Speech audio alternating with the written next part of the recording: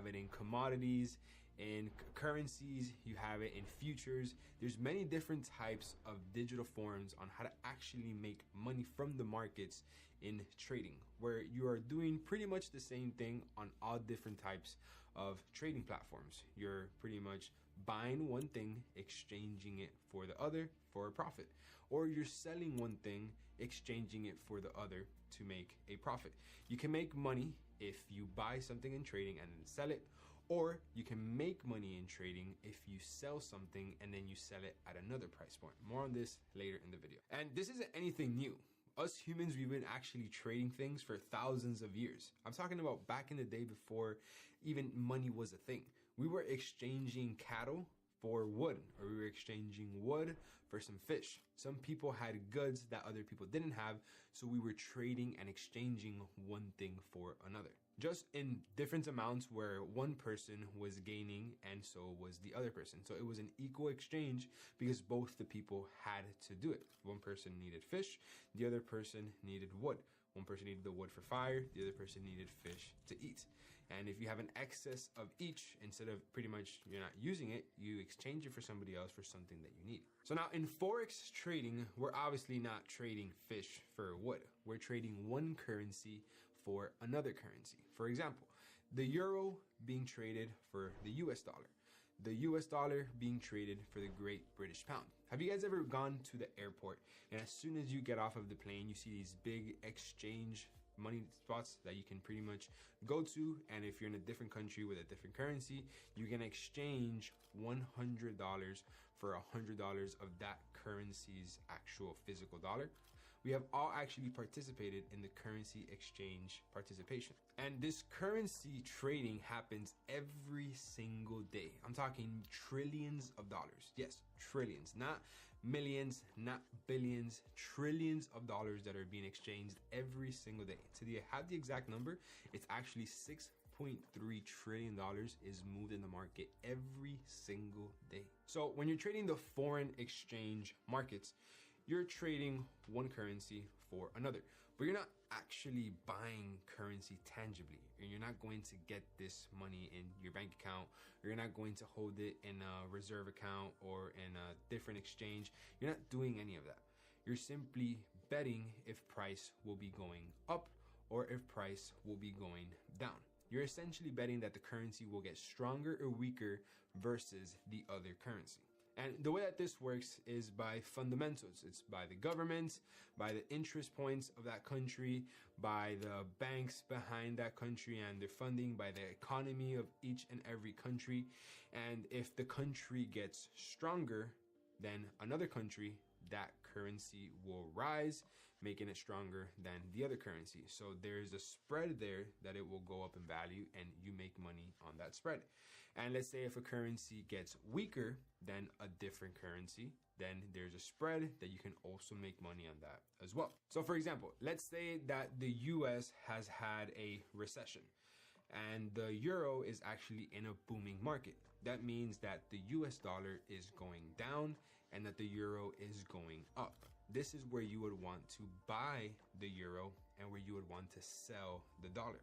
Because the market is clearly bad with the dollar, so you want to put sells in that the dollar will go down, and you want to put buys in that the euro will go up because it is doing better than the dollar. It's almost a win-win scenario because the fundamentals are driving price down for the US dollar and driving it up for the euro. Now, bear in mind, you're not only just buying the euro or you're just only selling the dollar. You can't do that.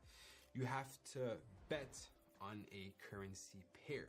What is a pair? Well, it's, two things. It's like when you have a pair of shoes, you have your left shoe and your right shoe. If you have a pair of sandals, you have your left sandal and the right sandal.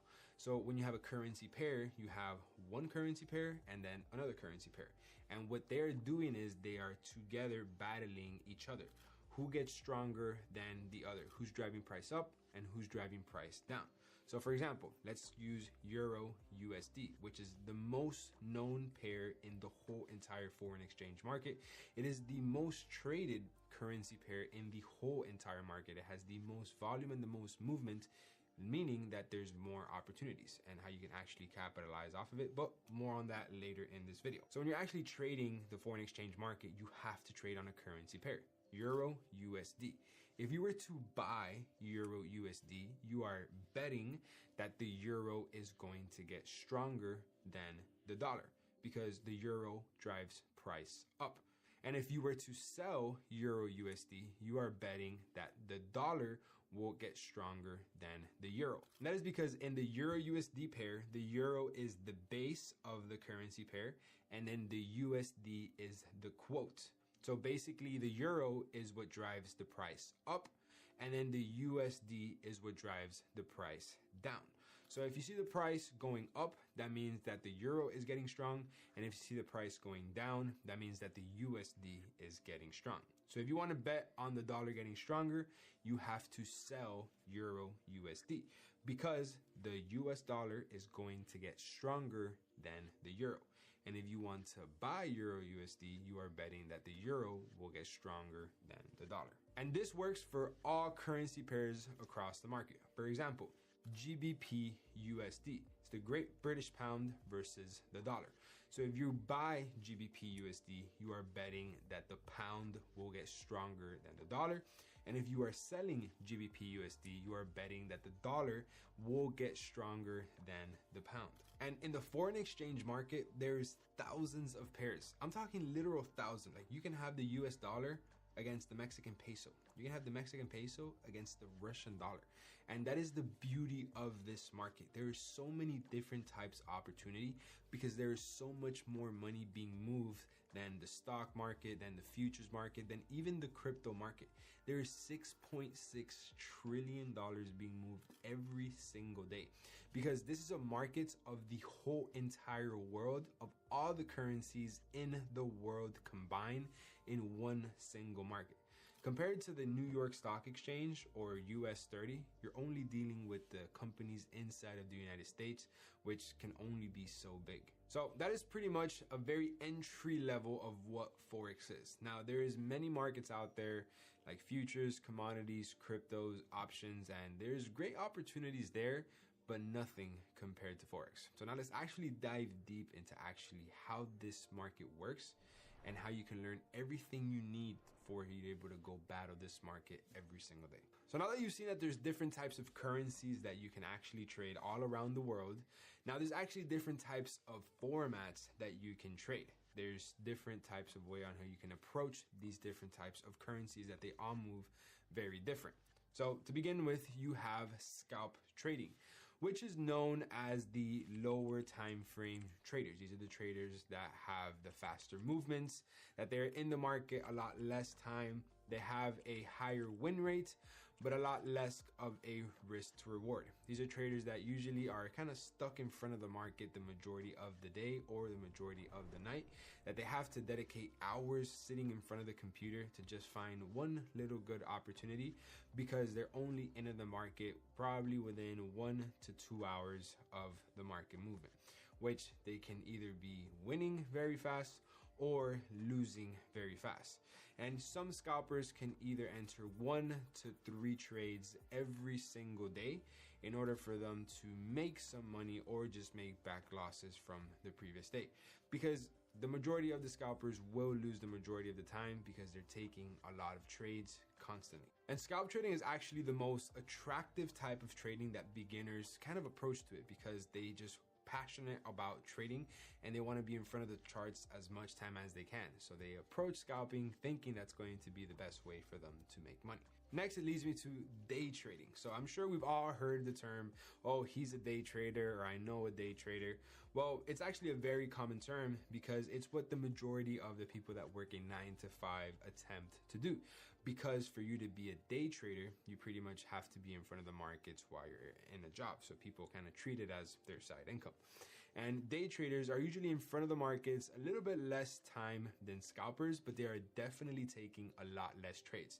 They would be taking maximum 1 trade every single day, because anything more than that, you fall into the category of scalping. And day traders are a bit more selective when it comes to the trades, and their trades can last anywhere from 1 to 3 days to play out. Unlike the scalpers, that their trades can last anywhere from 1 to 2 hours. So day trading, your trades are actually being held 1 or 2 days compared to scalpers, which is a little bit of a time. Next is going to be swing trading. So swing trading is actually a approach of the market where you are swinging the market, meaning you're just chilling. You're going to be in maybe one position a week, maybe 2 positions a week if you find a good probability trade, and you'll hold it throughout the weekend.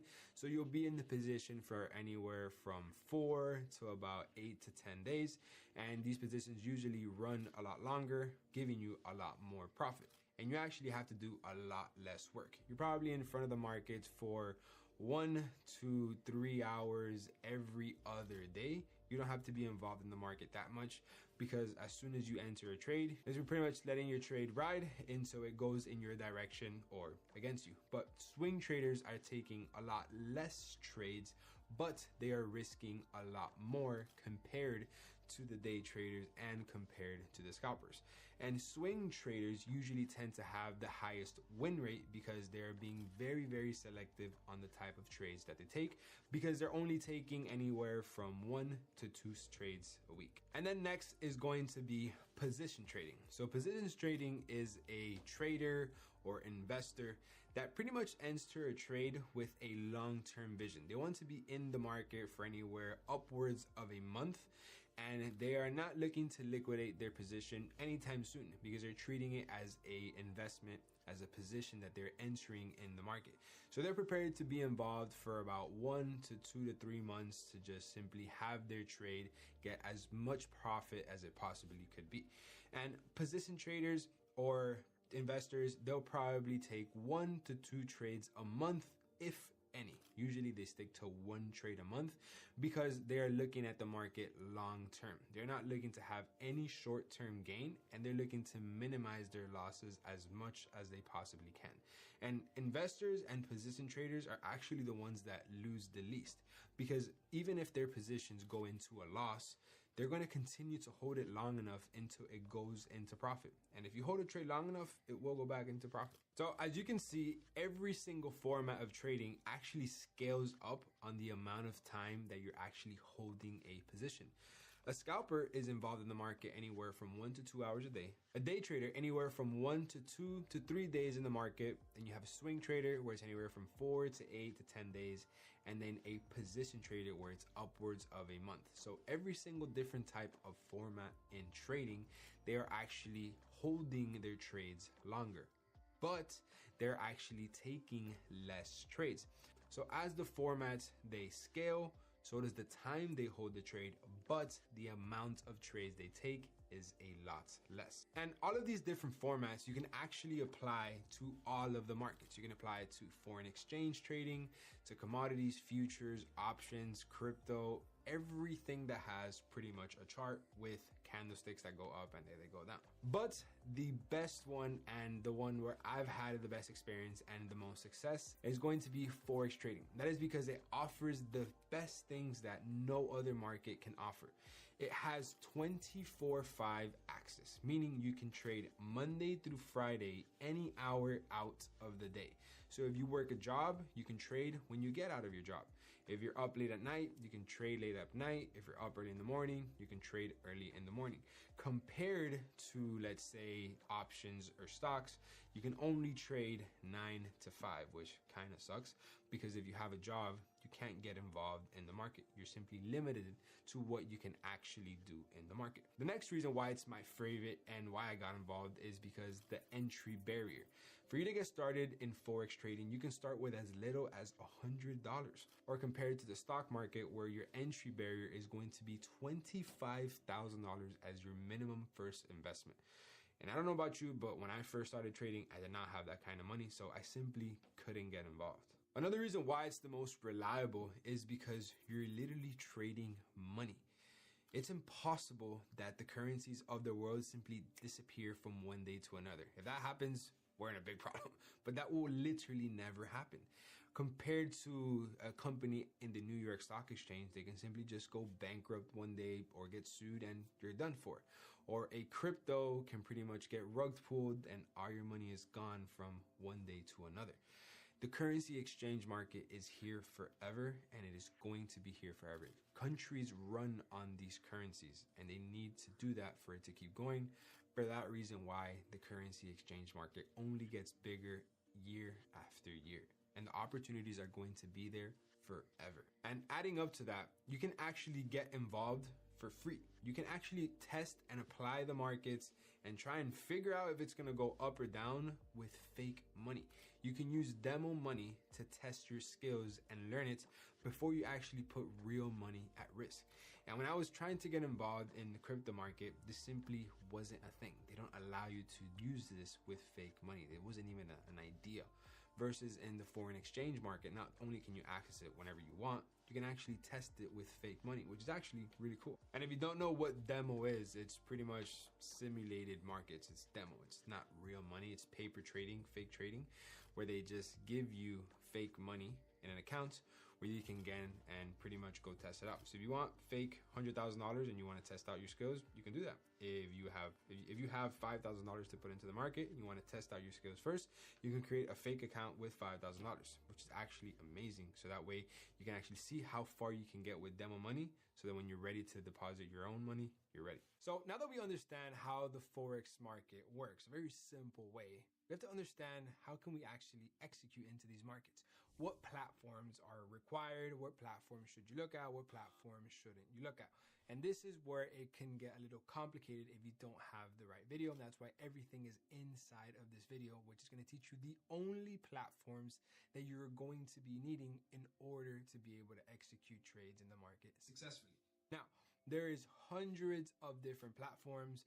There is thousands of different people directing you to different places, but these are the only platforms that I have personally been using for the last 7 years trading in the markets, and I have never ever needed anything else when it comes to actually executing in the market other than these platforms. And I've made probably around $10 million on just using these two simple platforms. You do not need anything else other than these two platforms that I'm going to be explaining now. And then obviously a third one that you will have to do your own due diligence on, but this is going to make sense in just a second. The first platform is going to be TradingView. So TradingView is pretty much what its name says.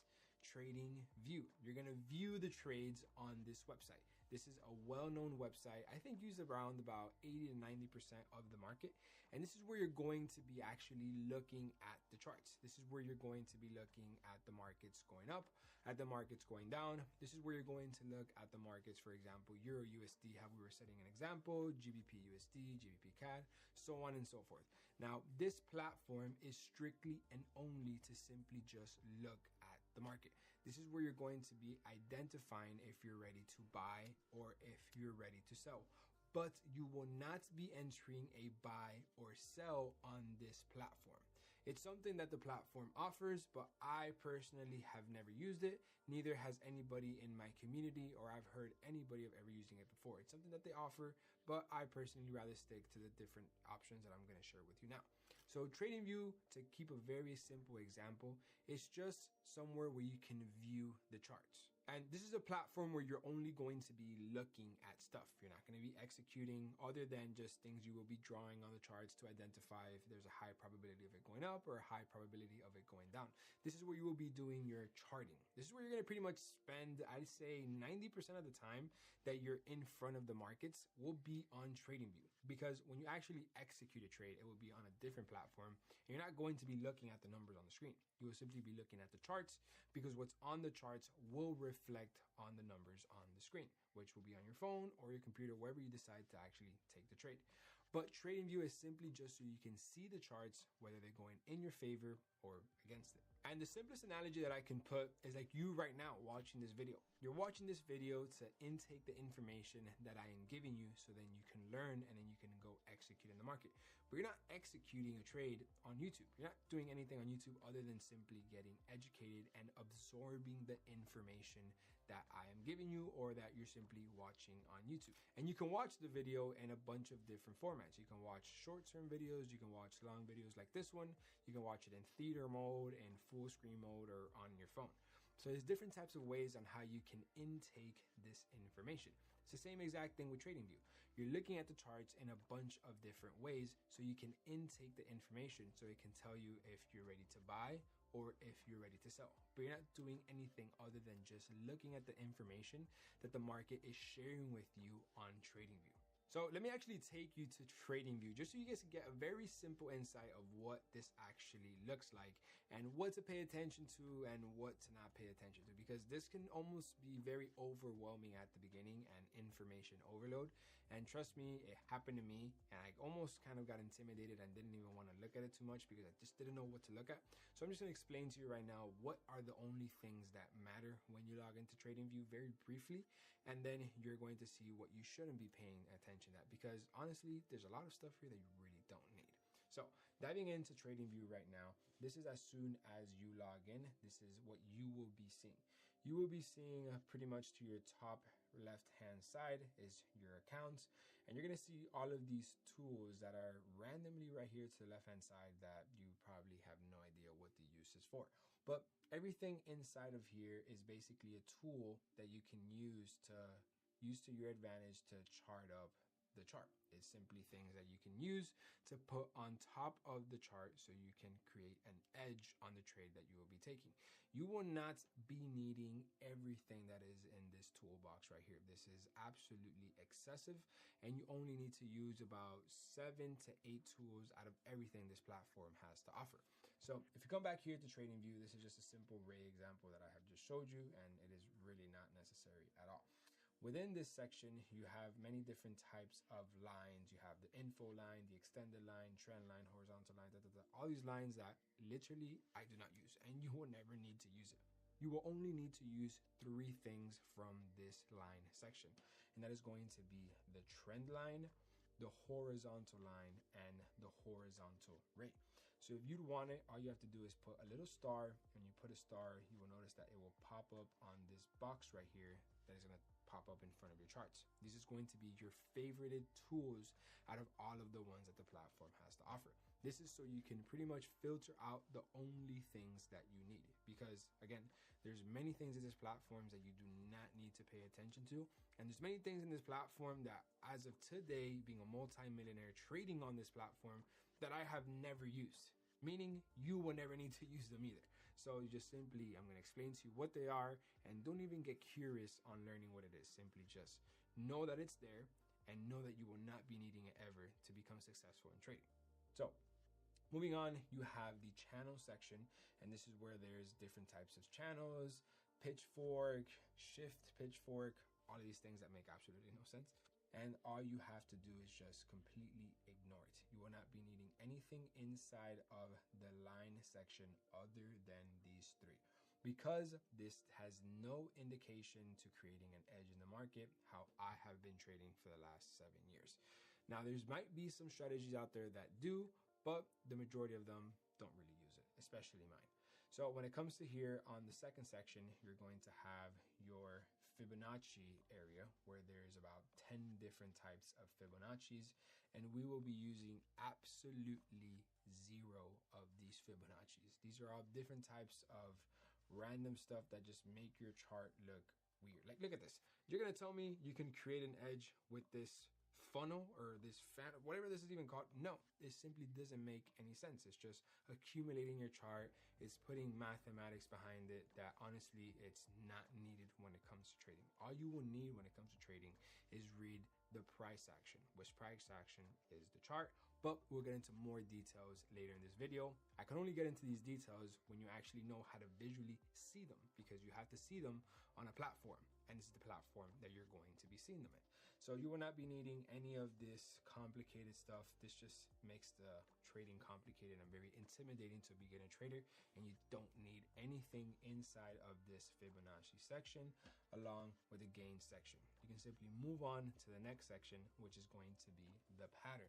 Because again, Fibonacci is just an equation where you can create an edge on it, but I will explain to that again later in this video. Right now, I just want to show you what the platform looks like, and I'll get into more details later, along with the patterns that we are in this section now.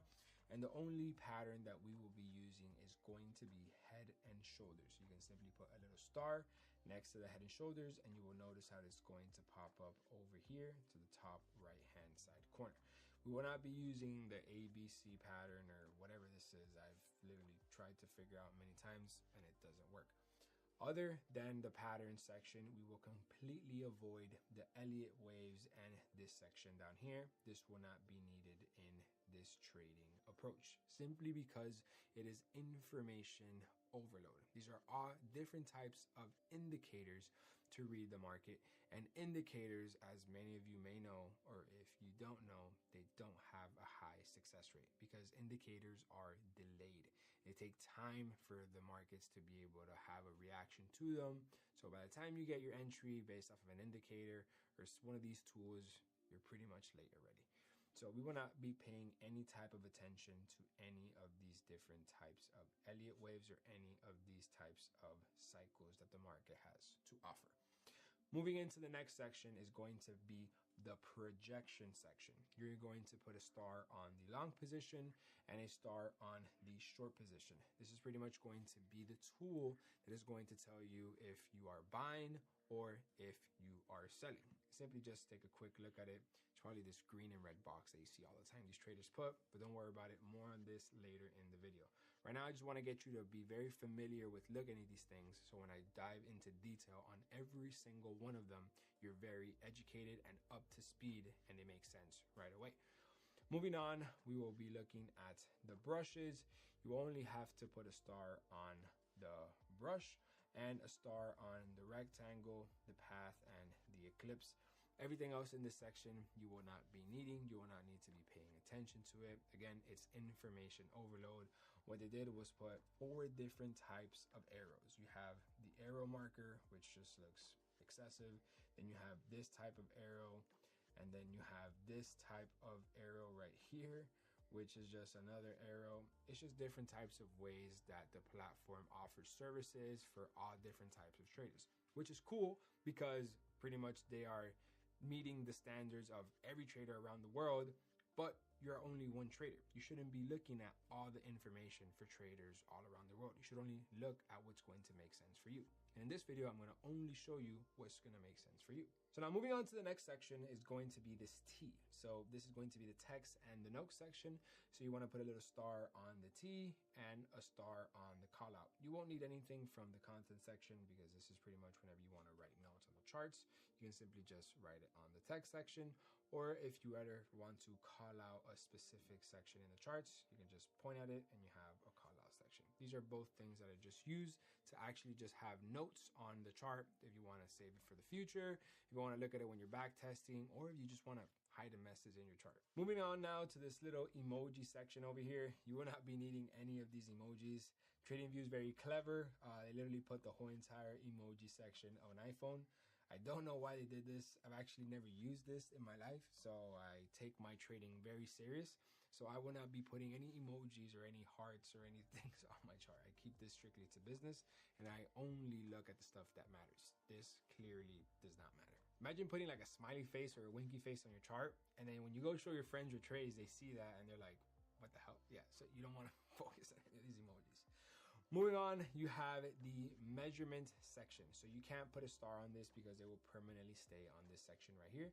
But this is where you'll be measuring the trades, whether how long they are, how many days, the actual percentage it went up or the percentage it went down. This is the measurement tool that you can use to measure pretty much everything when it comes to the markets. And we're gonna explain later in this video how you can actually use it. Just this is what it is.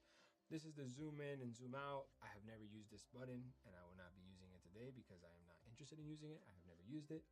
This is a magnet. I have no idea what this is good for. I have never used it in my life, so we will not be paying attention to this at all. This is going to be the stay in drawing mode, which I also have never used in my life, and you will not be needing it. It is absolutely pointless. Along with this lock all the drawing tools. I never use this my life, and I do not plan to ever use it as well, and I have not used it to this day. Moving on, this is going to be the hide all drawings. This will be a button that I use frequently when I usually have a lot of stuff in front of my charts. Let's say your charts are a little bit accumulated and they're a little bit, clogged up, and you want to clear it up just for a second. You can just click this button and it will clear it up, and you click it again and it brings all of your indication of the charts back. So again, you can't put a star in it. You can simply just click it and it will disappear your trades and tools and then bring it back whenever you need it. So we don't really use it, but it's good to know what it is. And then next is whatever the hell this is. I have no idea what it is. I've never used it. And then obviously, which is the trash section, you can simply click the trash and you can remove all 3 drawings, 1 indicator or 3 indicators, or simply if you want to delete something, you can just click it and you can click the little trash button, which will pop up right here. And then you can delete it if you want to delete 1 thing at a time. And then the last button in this chart is going to be this little star to the bottom here. So as you can see, it says show favorite drawing tools toolbar. So this is our favorite tools. So this is our favorite toolbar of our trading tools. If you want to see it, you have it there. If you don't, you simply click the star and it'll disappear. If you want to bring them back, you simply click it again and it will pop up again.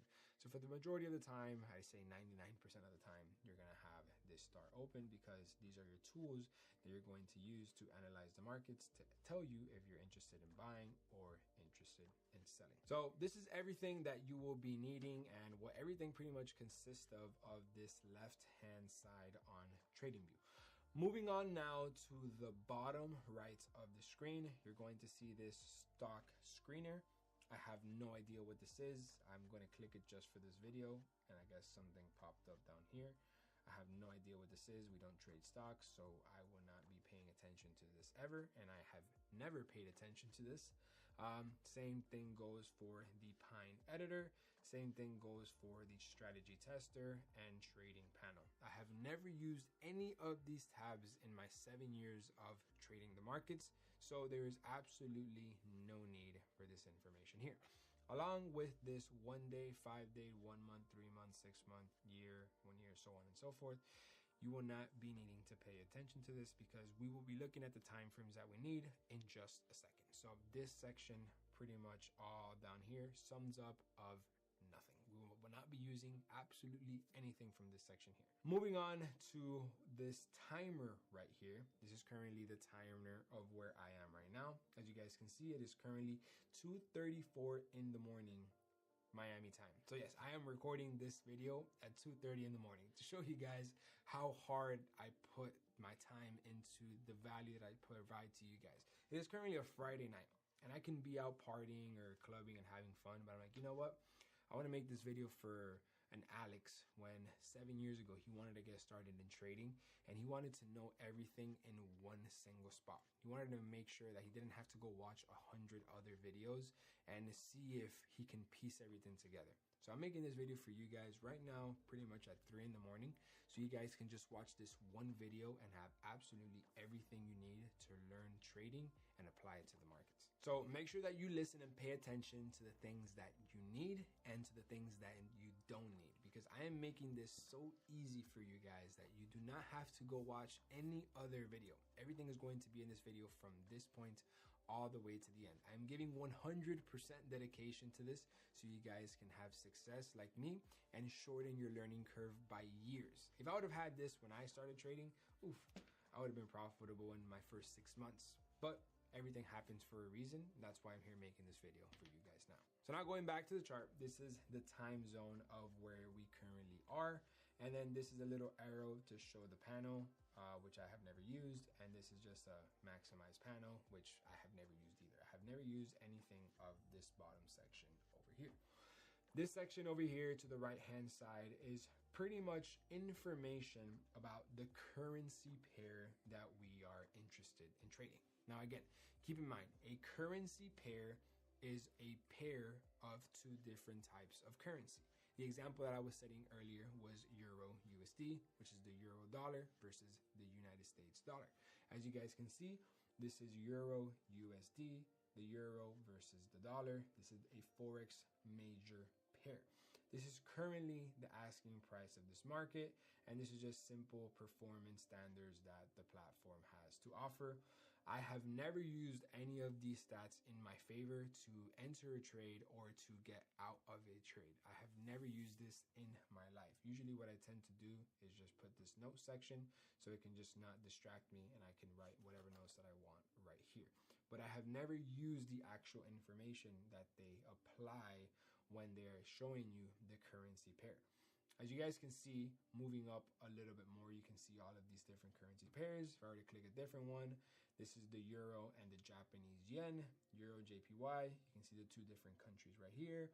This is indicating a strong buy, and I'm telling you right now, 90% of the time this doesn't work. So there's no reason why you should ever be paying attention to it. So I skipped this little section right here, which is a metric section, which is literally where we are right now, the notes section, and then this little 3 dots. So I have never in my life ever used any of these buttons. They're absolutely pointless and they are needed for nothing in order to become successful in trading. Moving on to this bottom section right here, I guess this is an help center. I have never used it as well. And along with a calendar, which I have never used in my life when it comes to trading, especially on this platform. Moving on up here, every single one of these buttons to the top right side of TradingView is absolutely pointless. I don't know what any of them are, and I have never put any time to even knowing what they are. Because from the moment that I came into trading, I just wanted to focus on what matters. I wanted to focus on what I was trading. And what I was trading is the chart. It's literally these candlesticks that are in front of you, this price that's going up and down. You're not trading all these different options. It's information overload. The only thing you will be needing is this top right button, which is going to show you your watch list, which will be the pairs that you are interested in trading. Now, what pairs should you trade? What pairs shouldn't you trade? I'm going to explain more on this later in this video, so make sure you stick around. And if you haven't subscribed, hit the subscribe button. So moving on to the top right hand side corner, this is going to be a publish button. I've never used it as well. And I have never used absolutely any of these buttons that are here to the top right hand side of this TradingView ever. There's absolutely no need for it, and I have never used it. Oh, and actually a fun fact, literally just the other day, I found out what this button did. I'm talking about like a month ago. I figured out you click this button and it just zooms into the whole screen. That's how I did that right there. That's how I literally put the whole screen on that monitor. I didn't know how to do it before. I just started clicking random buttons and that popped up. It's kind of cool, but it's not going to make you profitable. So there's no reason to pay attention to it. So if you lose your list for whatever reason, you simply click this button and it will pop up right there. Moving on to this blue list, this is where you're going to list the pairs that you will be trading. You can have a red list, an orange list, purple list, blue list, whatever color list that you want. Currently, we are on my blue list, but this is pretty much almost like filtering out your contacts. If you want to have contacts that are your favorites, if you want to have contacts that are primary, contacts that are secondary, they're all the same in the same contact list, but some are in the priority, others are not in the priority. Well, this is the exact same thing, but instead of putting it by different sections, it's by different colors. Moving on to this different button, this is going to be the symbol section. This is going to tell you exactly what symbol you are trading, whether you're trading Bitcoin, NAS, Euro JPY, Euro USD, the list goes on. It just indicates to you that this section is the symbol. This is last, change, and change again. I don't even know what any of this stuff are. Absolutely pointless to me. Along with these 3 buttons right here. I have never used them, and I do not plan to ever use it. That's as far as my knowledge goes with it. Continuing to the middle top section of the screen, you can see how there's these 2 little arrows. So if you've ever used Excel, if you've ever used Word and you make a mistake and you want to go back, you simply just click this back section and it will go back for you to where it was previously on the chart. If you want to go forward, simply click this button and it takes you forward to the last point where you put on the market. It's very simple and it's very straightforward. This is going to be the replay button. So I'm going to explain more on this when we actually get into the back testing section of this video, because this is the back testing button. This is where you can click it and you can immediately back test the strategy as far back as you want. Let's say if you were to want to back test to right there. the market will pretty much reset to that point where then this bottom section will pop up where you can pretty much start playing the market and start creating, you know, an edge on the strategy that you're testing, or just to get confidence and learn how to read the charts over time. But again, more on this later in the video when I'm going to explain backtesting and how you can actually use it to your advantage so you can capitalize off of it.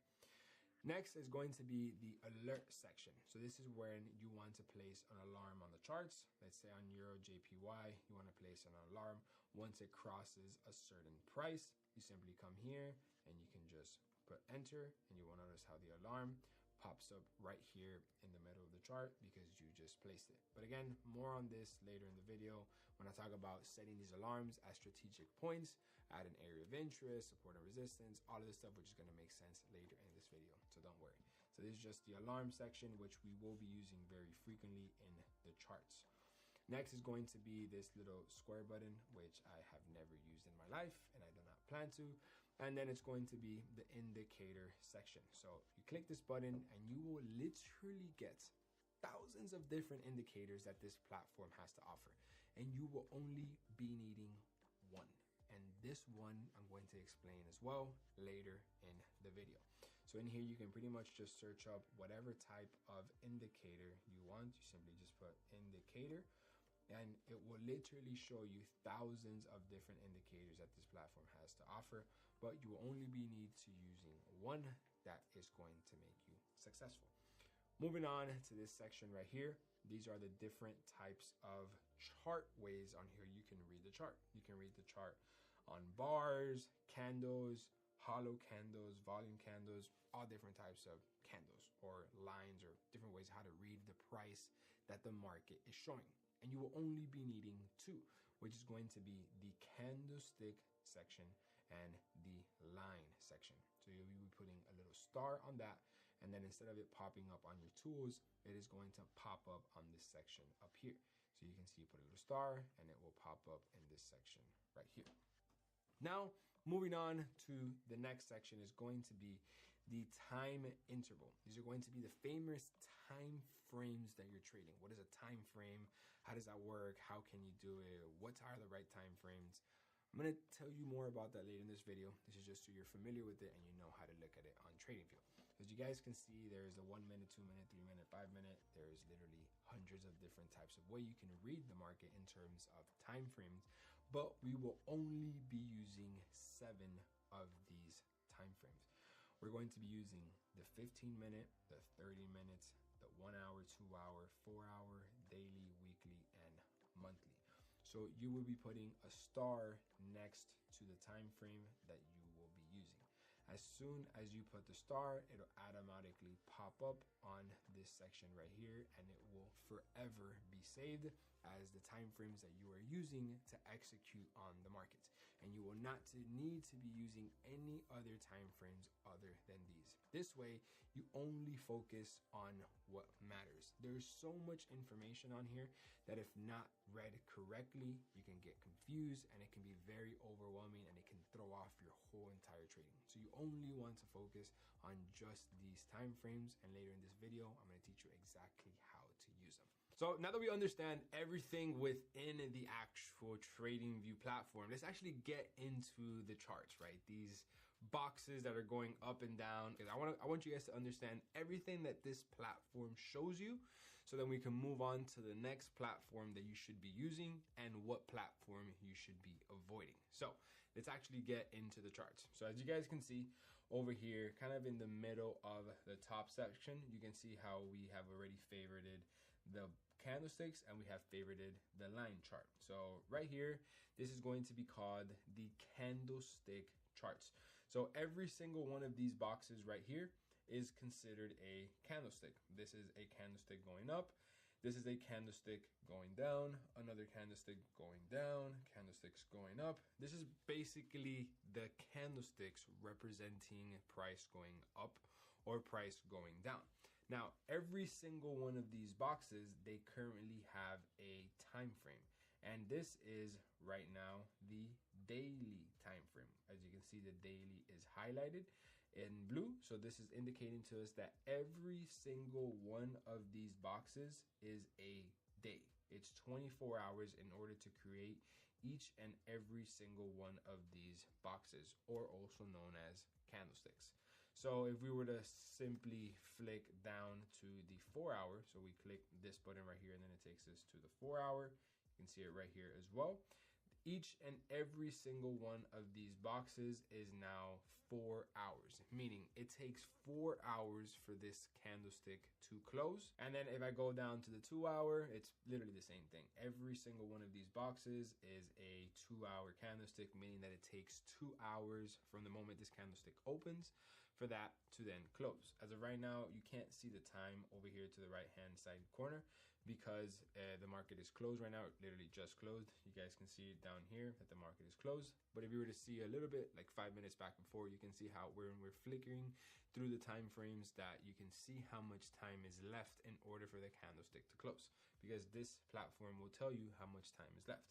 And then if we go to the W, it's going to be the 1 week. So as you guys can see, if we hover over it, it is a 1 week candlestick. So every single one of these candlesticks is a weekly candlestick. Very self-explanatory, very simple, very straight to the point, just basically explaining that every single box is going to be the time frame that you have been selected, right? So now we have this line chart. So we come here and we click this line. It's literally the same representation in price, but now you're looking at it as a form of a line. You're not looking at boxes, you're not looking at candlesticks, you're not looking at anything other than lines going up and lines going down. It is the same exact price, but it's just showing it to you in a very different way. For example, let's say you were to look at a human body with your vision. That can be the candlesticks, because you can see more details, you can see more into the specifics of the hairs, the features of a person. And if you want to see a different version of the human body, let's say you were to look through a thermal vision. So you're still looking at the same human body, but now you're only looking at the heated parts of the body that the thermal vision binoculars represent. Compared to if you were to be looking at with your regular vision, you can see everything other than the heated vision. So you're looking at the same human in just two completely different ways. Now, this is the same exact market. You're just looking at it two completely different ways. You're looking at it one with more details, which would be the candlestick market. And then if you want to look at it with less details and you just want to look at one specific thing, you would look at the line chart, which in the vision example, it would be the thermal vision. But we are going to be 99.99% of the time looking at the candlesticks or the market in this candlestick market. Same way how you look at humans, you pretty much look at humans 99.9% of the time with your regular vision. You don't really ever use the heated thermal vision. So now continuing into a little bit more detail, you guys can see all of these different colored numbers that you guys see here to the right hand side corner. This is pretty much how the platform differentiates things that I have selected in the chart. So for example, this blue line right here, it's pretty much indicating to you the live price of where this price is. This red box is just indicating to you that it's at that point. This black line is at this point. This blue box is at that point. It's simply just the representing of whatever you put on the chart. It just shows it here in a numerical version. For example, if I were to go to GBP CAD, which is the same exact currency pair that we're currently on, but let's say on FXCM, if you notice right here, I don't have anything on my chart. So we can go to the daily time frame and I have absolutely nothing. So let's say if I were to get this box and I were to simply just grab it and drag it like that, you would see how it would pop up over here in blue. Or if I were to come and I would put a horizontal line, see how it would pop up here in black. If I were to add a risk to reward tool, wherever this is placed, you see how it will move there. If I drag it down, you see how it will pretty much chase wherever price is going to be, depending on where that line is. It's just a different way. Instead of you seeing it visually, you can see it with the numbers. Those numbers are going to be very useful for when you're going to be entering a trade, but we still have a long way to go before you actually enter the trade. I have to teach you how to actually read the market so you can make money with it, and then actually how you can apply your entry to the trade. So this will become very useful later down the road, but I'm just explaining to you what it's for right now. So this is just a different way of looking at the objects that you place on the TradingView, but in a numerical version. And then this section up here, I literally have no idea what any of these things are up here. This just simply moves every single time I move the mouse. I guess it's a different way of measuring where the mouse is in a numerical version.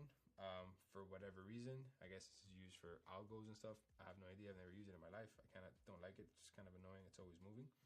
And then obviously this over here is just explaining the server you're on, the time frame, and then the currency pair. And this is pretty much the seller price and then the buyer price that this market is offering. And then here, if you were to have an EMA. So right now, if you have been copying absolutely everything that I've been explaining to you, you do not have the EMA set on correctly just yet. And I'm going to be doing that later down this video, so you can have the same exact EMA that I do, which is an indicator that I use that gives me advantage and an edge over the market. So make sure you stick around so you can get the exact EMA that I use, and you can make money with it every single week how I do. So with this right here, we'll explain later down to the video. There's just a little promotions tab of what TradingView is. And that's pretty much it. Everything on this platform right here. Obviously, how you read this market and how you read these candlesticks and how you read this line chart, we're going to get into a lot more detail. This right here is me just explaining to you what the platform is, what it consists of, how it works. Now, after this, I'm going to explain to you exactly how you can learn and make money with these stuff. But before that, I have several other platforms that I have to show you for you to use so you can take it to your advantage and you don't have to get lost in other platforms and waste time learning things that you simply don't have to learn. The next platform is going to be a position size calculator. This is going to be where you're going to calculate your risk. Now, if you're a beginner trader and you're watching this, please, the faster you get this, the better. Because I did not get this until about a year and a half into my trading, and I lost so much money because I was just being greedy. I was honestly just being a gambler. I just simply wanted to come in and wanted to make $1 million off of 100. And just because the opportunity is out there to do that doesn't mean it's a sustainable way to trade. And it definitely is not something you're going to do for the longevity of your journey. So this platform that I'm about to show you is going to give you a reality on how you should trade and how to calculate your risk correctly. So this platform is going to be called Position Size Calculator. So as you guys can see, I come up here to the top right corner. I'm going to put Position Size Calculator. And as soon as you click enter, you will see how MyFXBook Position Size Calculator will pop up. Now, there's many other position size calculators out there. I have tested all of them. This is the one that I like. I'm not getting paid for promo. This is a very known website. It's super famous. I just like how this platform explains it. So if you come here to this platform, you will be able to see how you can pretty much calculate your risk very, very simple. So if you were to come here and you were to create the currency pair, if you were to add the currency pair that we would be trading, let's say we would be trading GBP CAD, for example. How can you toast the currency pair? You can see it right here. You can see it right here. You can see it right here. You come over here to your position size calculator and you would pretty much place the currency pair that you are looking to trade. So obviously we're looking to place GBP CAD. And then you would place the account currency that you have. Currently, I am in the US, so I would have to place a US-based currency account.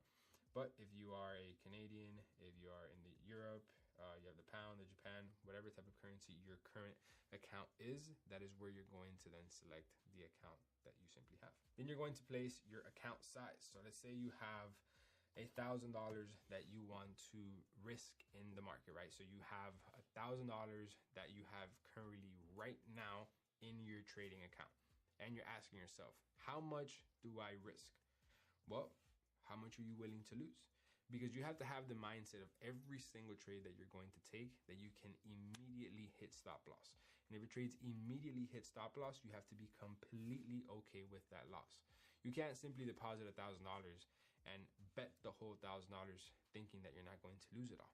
Well, if you don't calculate your risk correctly, that's exactly what's going to happen. So for example, let's say out of these $1,000, let's say you want to risk 5% out of this $1,000, which is reasonably high risk, but I'll explain more later this in the video when I talk about percentage-based entries and stuff like that. So let's say you want to risk 5%. You simply come here, you put the number 5, and then the amount of pips that your stop loss is. So this is very simple. And again, we'll get into more details on this later on, but we're just going to use this stop loss for example.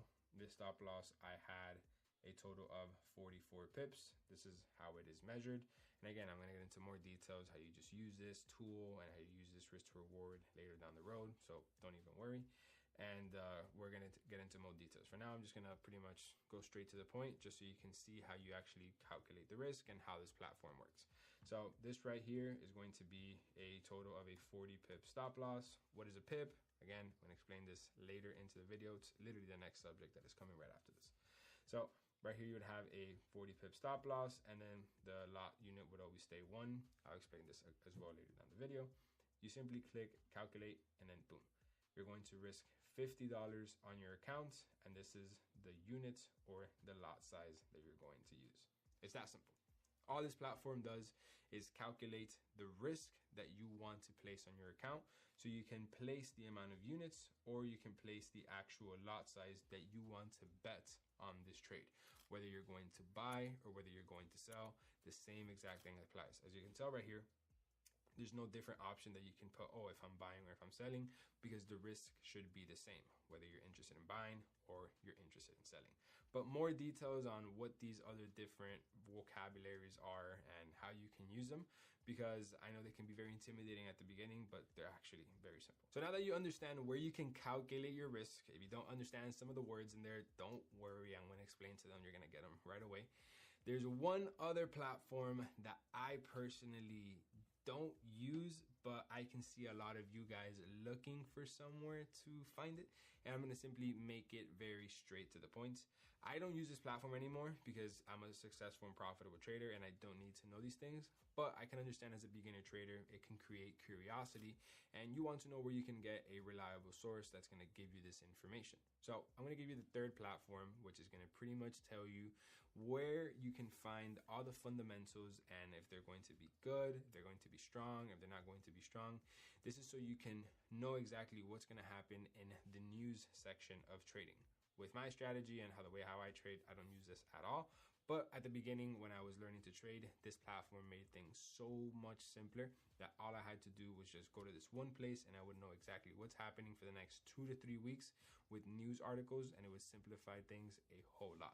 So we don't trade with news. We don't need it at all. But I'm going to explain to you how you can simply learn how to read it if you're simply curious about it, and you don't have to waste time looking at other platforms and simply just wasting your time. This one platform does absolutely everything. Now, this next platform is going to be called forexfactory.com. So again, this is not a paid promo. I wish these guys would be paying me right now for this video. They don't, but they've been around for years, even before I got started. So this is Forex Factory, which is going to be the platform that will tell you exactly the news that is going to be happening in the markets. So you would want to come here to calendar of the actual Forex Factory. As soon as you come to the calendar, you would want to then click over here, this filter section. And on this filter section, you want to then only have favorited the red news articles. You can have favorited all of them, but they simply won't be effective. These are all different type of news articles that are going to come out. They're going to simply affect your trade for good or for bad. You simply will never know. I have tried to create an edge around this and it never works because you never know what's going to come out on the news. You can have an idea, but you're never going to have absolutely any idea. There's no facts behind that. You don't know what's going to happen until the news comes out and says what's going to happen. So there's simply no reason you should be wasting your time here, but it's a good way to get educated and just simply be aware of when it's going to be coming out. So back to the platform, you guys can see how it tells you the day that the new article will be coming out, and it will be telling you the time along with the currency pair that it's going to be affected and the impact that it will have and what it is related to.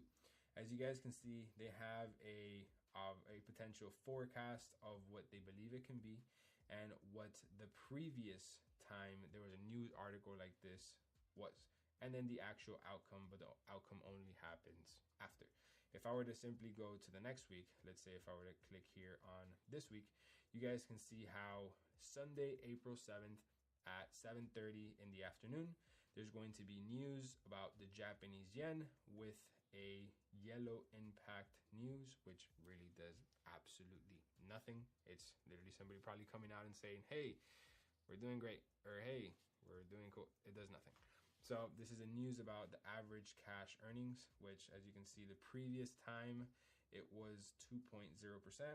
They forecast, they believe for it to be 1.8, but the actual you don't know until the news comes out. Usually, sometimes they're good, sometimes they're accurate, but at the end of the day, it does nothing for your trades. If you notice right here, they predicted this one pretty well. They predicted this one pretty well. And these are all different types of ways that you can simply confirm if your trade's going to be going in your favor or going against it. I don't know. I don't really ever look at it. But this should be the only one-stop shop platform that you should look at if you're interested in looking at any types of fundamentals when it comes to the news. And if you notice, if you just want to focus on what matters, you simply come here and you exit it out of all of the news articles that are not the red ones, because these are the only ones that will have impact towards your trades. And this is the only section that I look at on Forex Factory. I have never used the forums, the trades, the news section within itself, the market, the broker, like none of these stuff I have ever used inside of Forex Factory. I only used to come in here to know when is a news going to come out and at what time, and does it affect my trade. And I know this might be something very direct and you might not make any sense right now, but I will circle back to this later into the video when we're actually entering a trade, when we're gonna have our percentage-based entries, and there you can add this or not add it. But this is basically a one-stop shop where you're gonna pretty much know that some things can potentially go down X date at X time, and they're going to be talking about X type of currency pair. Now, if you want to use it to your advantage, you could, but just know that there will never be absolutely any guarantee that you can create an edge on it, because there is clearly no confirmation until the news comes out. So far, we have 3 different types of platforms. The first one is going to be TradingView. This is where you're going to physically be seeing the actual markets. The second one is going to be MyFXBook Position Size Calculator. This is where you're simply going to be calculating the risk that you are going to determine if you're going to take the trade or not. And then the third one is going to be Forex Factory, which is going to be if you want to then use news to your advantage, or if you don't, or if you simply just want to be aware of when there's going to be news so you can avoid getting into a trade. These are the 3 platforms as of right now that I have been using for the last 6-7 years, and they have worked perfectly. Next, I'm going to be talking about one more platform, and it's the platform where you actually execute the trade. And this is going to be MetaTrader 4 and MetaTrader 5. I'm sure you guys have heard of it before, or you guys have seen screenshots of these gurus showing $25 million on a phone and all this stuff. And this is actually a very well-known platform. It's pretty much what 99% of the industry uses. It's actually the only platform I have ever used, and it is very simple and it is very straight to the point. And this is where you will actually be executing the trade. So if you analyze a trade on TradingView and you calculate your risk on MyFXBook, where do you actually plug in your trade? Well, you'll be plugging in your trade on MetaTrader 4 or MetaTrader 5. What's the difference between MetaTrader 4 and MetaTrader 5? MetaTrader 4, think of it as the iPhone 11, and MetaTrader 5 as the iPhone 15. It's simply a much bigger, updated, and newer version. I personally still use MetaTrader 4. I like it. It's very comfortable to me, and I don't have a reason to update to the next one. I simply like it. Some people like the newer one, some people like the older one. To each their own, but they both have the same exact functions. MetaTrader 5 just looks like an updated newer version. MetaTrader 4 simply looks like the first version. The buttons, everything is absolutely the same. The speed, execution, everything is exactly the same. So there is a web version of this, which is for a computer. And then there is a mobile version for this, which is for your phone. This is pretty much where you see the majority of people doing it. I have only done it on the mobile. I did it 3 or 4 times online. I didn't really like it. It's like very old, but I like it on the phone better. It's very accessible. It's very straight to the point. So this, I'm going to actually teach you how you can use it when we're going to take a trade together in this video. So you have to make sure you stick throughout the whole entire video, because we're going to actually take a trade together with what I'm going to teach you. And as soon as I'm going to take the trade, then I'm going to show you how you can use the platform to your advantage. So now that we added MetaTrader 4 and MetaTrader 5, this is where you're going to actually execute onto the trade. This is where you're actually going to enter the position that you're analyzing on TradingView. Now, these are all the platforms that you are going to be using pretty much every single day. Now, there is one other platform, and that is going to be a broker. So a broker is pretty much the middleman in between you and the market. So you can't simply right now decide, all right, I'm going to go into the market and I want to trade Euro USD and put a buy. That's not how it works, because the market doesn't accept retail traders, because you need to have hundreds of millions of dollars to get involved in a $1 trillion market that moves that every single day. So that's where the broker business came in, that the big markets give liquidity to the brokers, so then you can execute smaller positions as a retail trader, which is what you are watching this video, what I am, and what pretty much 70% of everybody inside of the market. The big banks are the main ones that move the market. Retail traders don't do much. So this is where the broker is going to give you a fee for executing your trade into the market. So picture you over here wanting to enter a trade. And then this is Euro USD, the trade that you want to enter. You simply can't just go from here to the market. It's not how it works. There has to be a middleman, and that is going to be the broker. So you have to go to the broker, you tell the broker the trade you want to take, and then they will execute into the market. So the way that this used to work before used to be based off of phone calls. So people would simply get on a phone, call the broker and be like, hey, execute this trade for me. This is where I want to get out. If I'm wrong, this is where I want to get out if I'm right. And that's where you would see the Wall Street people pretty much, running everywhere on the phone with these paper slips, because they would have to go to the broker with the slip so they can execute the trade for you. Well, that was like 100 years ago. That's not how this works anymore. The way this works now is simply through a couple of touches on your phone, because obviously that method wasn't being super productive and it wasn't targeting the masses of retail trading. It was a logistical mission. So the way that it is done now is you simply go to a broker, you deposit your money into a broker, and when you deposit money into the broker, you simply find the currency pair that you want to take the trade with, and you execute the trade. Now, you're going to see that immediately when you enter the trade, you're going to be negative in a position. Why? Well, it's because the broker business is on a spread. In order for them to connect you from the broker to the market that you want to be trading, they charge a fee. And that fee is going to come immediately as soon as you take a trade. It's simply how the industry works and how the broker business works. And the simplest analogy that I can put are like tolls on the highway. When you want to get from point A, which is your house, to let's say point B, which is going to be, let's say, the beach. In order for you to get there, you have to go through the highway. You can't just simply cross from your house to the beach. No, you have to go through the road. And in the road is going to be a toll, which you have to pay a couple of cents or $1. Obviously, depends what country of the world you're in, if you even have tolls. And this toll is going to charge you a fee so that you can get, obviously, to your location. So this is a simple example of how to understand what the broker does. Obviously, the toll does nothing for you. You have to drive yourself to the destination, but it's the cost of you having to go to the beach. Whether you get to the beach or not, you still had to pay that toll. Whether you win or not, you still have to pay that fee to the broker because they executed you into that trade that you wanted to take. Now, what broker should you use, or what broker do I use? So I am not going to recommend anybody to any broker. There's 100 million brokers out there. There's 100 million regulations. There's 100 different million everything. I personally do not want to recommend you to a broker simply because I don't want to have any affiliation towards where you put your money into. I don't want to get paid off of a code. I don't want none of that stuff. And trust me, it would be really nice for me to do that because I can easily make hundreds of thousands of dollars a month by referring you to a broker.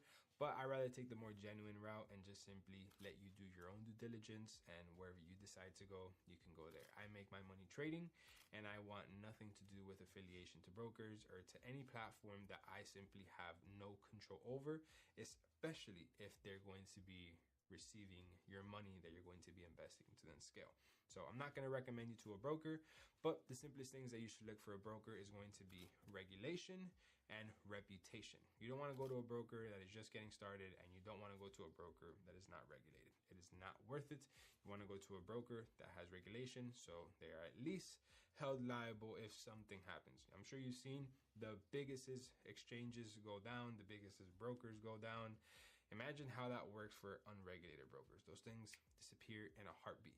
So you want to make sure that you only go to platforms that are regulated and have the best reputation possible. But if you were to literally put a gun to my neck, if you go like this, the only broker I would ever recommend, and I'm not getting paid for this at all, would be Oanda. Oanda is the most regulated platform pretty much on the face of the earth, and the only one regulated in the US. Kind of sucks because they lower your leverage and they have a lot of restrictions because they're a super regulated platform, but your money is as safe as it could get there.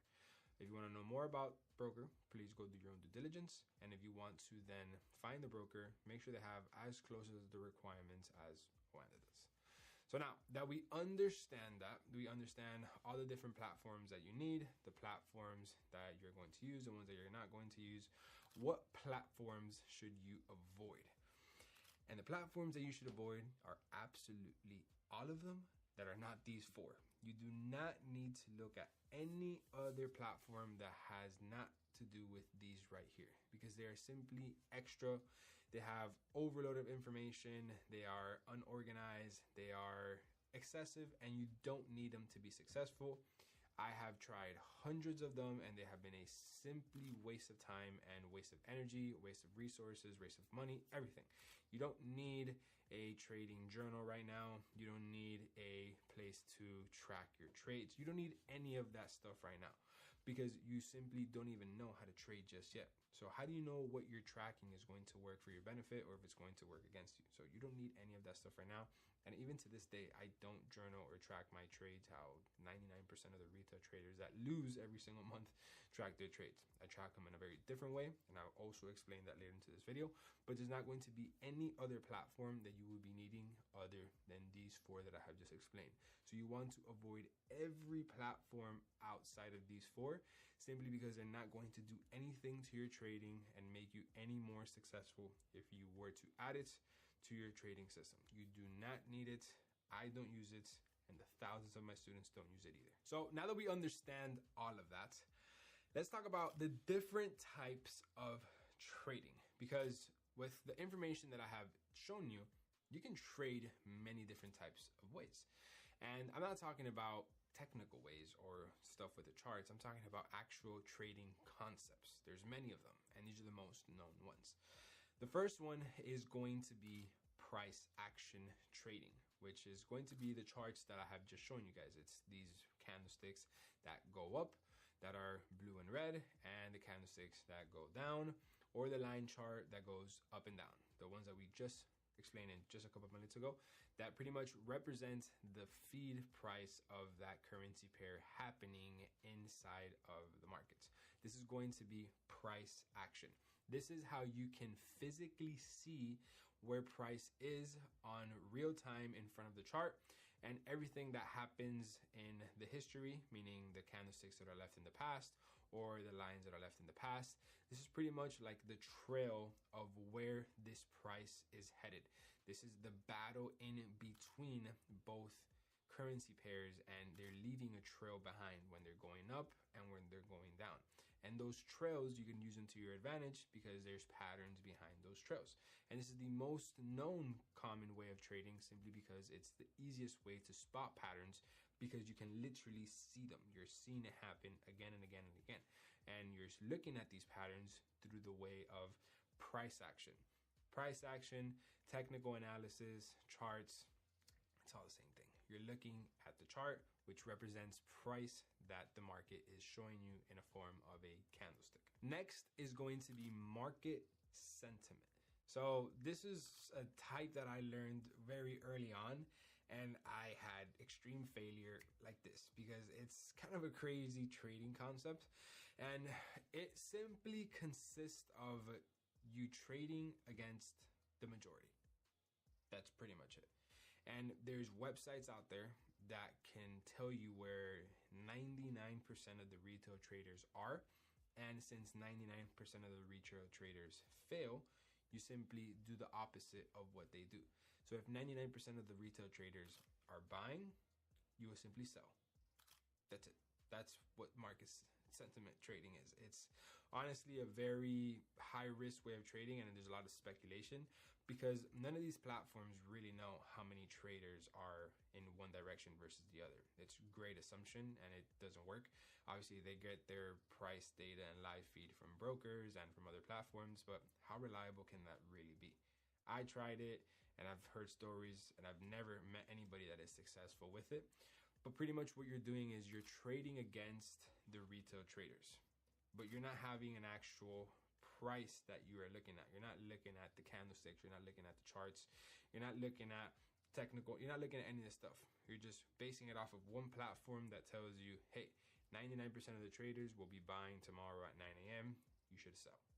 But how do you know where to place your take profit? How do you know where to place your stop loss? How do you know if the entry is right? How do you know if you even have an entry signal? There's so much stuff that gets factored into this that simply makes absolutely no sense. And you're pretty much just trading off of an assumption of a platform, which to me had no sense. And I see no reliability and accountability for you to become successful using this source. Next is going to be fundamental analysis. So this is pretty much what we just explained just a little bit ago on Forex Factory.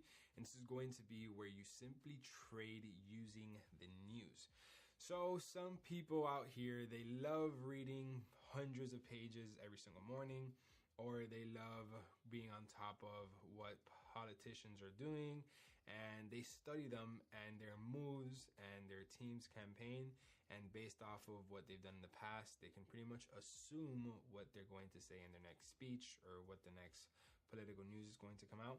And they use that as a trading strategy to pretty much create an edge over the market, where they believe that they can know what these politicians and what these big news are going to pretty much post. But it kind of takes as well as a lot of assumption, and it's a lot of assumption based off of articles that you have to read that you don't know if some of these articles are reliable.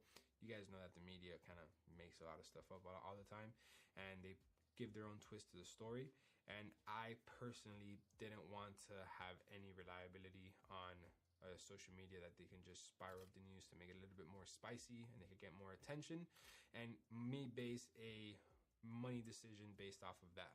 Or you simply have to read 5-6 different news articles to pretty much come with one overall decision if it's going to be good, if it's going to be bad.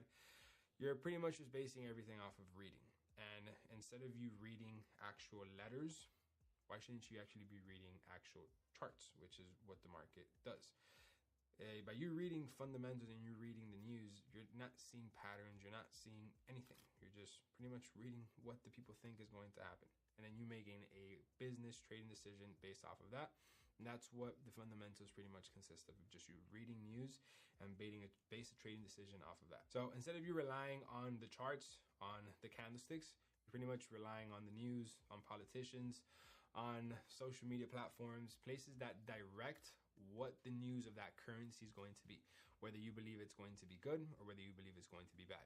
But same exact thing. How do you know when's the entry signal? How do you base your stop loss off that? How do you base your take profit? You can't really base it off of something like, let's say you even know for a fact that some politician is going to come out and the news article is going to mean that the dollar is going to get strong. Let's say you know that for a fact. You have inside information.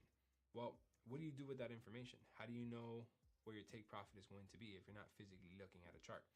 And that's why the fundamental traders usually have a big struggle becoming profitable, because they also have to implement technical analysis for it to make some type of sense. So these are going to be the 3 different types of market approaches that you can decide to trade the market in.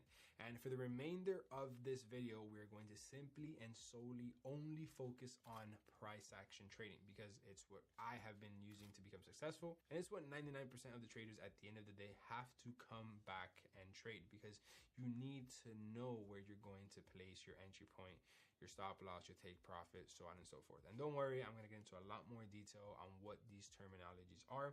I just need you to know exactly what we're going to be learning so you can learn these terminologies with the type of trading that we will be doing. So now comes the official first step of technical analysis and price action, which is going to be trend. And now let me just say this right now, and you guys can literally get a sticky note and write this down. The trend is your friend. The faster you know this, the faster you will become successful. And I wish I paid attention to this at the beginning. If I would have done this at the beginning, it would have saved me so much time, so much money, because I wanted to be that guy that went against the trend. And if you were to just think about this outside of trading, when you think the trend is your friend, the first thing that should come to your mind is the ocean current. If the ocean current is going east, you simply swim east. If the ocean current is going west, you swim west. If the current is going west and you want to swim east, you're gonna have a really hard time. If any of you guys have ever been out to the ocean and swam against the current, what ends up happening is that you simply don't move. You stay in the same exact spot. You stay in the same exact spot and you have no success. Well, that is exactly what happens with the market. But when you go with the current, you make money. And when you go against the current, you lose money. When you go with the trend, you make money. When you go against the trend, you lose money. The trend is your friend. This is the number one thing that you need to know. And it is the most important thing when it comes to my trading strategy. And it just happens to be the first thing that we're going to be talking about when it comes to technical analysis. So now, how do you identify a trending market? It is very simple. So as you guys can see, if we come over here to the chart, you can identify a trending market by looking like this. You can simply tell this is a market heading to the upside because it is clearly heading to the upside. And then you can tell this is a trending market to the downside because you can clearly see it's heading to the downside. So this right here is a bullish market. And then this is a bearish market. This is a bullish market right here. And then this is a bearish market. So bullish means buys or up. Bearish means sells or down. And this right here is consisted of different types of words that make it a bullish market or a bearish market. And this is going to be higher highs and higher lows. Let me just type it in. So I need you guys to understand these principal rules right here of identifying a trend. And this is that a bullish market is obviously buys and means that the market is heading to the upside. And this market is consisted of higher highs and higher lows, which is a short abbreviation is HH, which is higher high, and then higher low, which is abbreviation for higher low. So then a bearish market is obviously for sells and indicating that you're going to the downside. And this is consisted of lower lows and lower highs. Obviously the abbreviation for LL is lower low and the abbreviation for LH is lower high. Now I want you to remember it is impossible to have a bullish market without a higher high and higher low. And it is impossible to have a bearish market without lower low and lower highs. It is absolutely impossible. Same way how it is impossible to have a ocean current going east without the waves creating the crevices going east. And it is impossible that the ocean current is going west without the ocean crevices going west. It is the same exact thing. And this is how you identify whether the trend is bullish or whether the trend is bearish. Now, this is going to be very important that you understand this because when you mark off the higher high and higher low, which I'm going to show you in just a second, you're going to be able to tell when the trend changes from bullish to bearish or from bearish to bullish. But the only way for you to be able to identify that is if you can identify the higher highs and higher lows. So let me explain. Higher high should be very self-explanatory, and that's pretty much going to be the highest high point. So that is going to be off of this point right here, and we're just going to double click this line. We go to text and we simply just type HH inside of this box right here, which is going to be the abbreviation short for higher high. So we know that this is the higher low. And where is the higher low? Well, it's the last higher low, which is going to be this point right here. So I'm simply gonna copy and paste this line. We come here and we click and adjust as a higher low. Now we understand that this market is bullish because of this higher high and this higher low. It is impossible to have a bullish market without a higher high and a higher low. And if we were to have our bearish market, obviously the lower low would be the lowest low point, which is this one right here. Simply double click it, come into the box, and we're going to put lower low, which is the abbreviation for right here. And then for the lower high, we're just gonna copy and paste this line, put it at the last lower high, which is at this point right here. And we're going to put lower high because it's the last lower high. Now, obviously I'm gonna explain now how to identify these points, and now it gets a lot simpler. But so you have an idea is picture the last move of the market as the last wave before it hits the shore. That is where you can start counting the amount of waves that the ocean is showing you within the vision that your eyes can see. So if I were to simply come over here and show you in a picture example. So as you guys can see in this image right here, the last wave before hitting the shore would be this one right here. And you can pretty much count the following waves that are going to be hitting the shore. So this is the first wave, this is the second wave, this is the third, and then this is the fourth wave. So this wave right here has the highest point of the wave, and then it has the highest low point of the wave. This is where you can pretty much measure and identify how close the wave is from hitting the shore and how close the wave is from the last wave. It's a way for you to tell where is the highest point of the wave and where is the highest low point of the wave. Obviously in this example of the market going to the upside, and then we just simply flip it over vice versa for it heading to the downside. So we know that this is the closest wave to hitting the short. So when we go back to the charts, this is the closest market structure trend to being at the live price. So now that we understand that it is impossible to have a bullish market without a higher high and higher low, and it is impossible to have a bearish market without a lower low and lower high, let's just remove this, right? So we can focus on what matters, which is the trend. So let's say this market creates something like this, and it does this. Well, this means that this market has clearly now created a new higher high. So we have to adjust our higher high to the new highest high point. And in the higher low, we have to adjust to the newest higher low point, which is going to be this point right here. And then this market can pretty much do this forever as long as it continues to go to the upside. And this market will remain bullish as long as we remain within the higher high and higher low. Meaning this market is bullish permanently forever until we are above the higher low point. The moment we close under this line and the market does this, we have now shifted the trend of the market. So now this market is no longer bullish. Now this market is bearish. There has been a change in the trend. There has been a change in the currents. I'm sure we're all familiar when we've been at the beach. Sometimes the waves are coming to the east and sometimes the waves are going to the west. And if you guys have been at the beach long enough, if you go early in the morning, the waves are going a certain direction because it's getting the overnight current. But then towards the afternoon, when it comes to sunset, the waves are now going in a completely different direction because the current has changed. Well, this is exactly what happens in the market. The market could be going to the upside and then it can change to the downside. And the way you can identify the trend shift is by these higher highs and higher lows. And this is how you can understand where the trend is going, if the trend is going up or if the trend is going down.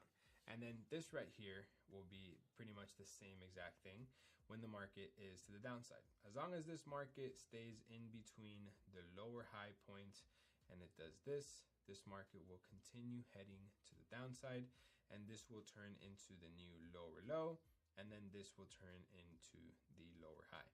The moment we close above that lower high, this market has now changed from bearish to then bullish. So then this will become the new highest high point, and then this will become the new highest low point because the market trend has now shifted. And again, I'm going to get into a lot more detail in this later into the video. I want you guys to understand how to spot a trending market. Now, these trending markets are in absolutely every single pair in the market, every single time frame, everything, right? They come in all different types of shapes and sizes. Same way as the currents in the ocean. Whether you see big waves or whether you see little waves, whether you're looking at a very small section of the ocean or whether you're looking at the whole entire ocean, there is currents all throughout the ocean. There's the overall currents from the Pacific Ocean, and let's say that can be going west, but when you zoom into that section within the Pacific Ocean, you can have variations of it going east, north, south, west, however the wind is taking it at that point. So it just depends on what section you're looking at that will identify what way the current is looking. And to explain this now in the trading market, a currency pair Euro USD, which is like the Pacific Ocean, depending on the time frame you look at it, the trend can be going north, south, east, or west, or it could be going bullish or bearish, right? There's no north, south, east, or west in trading. It's only going to go up or it's only going to go down. So it's actually a lot easier to identify if a pair is going up or down than seeing if the ocean, what way the current is taking it. So now the trend itself is actually consisted of something called market structure. Now, market structure is pretty much like the crevices of the actual wave. So if we go back to the image over here, you can see that this wave is built because of these crevices and these bubbles and what creates the wave, which is the details of it. Well, it's the exact same thing when it comes to the actual trend of the market. The market is built off of details, and those details are called market structure. And market structure is what we will be trading.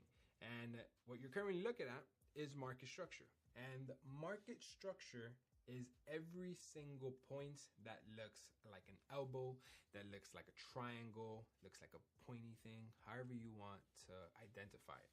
Every single point that looks like this is consisted of market structure. And as you can tell, the market is heading to the upside or heading to the downside because of these market structure points. This is where it identifies where the market has had a rejection from that point, whether it's to the upside or whether it's to the downside.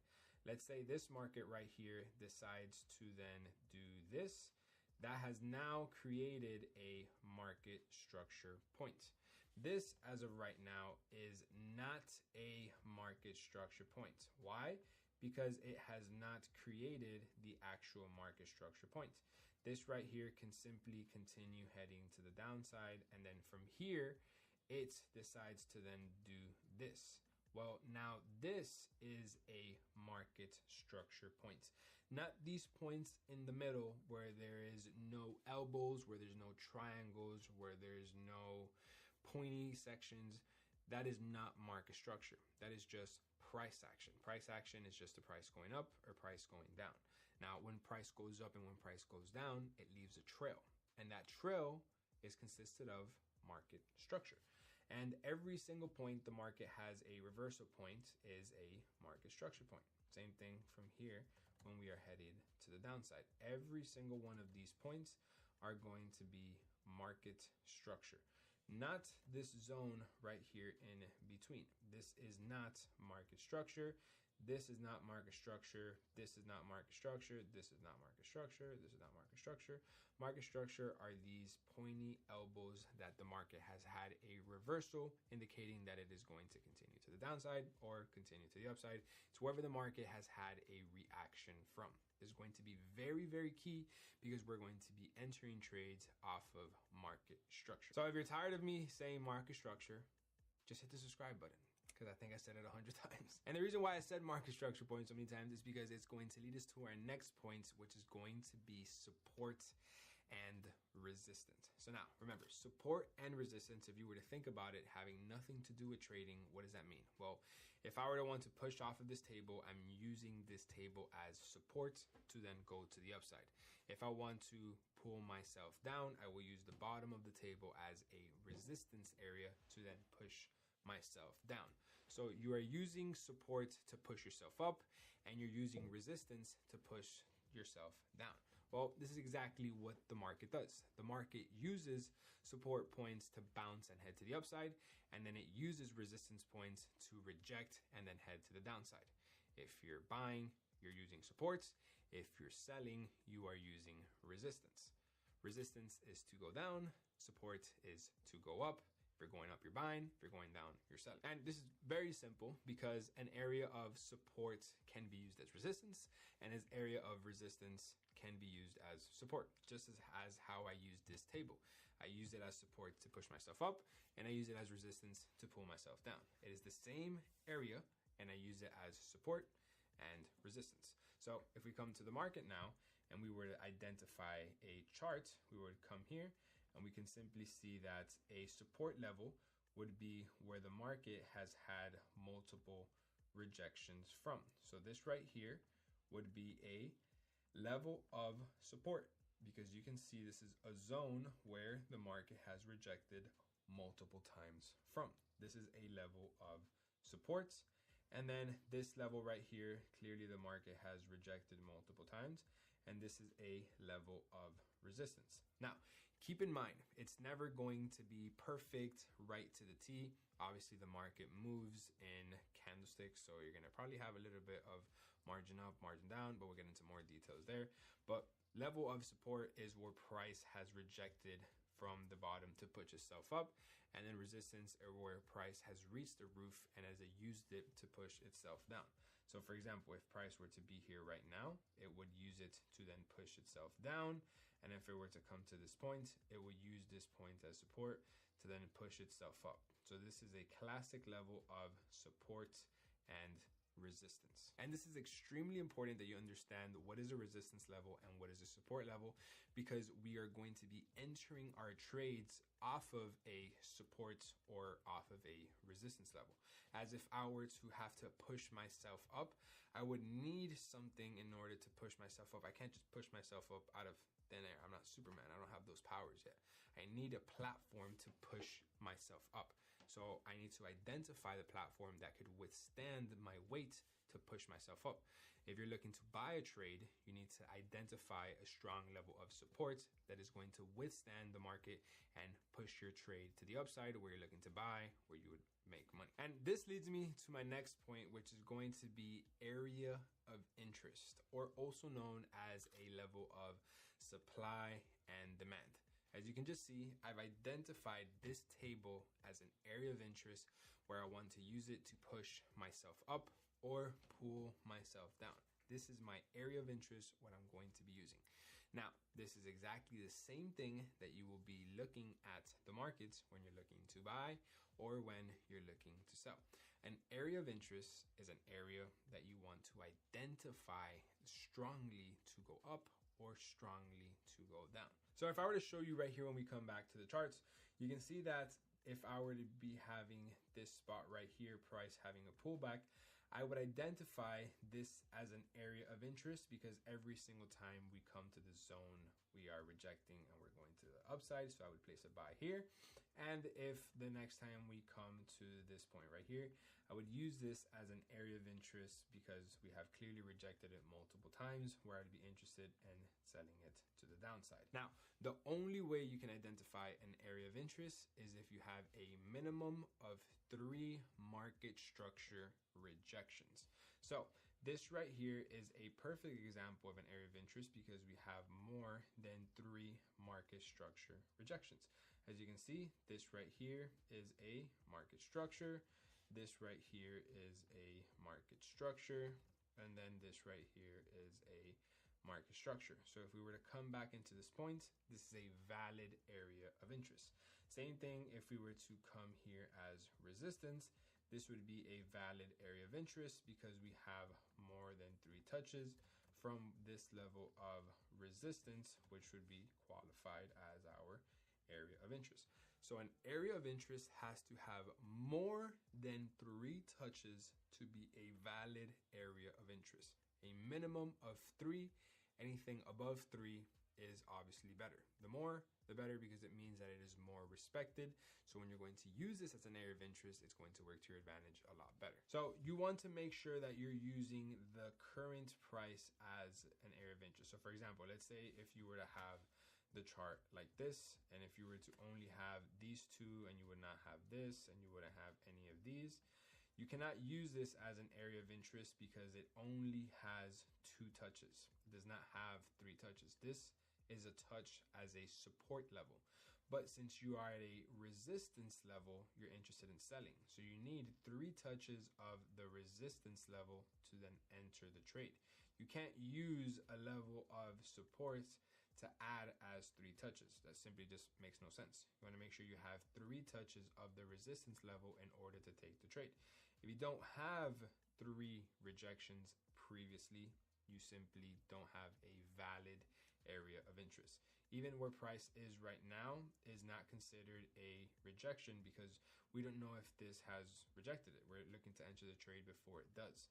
So if this were to do this, this is a valid area of interest now because this is the 3rd tap. So this is what an area of interest / supply and demand consists of. It consists of an area that has more than 3 touches of market structure. Next is going to be round psychological level. So make sure you guys pay attention because this is actually the easiest one and it's the most straight to the point one.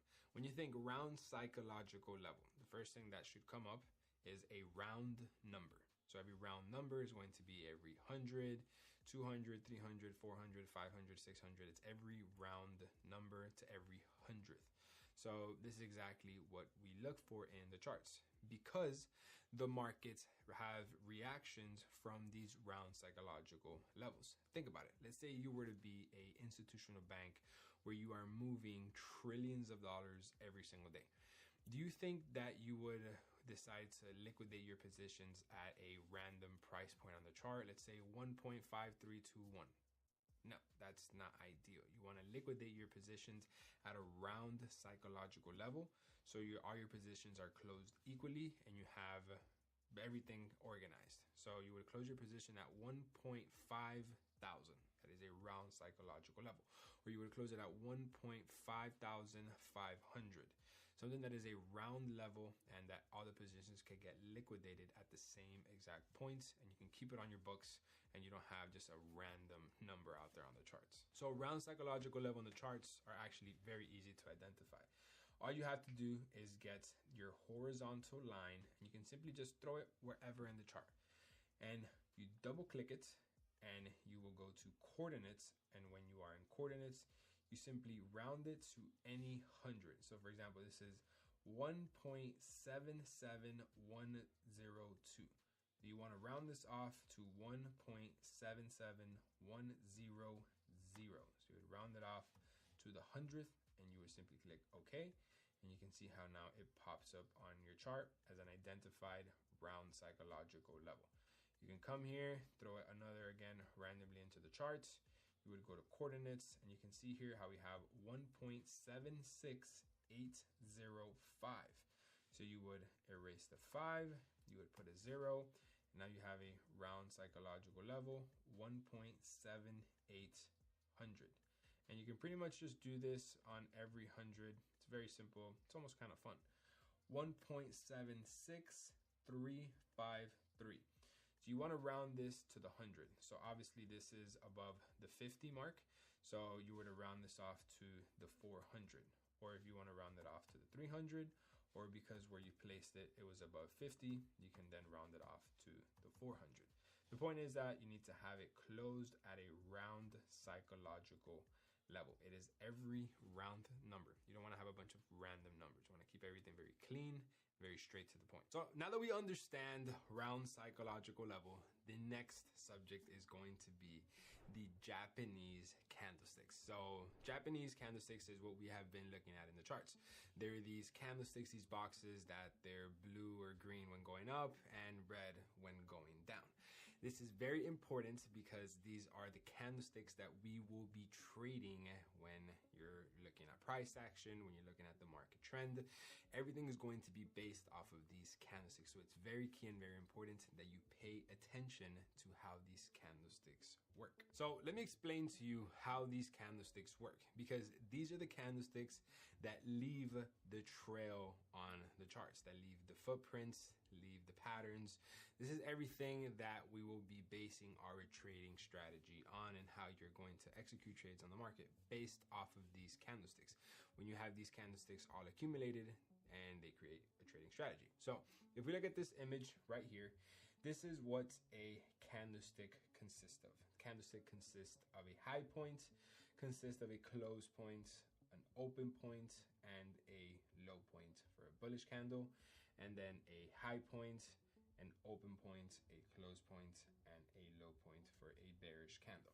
So every single candle has to open, and then it has to close, and every single candlestick has a high and has a low, or a low and then a high. It's the same exact thing, just one is bullish and one is bearish. So as you guys can see right here, this green box is called the actual candlestick. This is where price opened, and this is where price closed. Now this can be the 1 hour, the daily, the weekly. This candlestick that we're looking at can be in absolutely any time frame, because every single candlestick is the same. The only thing that changes is the actual time frame, but what the candlestick consists of is the same for every single different time frame, and we just discussed the time frames earlier in this video. So this high price is the trail of where price was.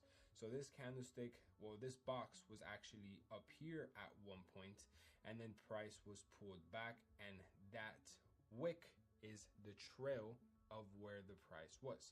So this is where price had pushed up to, and then price came back and it closed at this point.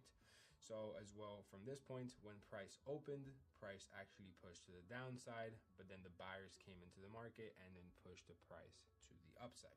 But this is where the price closed, leaving a wick on the bottom and a wick on the top.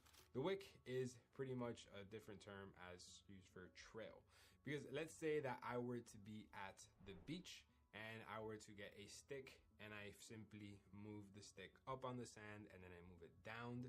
You guys can see that there is a trail that I left with the stick, but where I last leave the stick, that's where the stick stays. Well, that's when price opens, it goes up, it leaves a trail, and when price goes down, it leaves a trail as well. And where the price last closes, well, that's where price stays. So these wicks on the high or on the low is the trail that the actual candlestick has done within that hour of whatever time frame you are looking at. So let me actually just show you in the charts right now. So this candlestick right here, which is the last candlestick, this candlestick had opened at this point right here, and then price had been pulled down just a little bit, and then price was pushed all the way up to the upside to the high of that wick. Then a little bit of sellers came, and then this is exactly where price has then closed. So when the next candlestick opens, it is going to open like this. It's going to open where this price was closed at last. And let's say as soon as it opens, it decides to go to the upside, but then it decides that the sellers are stronger and it's going to push down. It simply can't just like this, because the price actually pushed up. So it's going to leave a wick at this point right here. And this is where the price was at. So if price pushed all the way up to this point and then it pulled back down over here, then that is the trail that this price leaves. And if this keeps pushing down to, let's say, this point, and this is the lowest point this candlestick made, but then it decided to pull all the way back up to here, well, it's going to leave a trail, which is the wick, that the price made it to that low point when it was fluctuating. So this candlestick would have done all of this within the daily time frame, meaning it decided to move up all the way to this point, low all the way to this point, and then close at this point within 24 hours of this candlestick. And then let's say the next one, it opens where this one closed. So if this one closed at this point, then the next one will open here, and let's say it goes a little bit to the upside. So then this would be the highest point it was. And then let's say it just decides to push down, it will leave a little tail right here. And then we will continue to then head to the downside. And let's say it goes all the way up to this low point and it decides to have a little bit of a pullback to, let's say, that point right there. Well, then this would only have a wick this size, like right there. And then at the next candlestick opens where it closed. If it closed here and then it heads to the upside, but first it did a little bit like this, well, then it will leave a little bit of a wick to the downside at this point right here. And then if it closes to the upside, let's say it went all the way up to this high, that's the highest point that candlestick made, and then it decides to have a pullback to this point, well, then it will leave a wick right here, which is going to be the trail that that candlestick has left. So basically, when a candlestick opens, it's going to push up or down, and wherever it decides to go, it's going to leave a trail, which is going to be the wick. So now that you understand how the candlesticks work when they open and when they close, and the trail that they leave, it leads me to my next point, which is going to be candlestick patterns. So this is where you have a mix of the actual candlesticks and then price action, where they create a pattern in the markets. These patterns are used as continuation patterns. They're used as reversal patterns when you're taking a trade. You're going to add this as a confirmation or another reason to take a trade, because you're seeing this pattern happen time and time again. And these patterns will identify if it is a trade continuation pattern or if it is a reversal pattern. A trend continuation pattern is pretty much what it says in its name. It's a pattern to indicate to you that the trend will continue to go in its favor. And then you have a reversal pattern, which is a pattern that it's going to indicate to you that the market is now going to reverse. Whether you have a market at a high that is going to indicate to you that now the market is going to reverse to the downside, or a pattern at the bottom that it is going to indicate to you that the market is going to now reverse to the upside. Or if you have a trend continuation pattern, it's a pattern that if the trend is going up, it's a pattern that will indicate to you that it will continue to going up.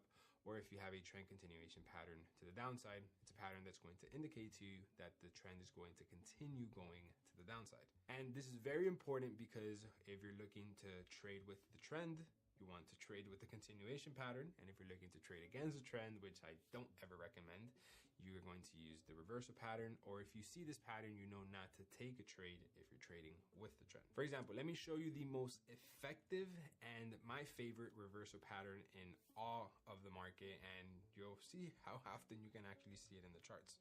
And it is going to be the head and shoulders pattern. So as you guys can see right here, this pretty much looks like a head and shoulders or three-peak mountain, whatever you want to call it. The actual proper terminology is head and shoulders. As you can see right here, this is a left shoulder, this is a head, and then this is a right shoulder. And if you can see, all of this is an accumulation of both of the important things that I have taught you. One, market structure, and two, candlestick patterns. So as you can see right here, this peak, this elbow, this pointy point, this triangle, this is a market structure point. This is a market structure point. This is a market structure, market structure, market structure. And as you can tell, this market structure created with the candlesticks has created a head and shoulders pattern. So if you see a head and shoulders pattern at the top of a trend, this is a reversal pattern. This is going to indicate to you that now the market is going to head to the downside. So the market is no longer bullish. If you see the head and shoulders at a resistance point and at a high point in the market, this is an indication that the market is now going to reverse.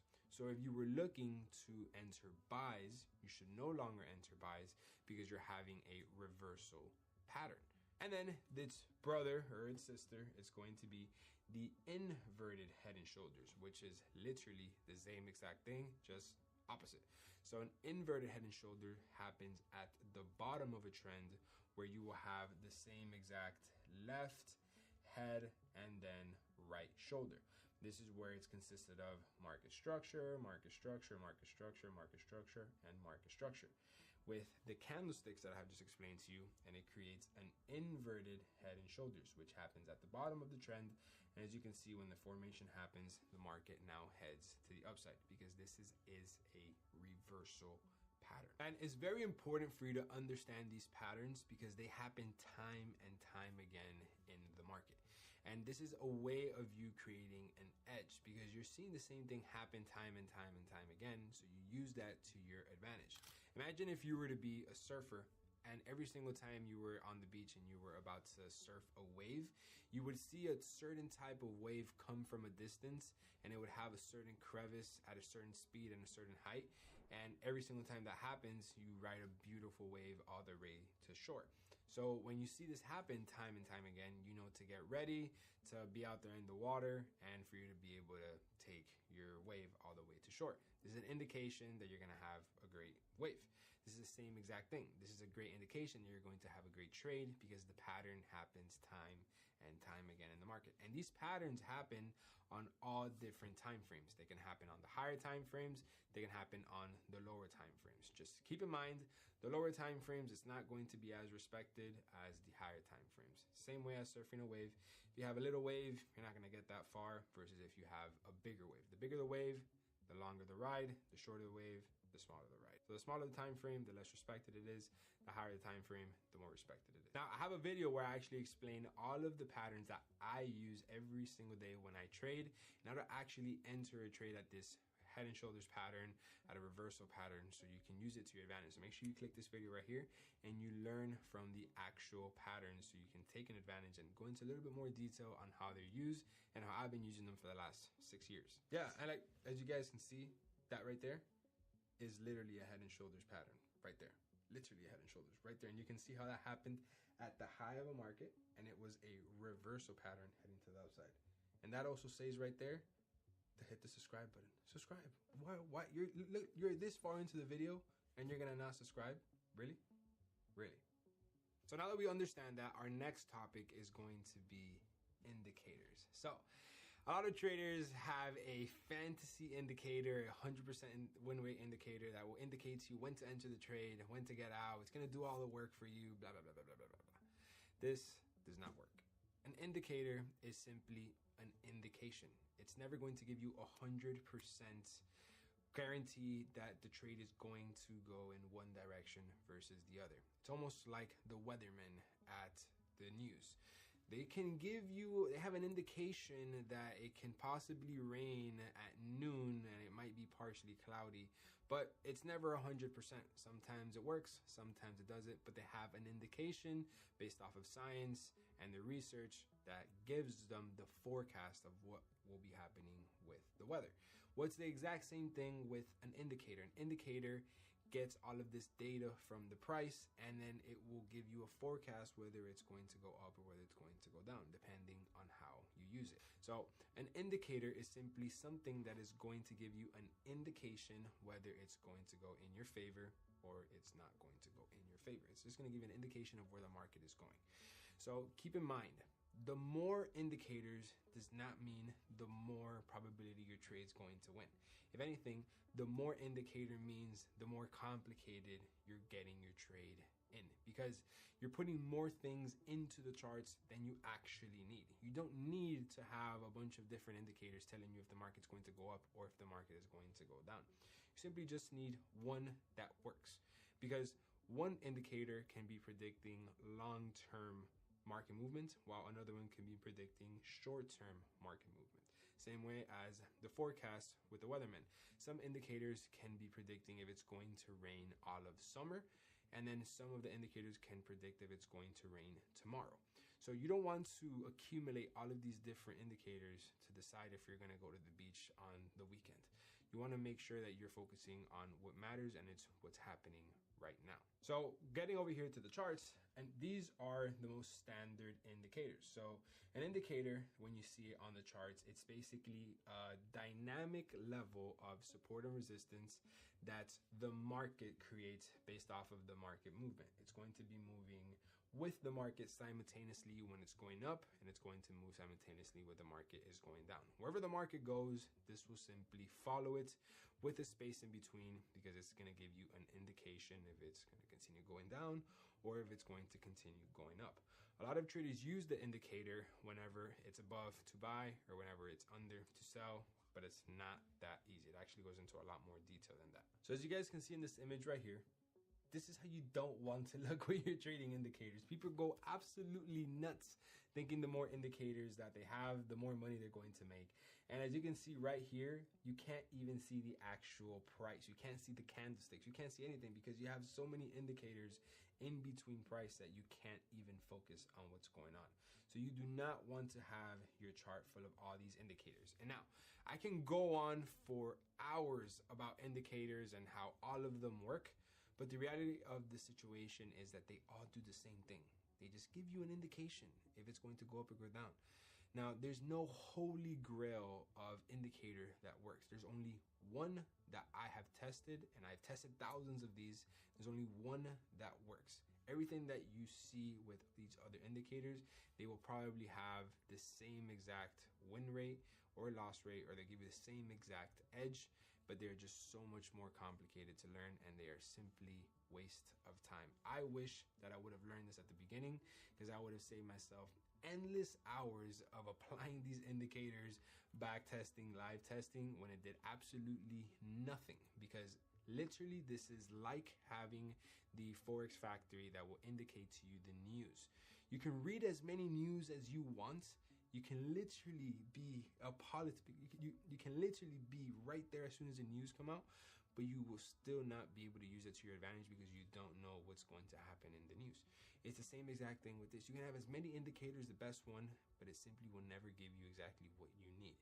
The simpler, the better. Now, many of these indicators can be like EMA, which is short for exponential moving average. It's just a moving average that goes exponentially with the price. It's very self-explanatory. Next is the RSI. So RSI will indicate to you when the market is overbought or when the market is oversold, basically indicating to you that if the market is oversold, it's a great time to buy, or if the market is overbought, it's a great time to then sell because its price is too high or price is too low, which we all know that the market can never be too high and it can never be too low. So the RSI indicates to you that it's too high or that it's too low. Obviously that doesn't work well. And we also have Bollinger Bands. Bollinger Bands is pretty much bands that trap price as it goes up and trap price as it goes down. And whenever the price hits the top of the Bollinger Band, you should sell. And whenever price hits the bottom of the Bollinger Band, you should buy. As well, it's a very delayed process. It doesn't work, and it just simply makes your chart look very ugly. So to summarize, you don't need any of these. They're very excessive, they're delayed, they don't work, and they simply complicate your trading. An indicator is cool, but it's not the holy grail. So stop getting shiny object syndrome and getting clickbaited into one of these videos saying that they have the best indicator. I am here to tell you that you do not need that to succeed, and it will simply not work. I have tested it out. I have done as many research as I can. I've even tried to automate this and put money behind the research on a proper indicator, and it simply doesn't work. The next topic that I want to get into is going to be Fibonacci retracements. Now, disclaimer, I do not use Fibonacci. I have not used it since I began my trading journey, and I have not used it at all to become successful. I just feel like it's good for you to know what it is, so when you hear about it, you're educated, but I want you to know that you do not need this to succeed, and you do not need this to make money in the markets. This is the same thing as a indicator. It is very delayed, it's very fugazi, and it does not work, and you will have no use for it. But I think it is important that you should know what it is, so you're just simply aware of it. So Fibonacci itself actually goes back many, many years. And it is a mathematical equation where it's a sequence of multiple numbers getting added up, where you can pretty much predict certain movements in the future. It goes into a very spiritual depth. And some traders created that mathematical equation and then created a tool, which is the Fibonacci retracement. And the Fibonacci retracement pretty much indicates to you how far back the price can then pull back to then head in a certain direction. Now, this is extremely subjective because you can throw the Fibonacci tool many different ways, And there's not a certain way you should, and it's not a certain Fibonacci number that you only take the trade in. They put many different zones to take a trade, so it is extremely subjective, and I personally have no use for it, and it makes absolutely no sense. Let me explain. So as you guys can see right here, this is a Fibonacci retracement. So this is a bullish market heading to the upside, and then we are expecting for price to have a retracement to then go to the upside. As you can see right here, this is the beginning of the Fibonacci, and then this is the ending of the Fibonacci. This is the retracement that we are anticipating for the Fibonacci to happen to either the 50, the 32.8, or the 23.6. And then we will then have the push to then the 1.68 into the 161.8 as our take profit. Now, this is extremely subjective because you can throw the high to the wicks, you can throw it to the bodies, you go from wick to body, body to wick. It's just simply complicated. And if you notice, there's multiple zones you can anticipate the pullback to come in. You can anticipate the pullback to come here and then go to the upside, go to the second zone and head to the upside, or go to the third zone and head to the upside. So how do you know if you should enter the trade here, here, or here? So they pretty much set 3 different zones for you to enter the trade. It just simply doesn't make sense. Fibonacci retracement is pretty much when price is having a pullback. You just simply add the Fibonacci to add a confluence, but it makes absolutely no sense. And all of these numbers, they come automatic when you go to TradingView. So if we come here to TradingView, and if we were to come over here to the actual pattern section, you can see how we're going to have a Fibonacci retracement. So right here you see Fib retracement, and you can start it from this point all the way up to this point, and this would be an interested for a buy. So as you can see, we would pretty much have this area right here. We'd have a Fibonacci retracement, and then this is what we would anticipate. Simply makes absolutely no sense, and there would be absolutely no use for this ever. If I were to show you an example of how they use the Fibonacci, they would simply grab this 2, and I almost have like cringing like using this right now because I haven't used this in so many years, but I'm just literally doing this for you guys so you guys can understand. So they would throw it from the wick point right here, and then they would drag it all the way up to the high of this wick right here. I'm just going to move it to the right so you can see the numbers. They would say, okay, yeah, this had a Fibonacci retracement to the 50%, and then it headed to the upside, and you can see it hit the take profit perfectly at the -27. Makes absolutely no sense in my opinion. Like I can't believe I just did that. That goes against my whole trading philosophy. I do not watch this back. I hate this that I'm explaining this. I'm just doing it for you guys so you guys are educated and you guys don't waste any time. I wasted a whole year and a half trying to figure out how I was going to become a mathematical genius using this. It did nothing for me. And what I just showed you guys was a winning example. Everything will work with a winning example. I can show you all the EMAs that work after it already happened, but in real life trading, this doesn't work. Now moving on to the next topic, and that is going to be back testing. So back testing is very commonly used as beginner traders because you want to back test that your strategy or your theory works. It's pretty much a freebie to see if you can make money with this in the future. So you're using the previous price data to see if you can make money with the future price data based off of what you back tested in the past. And this is because history tends to repeat itself very often in trading. And not only in trading, but pretty much in life as a whole. Like we back test every single day without even noticing. As simple as when we go through traffic every single day. If we know yesterday there is a certain section when you're going to work or when you're going home that the road is closed, well, you back tested that yesterday, so now when you're going to do it in the future, you're going to go around that area to somewhere else. For example, it's when you want to go somewhere and it's traffic hour, you know not to go somewhere at a certain time, or you simply can't go somewhere at a certain time because there's traffic. How do you know there's traffic? Because you've back tested it, you've gone through the live market, you've been through the traffic. So you know that if you want to go somewhere when it's rush hour, it's going to take you a really long time and it's going to be a waste of time. So what do? You set yourself up for success by knowing when the traffic is going to happen, you then only go do things when there is no traffic. So the same thing happens in backtesting the trades. You backtest what is going to happen, and then you use that to your advantage. So when you are looking for something, you know exactly what to look for in the future because you have just backtested it. So the way you do backtesting in TradingView is actually very simple. So you would come here and you would click this replay button. So as soon as you would click the replay button, this blue line would pretty much pop up on your screen that you can go back pretty much as far as you want, and you can cut price off wherever. As you can see, there's scissors right here. And if I were to click it, the section that is in the lighter color would disappear. And then the section that is in the darker color would then stay, because this is the section where we would start the back testing from. So let's say I would click from this point right here. I would click it, and now I have erased all of the price that has just happened. So let's say I want to put to test certain type of candlesticks, certain types of patterns and rejections. I would pretty much build my trading plan based off of that. And then I would simply click play on exactly what would happen. So let's say right here, I would anticipate a break and then a retest pattern to head to the upside. Then I would use that to my advantage so I can see if this pattern will then happen. I see a break, I see a retest, previous structure points, round psychological level, and then you would play, and then the trade would play out.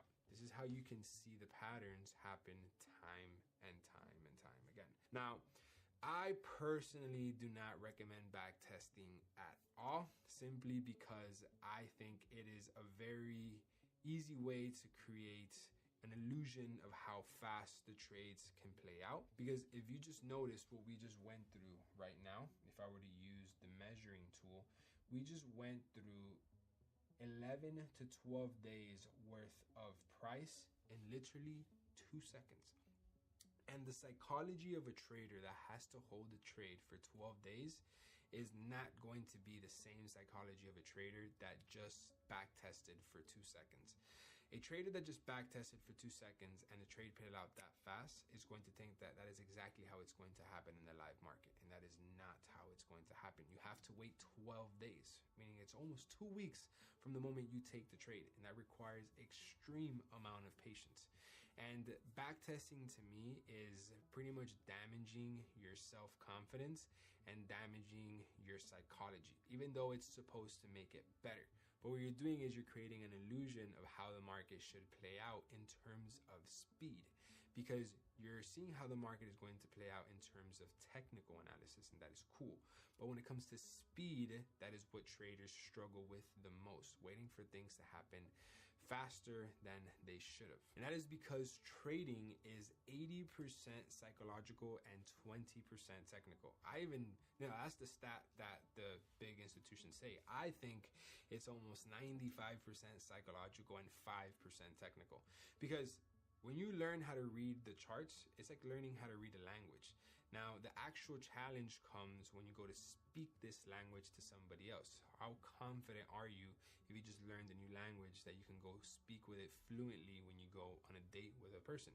All of that is psychological, because you don't want to obviously look like a fool if you're going on a date with a pretty lady and it's your first time speaking Japanese.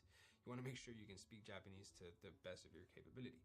So this happens the same exact thing here. You can learn how to read the candlesticks, but then your psychology is not ready to then wait 12 days for a trade to then play out. If you're a beginner trader, this won't make sense just yet, but as you continue your path as a trader, you're going to remember this that I'm telling you right now. So now that we understand, let's move on to the next topic, which is going to be more hands-on. It's going to be the section that I want to call how to actually take a trade, or the principles that you need to know and understand to actually take a trade in the markets when you're trading any single pair. So there's multiple things that you need to know before entering a trade and even realizing, is it time to enter a trade? Where are we? What's going on, right? So the first things first that you need to know is how to measure your trade. And measuring a trade is measured by pips. So I'm sure you've heard me say this word many times throughout this whole video, and you're probably wondering, what the hell is this word pip? And for some reason, a lot of traders just get confused at this word pip, right? It sounds like it's something small, and it actually is. Pip is the points in percentage on how you are going to measure the currency pair when it goes up or when it goes down. So PIP is an abbreviation for point in percentage. This is basically how you're going to measure the points in percentage if the currency is going up or if the currency is going down. It's like saying units, or it's like saying cents. Like, let's say the dollar's trading at 1.501 and it goes 1.508.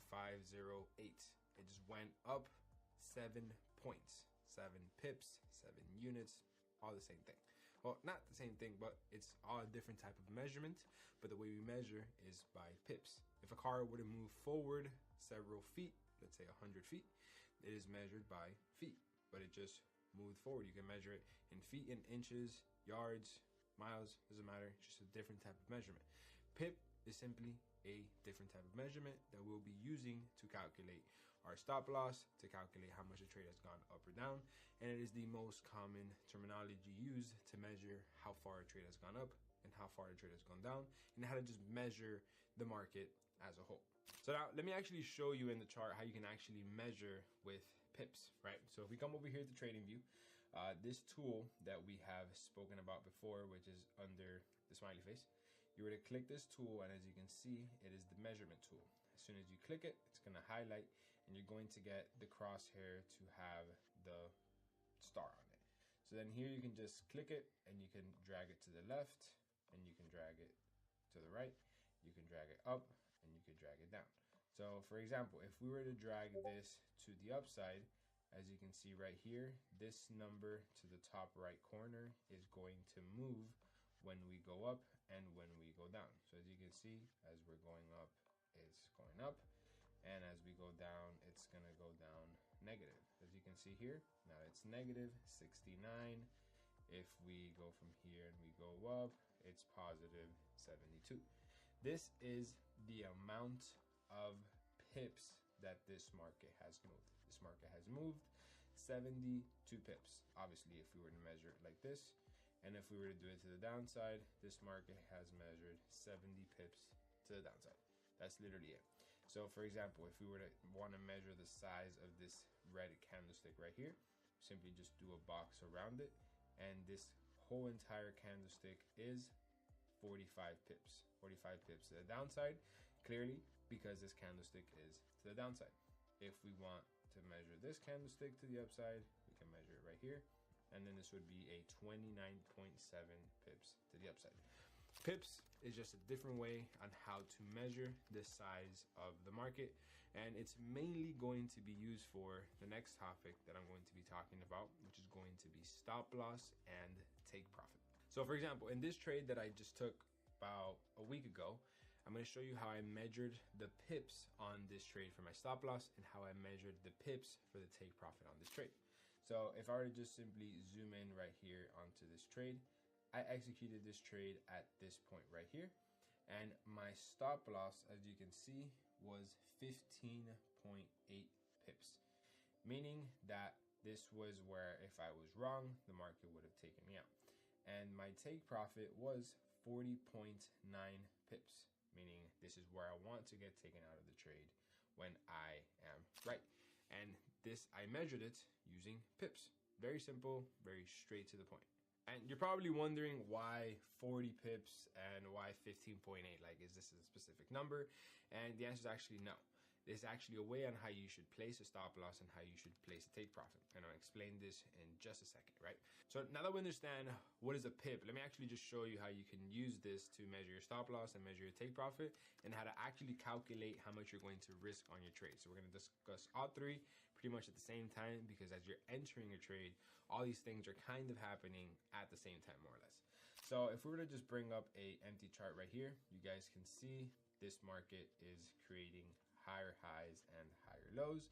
This is a bullish market, and let's pretend like we are interested in buying this trade at this point right here, because this is a level of resistance that we are now potentially going to use as support. When we are going to enter the trade, we have to have our stop loss always about 5 to 10 pips under the area of interest. Make sure you write this down because this is extremely key to having a proper stop loss and not getting wicked out or faked out, which all of this stuff I'm going to discuss in just a second. But just write this down. Your stop loss has to be 5 to 10 pips within the area of interest. Let me show you. So if we were to enter this trade at this point right here, let's say the market is already having some sort of a rejection from this point, and we were to enter at this point, our stop loss has to be under the area of interest by 5 to 10 pips. So if this right here is the bottom of the area of interest, we have to measure 5 to 10 pips from this point right here. So this is where we would bring out our measuring tool, and then we would measure 5 to 10 pips. So this right here would be 5 pips. You can see right here it's minus 5 pips. So we can put a line right there. And then if we were to measure 10 pips, it would be right around this point right here. This would be our 10 pips point. So when we were to take this trade, we would ask ourselves, is it more ideal for our stop loss to be 5 pips from the area of interest or 10 pips from our area of interest? And if you notice, really doesn't make a difference from 5 to 10 because we have still plenty of breathing room. So for this trade, for example, I would have it 5 pips under the area of interest from wherever I took the trade. So this is where I would have my stop loss on this trade. And for the take profit, we have to have the take profit be at the next structure point. So as you can see, this right here is the next structure point where we can simply have a rejection from because it's the closest point where there is a resistance level or support level. The take profit is actually the easiest to put because it's just the first point where market, if it were to have the push to the upside, just the first point that it can have a rejection. Because remember, the market could come into this area right here and have a type of rejection and then have a reversal to the downside. If I were to show you this example to the downside, it's literally exactly the same. And you can see that this is a bearish market heading to the downside. And if we were to be interested in selling at this area of interest, we would have this area of interest right here, and the market is at that point. Now we would place our stop loss entry, our sell entry. And if this market would already have a rejection from this area, this is where we would have to measure 5 to 10 pips above the area of interest. So this is the area of interest, and it is at 2 pips. We would have to add 5 pips, meaning it would be 7, which would be at this point right here. Or if you want to add another 5, it would have to be about 13 pips, which would be this point right around here. And then our take profit would have to be at the closest structure point, which for this example, let's just make it like this. And then this would be our structure point right there as our take profit. So it's very, very simple because you're measuring your stop loss with pips and you're just making sure that you have a 5 to 10 pip breathing room above your area of interest if you're selling and about 5 to 10 pips under your area of interest if you are buying. And you're probably wondering, when is it the right time to pick 5 and when is it the right time to pick 10? Well, simply because, let's say, for example, on this trade, if we were to have an entry, let's say right around up here, and we were to have a late entry, quote unquote, we would want to make sure that, we would have a 5 pip breathing room simply because we would want the risk to reward to make sense. So this leads me to my next point, which is going to be risk to reward. And this is that you want to have a minimum as a beginner trader, a 1 to 2 risk to reward. So let's say you are risking $1, you're going to make $2 for every $1 you risk. Because if out of 10 trades, you lose half of them, literally you are profitable with these 5 winning trades. Because all you need is 3 of these trades to make back all of your losses, and then you have 2 trades that are purely winners. So if you have a 50-50 win rate, meaning out of 10 trades, you lose 5, it's minus $5. But then out of these 5, you win $10. You just outweighed your losses, so you just made back the $5 you lost, and now you just made an extra $5 by simply having a 50% win rate, but a 1 to 2 risk to reward. This is the key to success in trading. And when I figured this out, absolutely everything changed for me, because I realized that I was predicting the market and I was knowing where the trades were going, but I just didn't have the right risk to reward. And even if you win 80% of the time and you don't have the right risk to reward, you will not be successful. You need to have the right risk to reward so your wins outweigh your losses. And the best way to do this is by using pips to calculate your risk to reward. So if we come back over here, we would notice that our stop loss, if we were to have it 10 pips under, our risk to reward ratio, as you can see right here, is not a 1 to 2. We want to make sure that our risk to reward ratio looks something like this. We want to make sure that, see, this right here is not ideal. We want to make sure it has a 1 to 2 risk to reward. So for the $1 that we risk, we make back $2. So in this case, we'd be making back $2.10, which is the ideal risk to reward to start as a beginner trader. And as time goes, obviously you can scale, and the more risk to reward, the better. So now that we understand that we need a positive risk to reward, and we understand that our stop loss has to be 5 to 10 pips under the area of interest, and our take profit has to be at a structure point, this right here is our perfect risk to reward trade that we would want to take, right? This is a trade that makes sense to us, because a trade that makes sense, not only does it have to be a high probability trade setup, it simply has to make sense money-wise. Is it worth it to put money at risk here? Yes or no? That's simply all this has to come down to. And you can have all of the confluences in the world, all the confirmations, but if the risk to reward at the end of the day does not make sense, the trade does not make sense, simply because you are risking more than you are going to gain. That is why you need to have a minimum of a 1 to 2 risk to reward ratio. So now that you're ready to enter the trade, you need to calculate how much are you going to place on this trade? What are you going to risk? So for example, this trade, we would here go to my FX book calculator, and we are currently trading Euro GBP. You can see Euro GBP up here, Euro GBP. So we're trading the Euro with the Great British Pound. So we'd come over here to the position size calculator. We would search up EUR GBP, which is Euro GBP. We are going to have our account currency be USD, because I'm currently in the US. And let's say, for example, we have a $10,000 account. Now, what percentage out of this account do you want to risk? Everybody has a different risk tolerance. I always recommend beginner traders to risk no more than 2%. Because if you think about it, if you risk 1%, you literally have to lose 100 times in a row before you blow that account. And let's be honest, it's kind of impossible to lose 100 times in a row.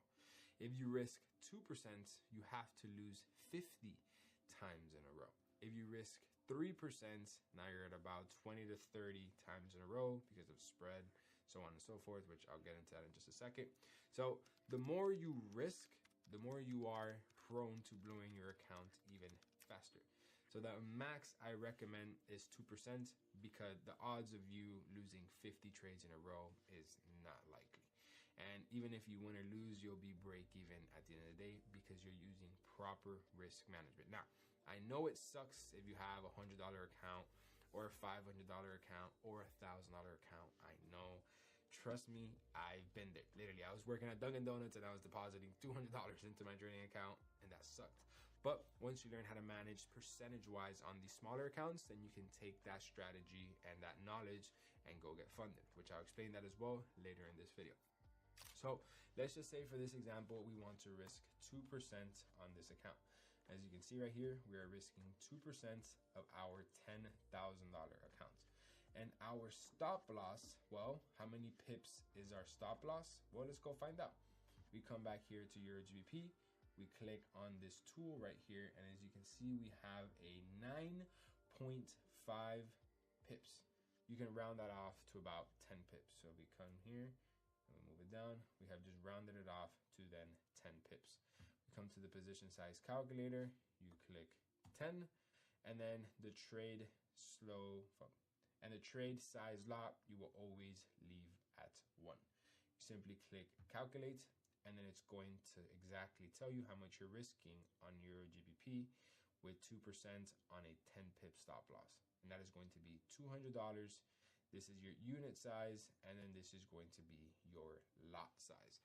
So the lot size is actually going to be the actual number you're going to plug in to the MetaTrader 4 or MetaTrader 5 when you're executing the trade. And we're going to be actually executing a trade together later in this video. So make sure you stick around so I can show you pretty much all of this getting pieced together. I want to do one thing at a time so you can understand everything, because if I kind of say everything at the same time, it can be very overwhelming. So I want you to understand everything that you need in order to enter a trade. Then after, we will enter a trade together. And for those of you guys that are wondering what is a lot size, well, basically the lot size is the number that you have to put in to MetaTrader 4, MetaTrader 5 that calculates how much money you're risking of your account. Because you can't go into MetaTrader 4, MetaTrader 5 and simply put, I want to risk $200. Well, you can't just plug that in like that. There's a mathematical equation based off of your amount of pips and the percentage that you want to risk that comes out with a numerical number, which is this lot size. So it can sound complicated, but this platform makes it very easy. If you have a 10K account and you want to risk $200, well, it calculates to you the lot size that you have to put. It's just simply a requirement that the platform needs in order for it to calculate how much you're risking on your account. So it will do the math for you pretty much. So now that we understand what is a pip, which is a way on how to measure the market, now that we understand what is a take profit, what is a stop loss, which it's pretty much straightforward. Take profit is where you want to take your profit, and then a stop loss is where you want to stop your losses if you're in the losses. And now that we understand risk to reward ratio, which is as well very self-explanatory, it's your risk versus your reward. You want to make sure that your ratio is always a 1-to-2. Now, let's talk about what are the proper time frames that you should be doing this on, right? Which is also called top-down analysis. So let me explain. So the market is done with a top-down analysis, meaning you start from the top and then you make your way down. This is where you're going to go from the higher time frames to the lower time frames to do your analysis. It's called top-down analysis. The simplest way that I can put this is when you wake up in the morning, you are going to dress yourself from the top down. You'd pretty much brush your hair, put on your contacts, your glasses, put on a shirt, put on your underwear, your pants, your socks, your shoes. Start from the top all the way down. Now, some of you guys probably don't do it this way. I'm going from time frame to time frame, lower every single time, because every single time we go lower into the time frames, we get more specific and we get more niche down and more detailed. Picture it almost as if you were to be looking through a telescope, and every single time you zoom in, you're seeing more details on whatever insects or whatever micro that you're looking at through the telescope. The more zoomed in you get, the more details you see on it. Well, it's the exact same thing in the markets. The lower time frame you go, the more details you see on what the market is doing. So when you're looking through this telescope to your insects or the micros that you're looking at, you want to base your analysis and you want to base your research on this insect or this micro that you are currently inspecting. The more detailed you can get. The detail that you can get into it, the more you can explain. So if you were to go to the lowest telescope, meaning that you can see the most detail in it, you can tell whether it's alive, you can tell how many organisms are inside of it, blah, blah, blah, blah, blah. Now, that would pretty much confirm what you're looking at, and you can write it down and you can use that for your research. Well, this would be the exact same thing. Well, confirm your research. And this would let you know what to categorize this insect or this micro as. Well, it's the exact same thing in the markets. The lower time frame you go, the more detailed you're going to get, the more you can identify your entry signal and what you are looking for in order to actually execute into this trade. And you can categorize it as a great trade or you can categorize it as a bad trade. But you know this because you are looking down the time frames and you're looking at the best ones. And then that leads me to the next point, which is going to be the famous entry signal, which is going to be, what is the confirmation that I need in order to enter this trade? And this is actually probably the simplest thing for me to explain, and it will have the most effect out of everything. That is going to be, I look for one confirmation to enter every single trade. So if you were to be looking through the telescope at this micro insect, you would be looking for one thing in order to be able to categorize it as a insect, or categorize it as a fungus, or categorize it as a virus. You need one thing to confirm to you what category you would simply put it in. Well, when I'm looking through the top-down analysis, which is our version of the telescope, I'm simply looking for one thing to execute on this trade on whichever time frame it looks the best. And that is going to be a bullish engulfing candlestick if we're buying, and a bearish engulfing candlestick if we are selling. So a bullish engulfing candlestick is very self-explanatory. It's a candlestick that engulfs the previous candlestick, so it's one candle eating the last one when you're going up. And then when we're looking to sell, a bearish engulfing candlestick, which is one candle eating the last candle, but now obviously headed to the downside. Now this is the most effective and the most strongest confirmation that I have pretty much seen and tested for the last 6 or 7 years, and what it has given me 99.99% of my success.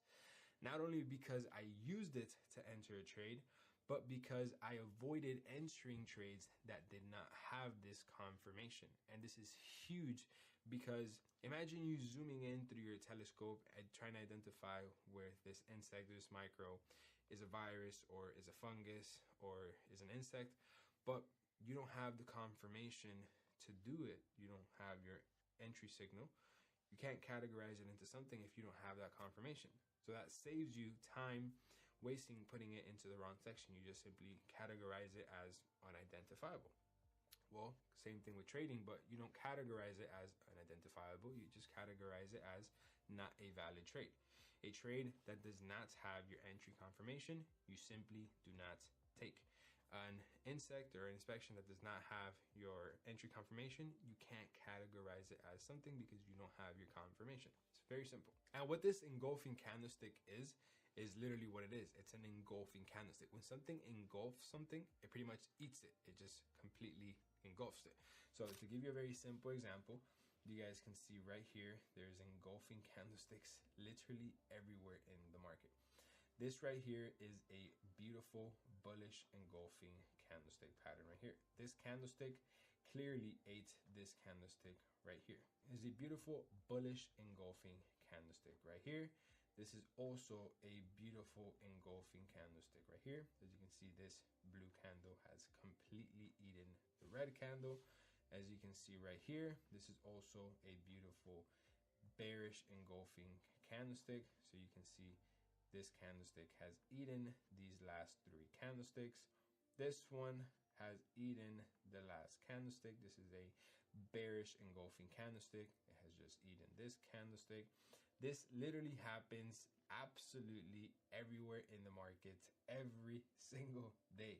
And it is so effective because it is literally confirming that it is stronger. It is giving you your entry confirmation because it is eating the last candlesticks. It's doing the job for you. It's giving you the confirmation that it's rejecting the area and it's going to continue going in your direction. As you can see right here, this is a beautiful bearish engulfing candlestick. It just ate the last 1, 2, 3, 4, 5 candlesticks. This right here, bearish engulfing candlestick. It has literally eaten the last candlestick. So you want to make sure that the body has eaten and closed above the last candlestick. This right here, bullish engulfing candlestick. Beautiful candlestick has eaten this one right here. This beautiful bullish candlestick has eaten the last 1, 2, 3 candlestick. Bullish engulfing candlestick. Can make it literally, we can be here all day looking at these patterns. This is the most effective and the strongest confirmation that there can be when looking to enter a trade. A bullish engulfing candlestick when buying, and a bearish engulfing candlestick when selling. And to basically make it as simple as it can get, is where the last candlestick closes, which would be this one right here, as soon as the next one opens, it just completely goes in the other way. It just completely eats and does the opposite of what the other candlestick has done. As you can see right here, this candlestick closed, this one opened, boom, and it engulfed and it eaten the last 2 candlesticks. Very simple. So as soon as you have your bullish engulfing candlestick if you're looking to buy, or your bearish engulfing candlestick if you're looking to sell, right before you click that buy button or right before you click that sell button, you have to take one thing into consideration. The last thing, and that is going to be spread. Now, what is spread? Well, spread is the cost of doing business with these brokers. It is absolutely inevitable. You're not going to get around it. It is impossible. If you want to take a trade in the market, you have to pay spread. And if you want to drive your car on the road, you have to pay tolls. Tolls are when you go on the highway, you have to pay the $1, the $2 to go through the highway and use the advantage so you don't have to go through the streets and take the red lights and the stop sign and all that stuff. It pretty much expedites your journey to wherever it is that you're going to go, whether you're going to the beach, the gym. You want to take the highway, you got to pay the price. You want to enter a trade through a broker, you got to pay the price. Now, the only difference in between the tolls on the highway and the spread in the markets is that the spreads in the markets, they fluctuate. They can be really, really expensive, or they can be really, really cheap to almost even free. Now, this is all based off of what time you're executing this trade, and I'm going to explain in just a second.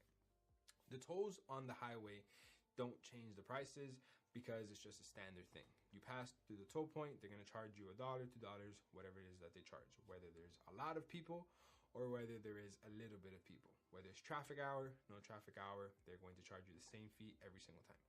This never changes. Now, in the market, it changes based off of how many people are executing the market at that time. The more people are in the market, the less fee they're going to charge. The less people in the market, the more fee they're going to charge. Now, think of it as a very simple way. The more people that are in the market means the lower they can use, the lower that they can have the spread, because there's more money being moved. So they're making their money on volume and not a little bit amount of people. But if there's a little bit amount of people, they have to make their money by charging more. It's very simple. So if you're going to enter a trade and you have a high spread, just take that into consideration. You know, spreads sometimes they can cost $5, $10, 20, simply depends how much you're going to risk. But I'm telling you right now, it is absolutely inevitable. It is the cost of doing business. You have to pay it if you want your trade to get executed into the market immediately through a broker. And honestly, we're retail traders, we kind of don't have a choice. But when you win a trade, it's a very, very small percentage. It's probably 1 to 2% of whatever you're going to actually risk onto your trade. And you'll notice that as soon as you enter the trade, you're automatically negative. That is because the broker is going to charge you that fee, that spread fee, as soon as they enter the trade. They don't care if you win or lose.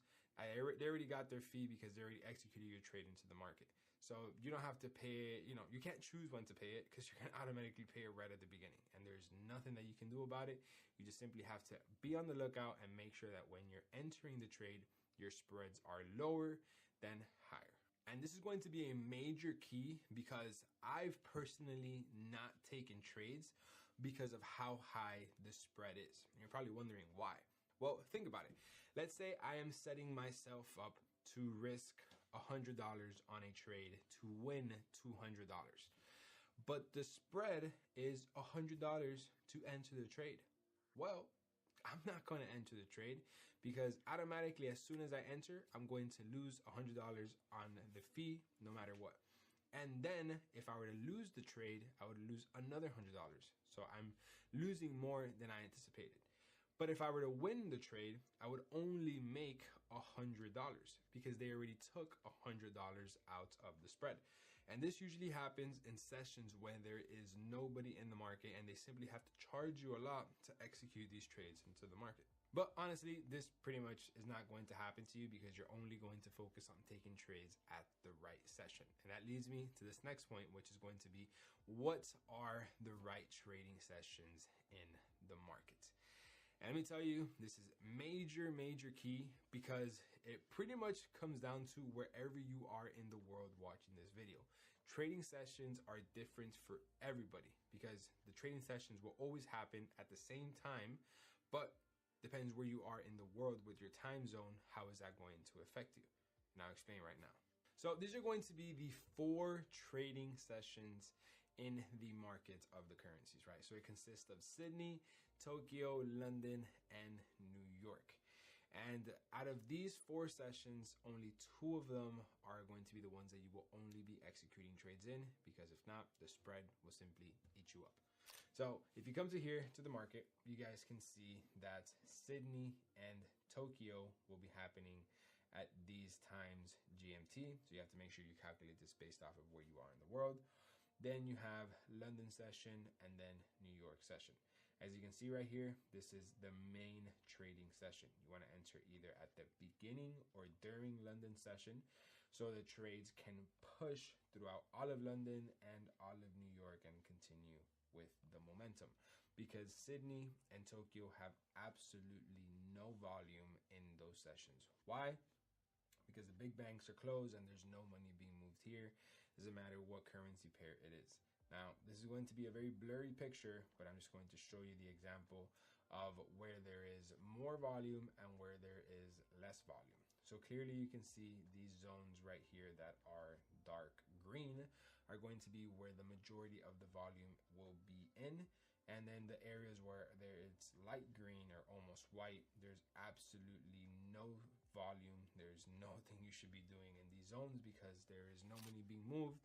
Spread is very high and the market itself simply won't be moving that much because there's no volume, there's no momentum.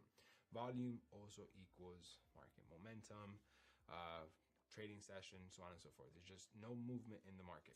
So these sessions right here, Sydney session and Tokyo section, are very, very, very low volume. It's very expensive to trade in these sessions. And on top of that, there's no market volume, so there's no market movements happening at that time. The market moves with volume, so you want to trade at sessions where there's a lot more volume. As you can see right here, it's the beginning of London session, and you can see right here when New York and London session overlap, there's this massive chaos that happens because there's a lot of volume. This is where you have the big swings up or the big swings down. And then pretty much after London session and New York session overlap ends, pretty much starts to die down and slow down then. So you should only be looking to enter trades in between the beginning of London and the ending of London session, kind of where it also meets the middle of New York session. If you enter the trade in this session and it has not hit your take profit just yet or your stop loss, you simply set and forget, and you're going to be holding throughout Sydney and Tokyo section into the next London and New York session, which your trade should hit take profit or stop loss. So you guys can see here how if you were to look at it on EST, London session begins at 3 a.m. EST. Let me tell you, it sucks. I hate waking up at 3 in the morning, but it pays. You know, if you're gonna make 100K on a trade, I guarantee you'll wake up at 3 in the morning. So you just have to see where you are in the world to see what time is London session for you. I know traders over in London get very great trading sessions because, you know, they have London session right in the morning and then New York session right in the afternoon. So you're kind of trading throughout your regular 9 to 5 schedule versus over here in Miami time, EST, kind of sucks. You have to pretty much be like a vampire and trade at night and trade in the morning as well. So this all depends where you are in the world, and you only want to focus in trading in London session and in New York session because it's the only session that there is volume. Volume equals less spread, more movement. No volume equals more spread, less movement, and you don't want to be involved in that. And I don't make the rules, the market does. You can try and go trade Sydney and Tokyo and you're going to see how fast you will get humbled. Trust me, I would much rather trade those sessions because of my time zone, but it simply doesn't work. There's no session. I mean, there's no volume in those sessions. There's nothing that I can do about it. So those are the times that you can trade. Now that you understand that these are the times that you can trade, it's time for you to hit the subscribe button. Just subscribe. You're this far into the video and you're not subscribed. Shame on you. But no, seriously, after you subscribed, you're going to want to make sure you stick around for this because it's the inevitable in trading and it's going to be slippage. What is slippage and how can you avoid it? What can you do about it? And the answer is nothing. There's nothing you can do about slippage. Well, there's actually one thing you can do about it, and that is not trade in the sessions you shouldn't be trading. Think of slippage like when shit happens in your life. Like, let's say you're simply just walking out of the store with the groceries and the grocery bag breaks. Damn, that sucks. You don't want that to happen, but shit happens. You have to pick everything up, get another grocery bag, and move on about your day. It's like when you order coffee and you're walking to your car, you trip, you drop your whole entire coffee. You simply have to get the cup, throw it away, and go get another one. Shit simply happens. It's inevitable. There's nothing you can do about it. You can learn from it and, watch out for wherever you tripped. You can make sure next time you double bag, but shit happens. You're gonna mess up, right? It's part of life. Well, slippage is kind of as the same thing. Sometimes the market doesn't have enough liquidity. Sometimes the volume isn't there. There's not enough movement, and the price can either miss your stop loss, miss your take profit, or you're just going to get charged more. It's called slippage.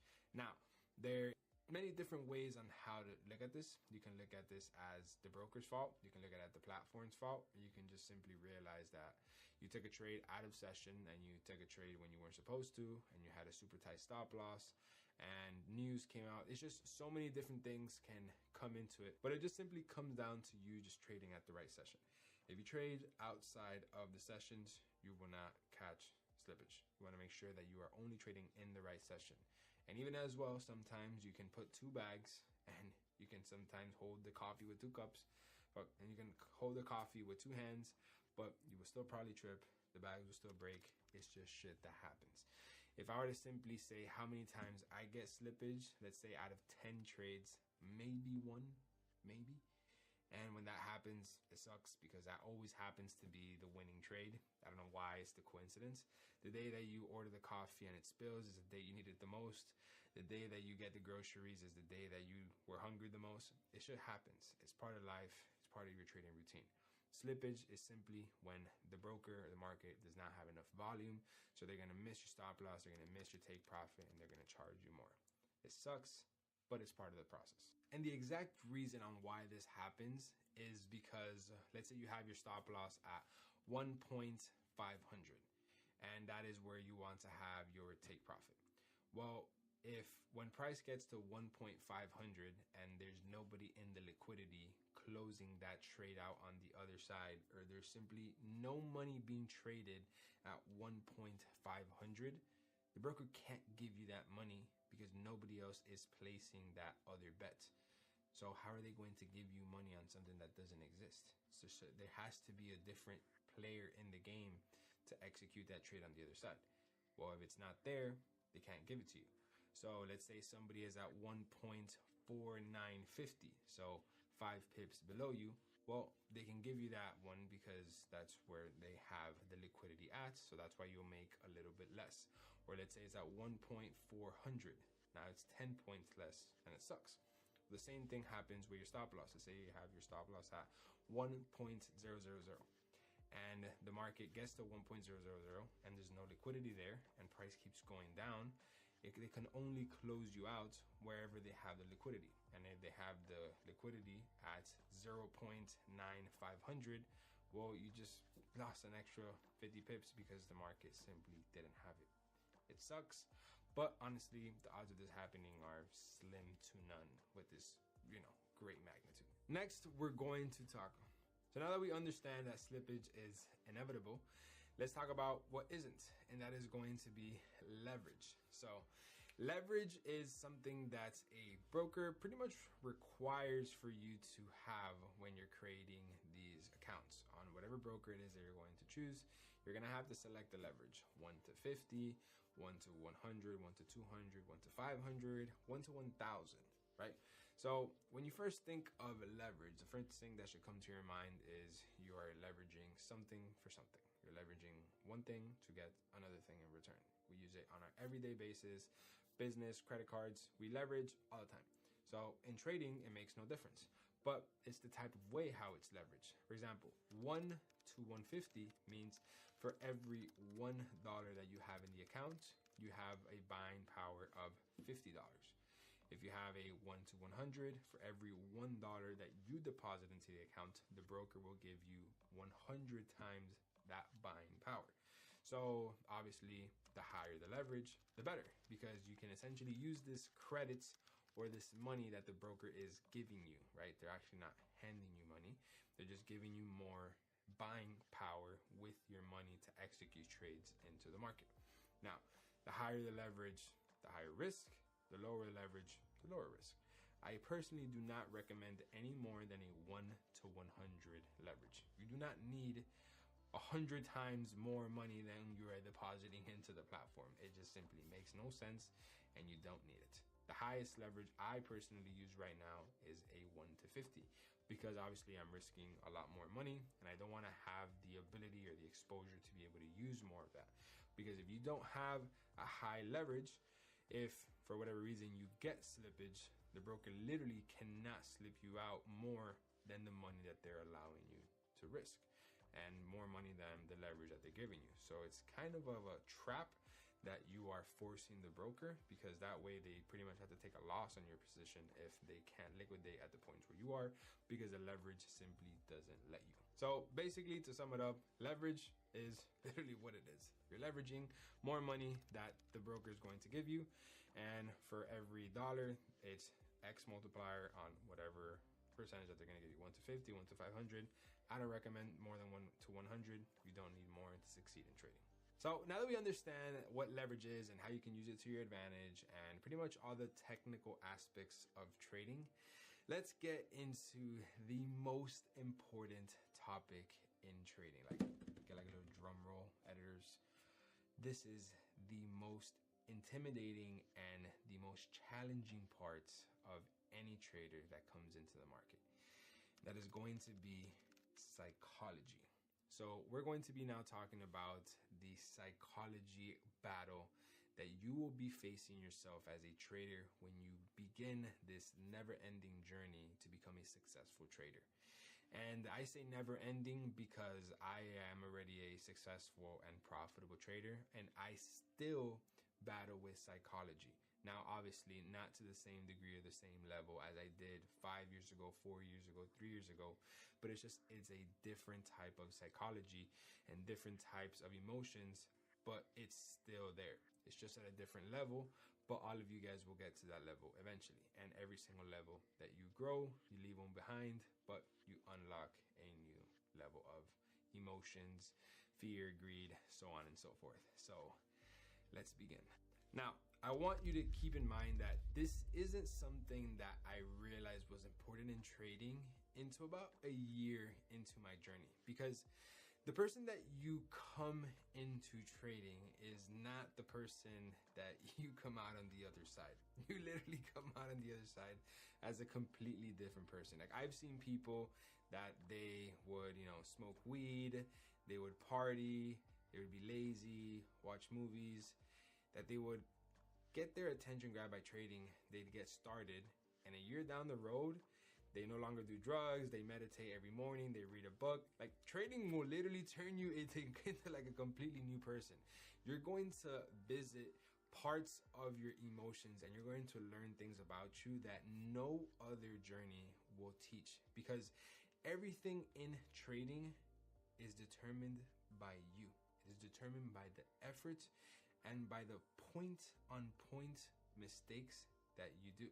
If every single point mistake you do, you avoid it, you're going to be the only one that knows, and you're going to be the only one that pays for it. If every single point-by-point mistake you learn from it and you move on, you are going to be the only one that knows, and you're going to be the only one that grows from it. So everything that you do in trading, you will be the only one that knows. You will be the only one that keeps yourself accountable, and you will be the only one that gets the benefit of it and will know if you're actually doing it. And that's freedom of accountability, and that freedom of being able to do what you want, when you want, hold yourself accountable if you want, when you want, how you want, is a very big double-edged sword, because you can choose to point the finger at yourself whenever you want, whenever it's most convenient. But whenever you don't want to, you can point it to the market, you can point it to the broker, or truthfully to whoever you want to put the blame on. And at the end of the day, whoever you put the blame on, no one's going to come and tell you anything, because no one cares if you win or lose.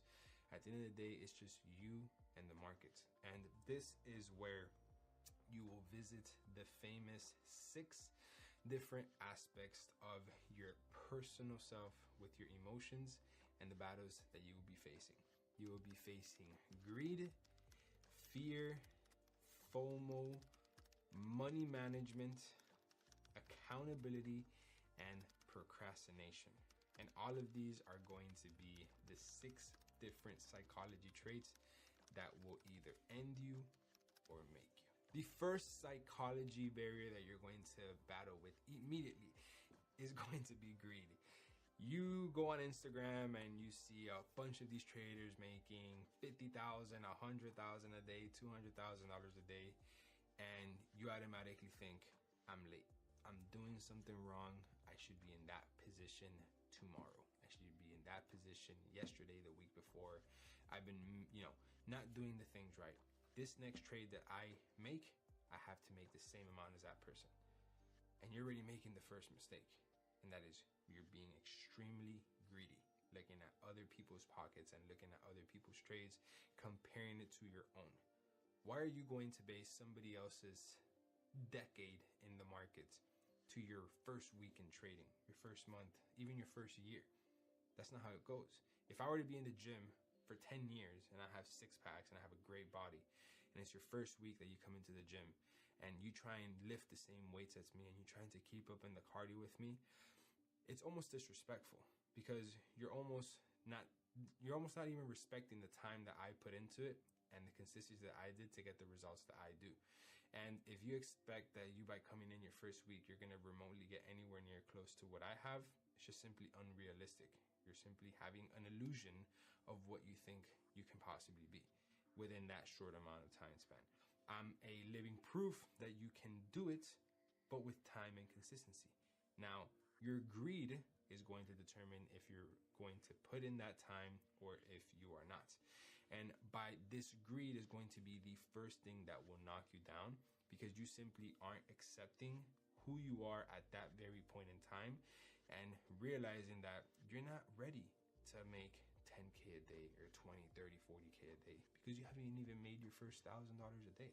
So your greed has to completely be removed, so you are now able to be content with yourself and the results that you are having, so you can continue to grow within the markets at the pace that you should be growing. Not just wanting to jump from level 1 to level 50 in 1 week because we analyzed the same chart that week, or because you copied the same trade that I had for whatever reason. And now you are saying, well, I caught the same trade as him, I should make the same money as him. No, that is not how this works. Just because we're training at the same gym doesn't mean that we're going to have the same results. Next is going to be fear, because as soon as you overcome greed, then fear awaits you right there. It's almost like you get over greed and now you got to get over fear, because now that you realize that you're not at that level yet, that it's going to take time, well, now you're scared of either risking the money that you should, you're scared of making the money you should, you're scared of the unknown, you're scared of losing too much, you're scared of winning too much, you're just scared of everything as a whole. And I get it. It can be very intimidating because you have pretty much nobody to talk to, right? Like, at the end of the day, us traders, we're in this shit alone. Like, you can't ask anybody in your family. I guarantee you nobody in your family knows what the hell this is. You can't ask any friends because none of your friends have the same vision, the same ambition as you, so you're kind of alone. And this fear, you kind of just have to swallow it yourself, because you don't want to, put it out there to people that have no idea what this is, so they're not going to know how to help you. And by you doing this, you're actually just doing more damage to yourself in a way, because you can't just talk to somebody about money management and, wins and losses where they don't even know what a pip is. So this fear is something that you have to overcome on your own. you can't get consulting from anybody outside of trading because they simply won't understand and they won't connect with it. And their advice, if anything, it can be damaging due to the fact to their lack of education. Now, they're not purposely trying to harm you, but they will harm you due to their lack of information and awareness to the opportunity that this space brings. And the simplest way of getting over fear is simply by showing up every single day. And if the market's gonna punch you, just get ready for the hit. You know that in a couple of hours after you get punched in the face, you'll be fine. And if next time you see the punch coming, clench a little bit, and then over time to duck and to start avoiding it. There's nothing you can do about it other than just face your fears, and over time your fears are going to make you the winner that you will be at the end of the day, because you learn from those mistakes.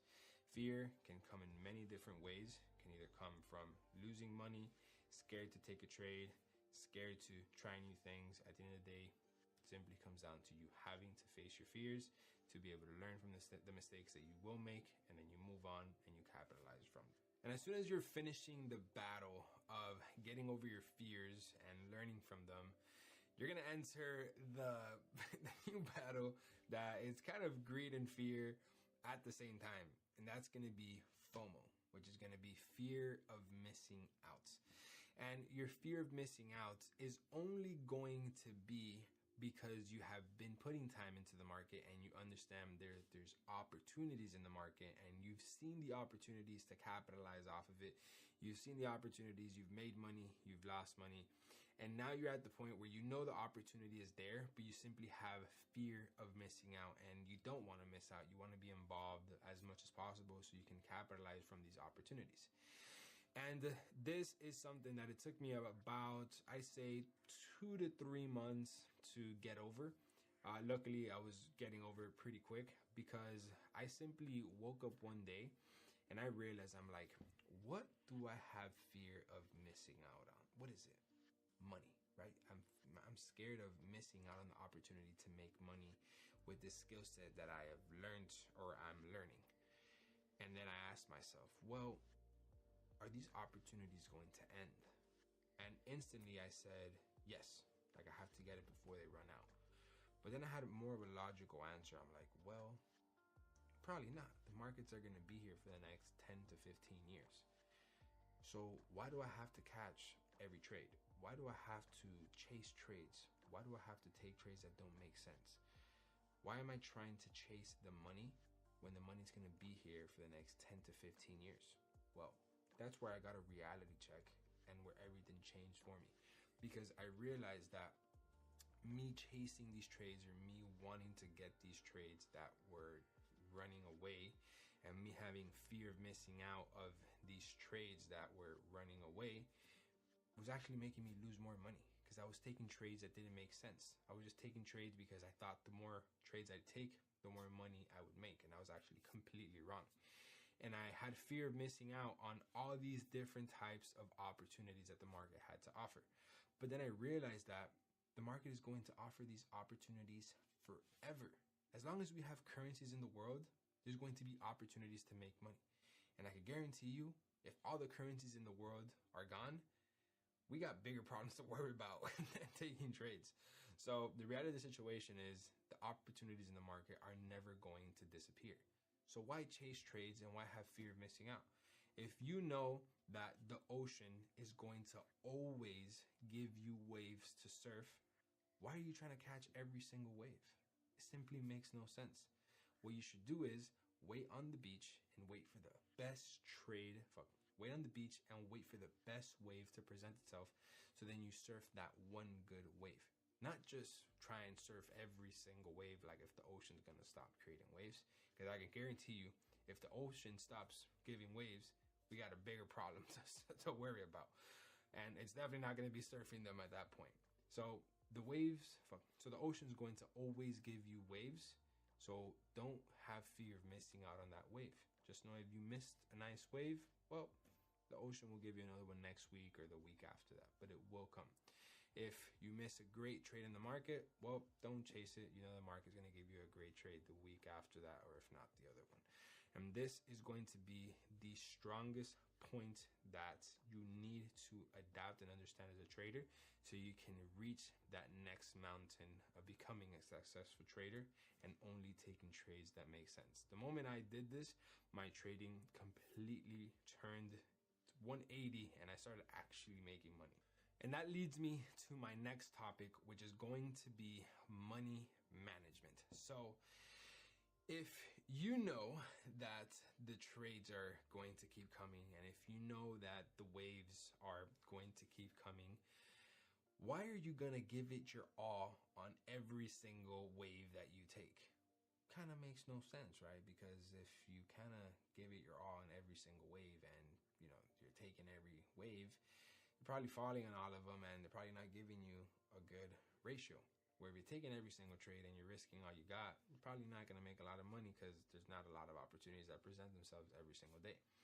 So if you only take the good trades, but then you lower your risk to only taking the right amount on those good trades, that's where you become a profitable trader.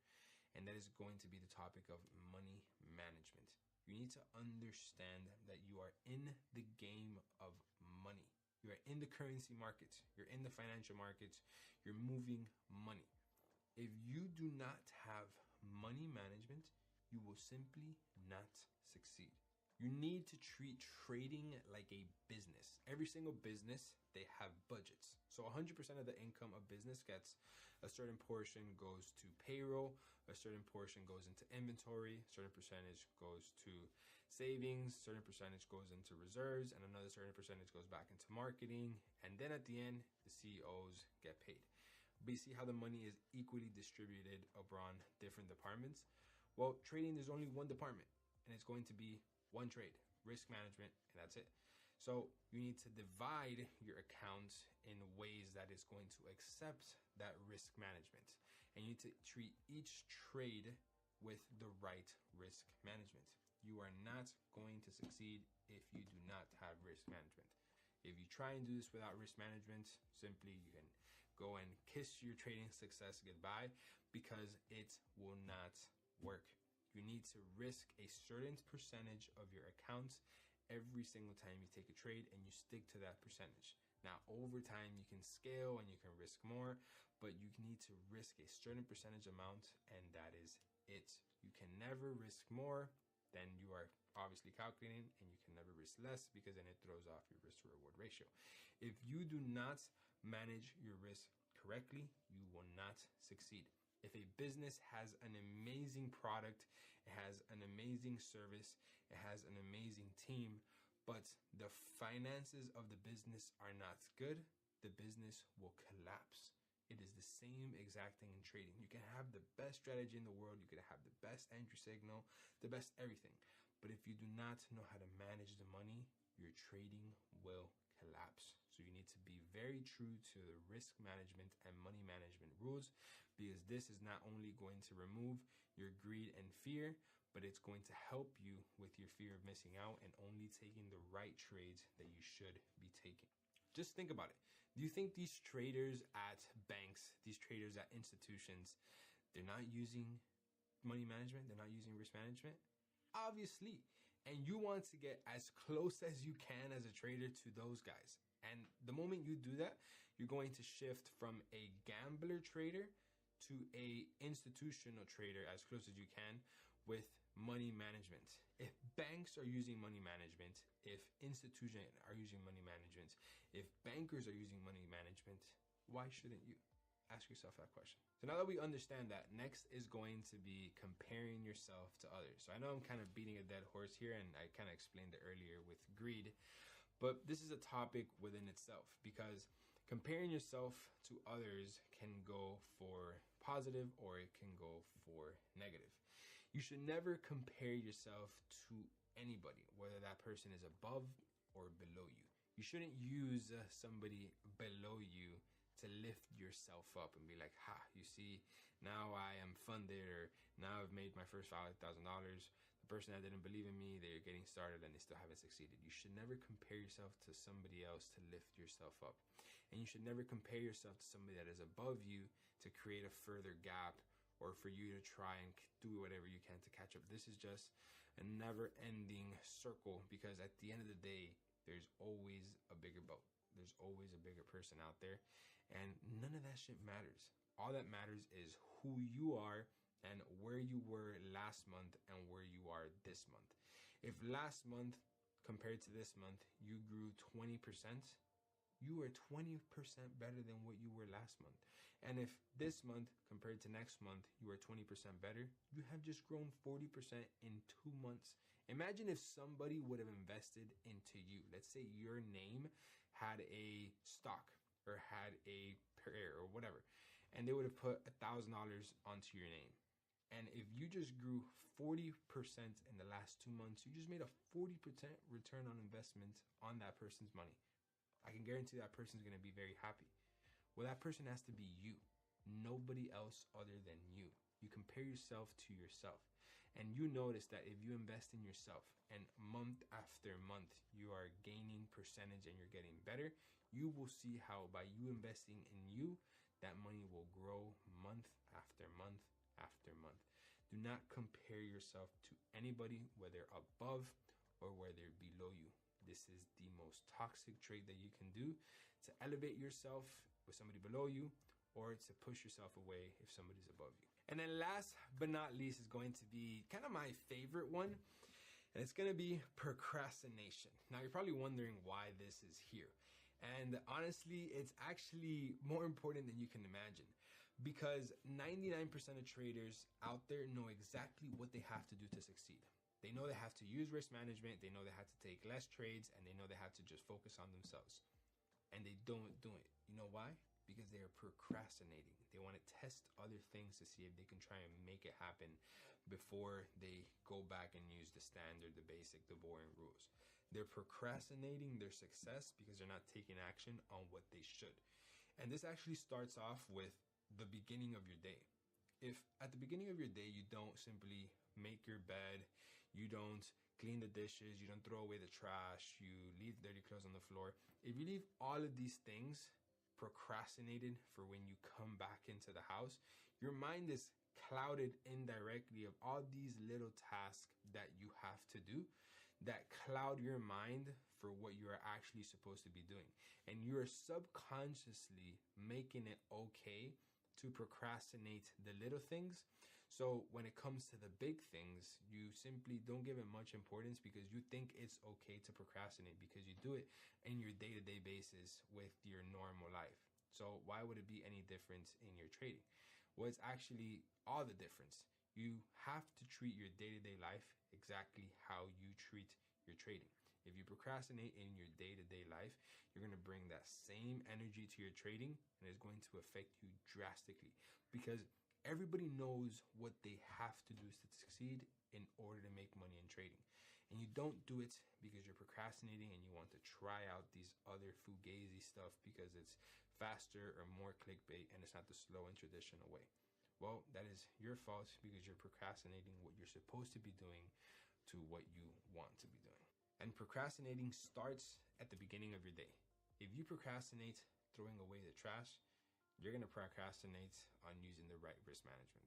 The moment you stop procrastinating and you start doing what you have to do in your day-to-day life, you're going to see how everything takes a turn in your trading because subconsciously you just know what you have to do because everything is out there for you to simply follow and succeed with. So now we are on the final stage, ladies and gentlemen. So if you're this far into the video, you are actually committed because you are literally knowing everything that you need in order to be a successful trader.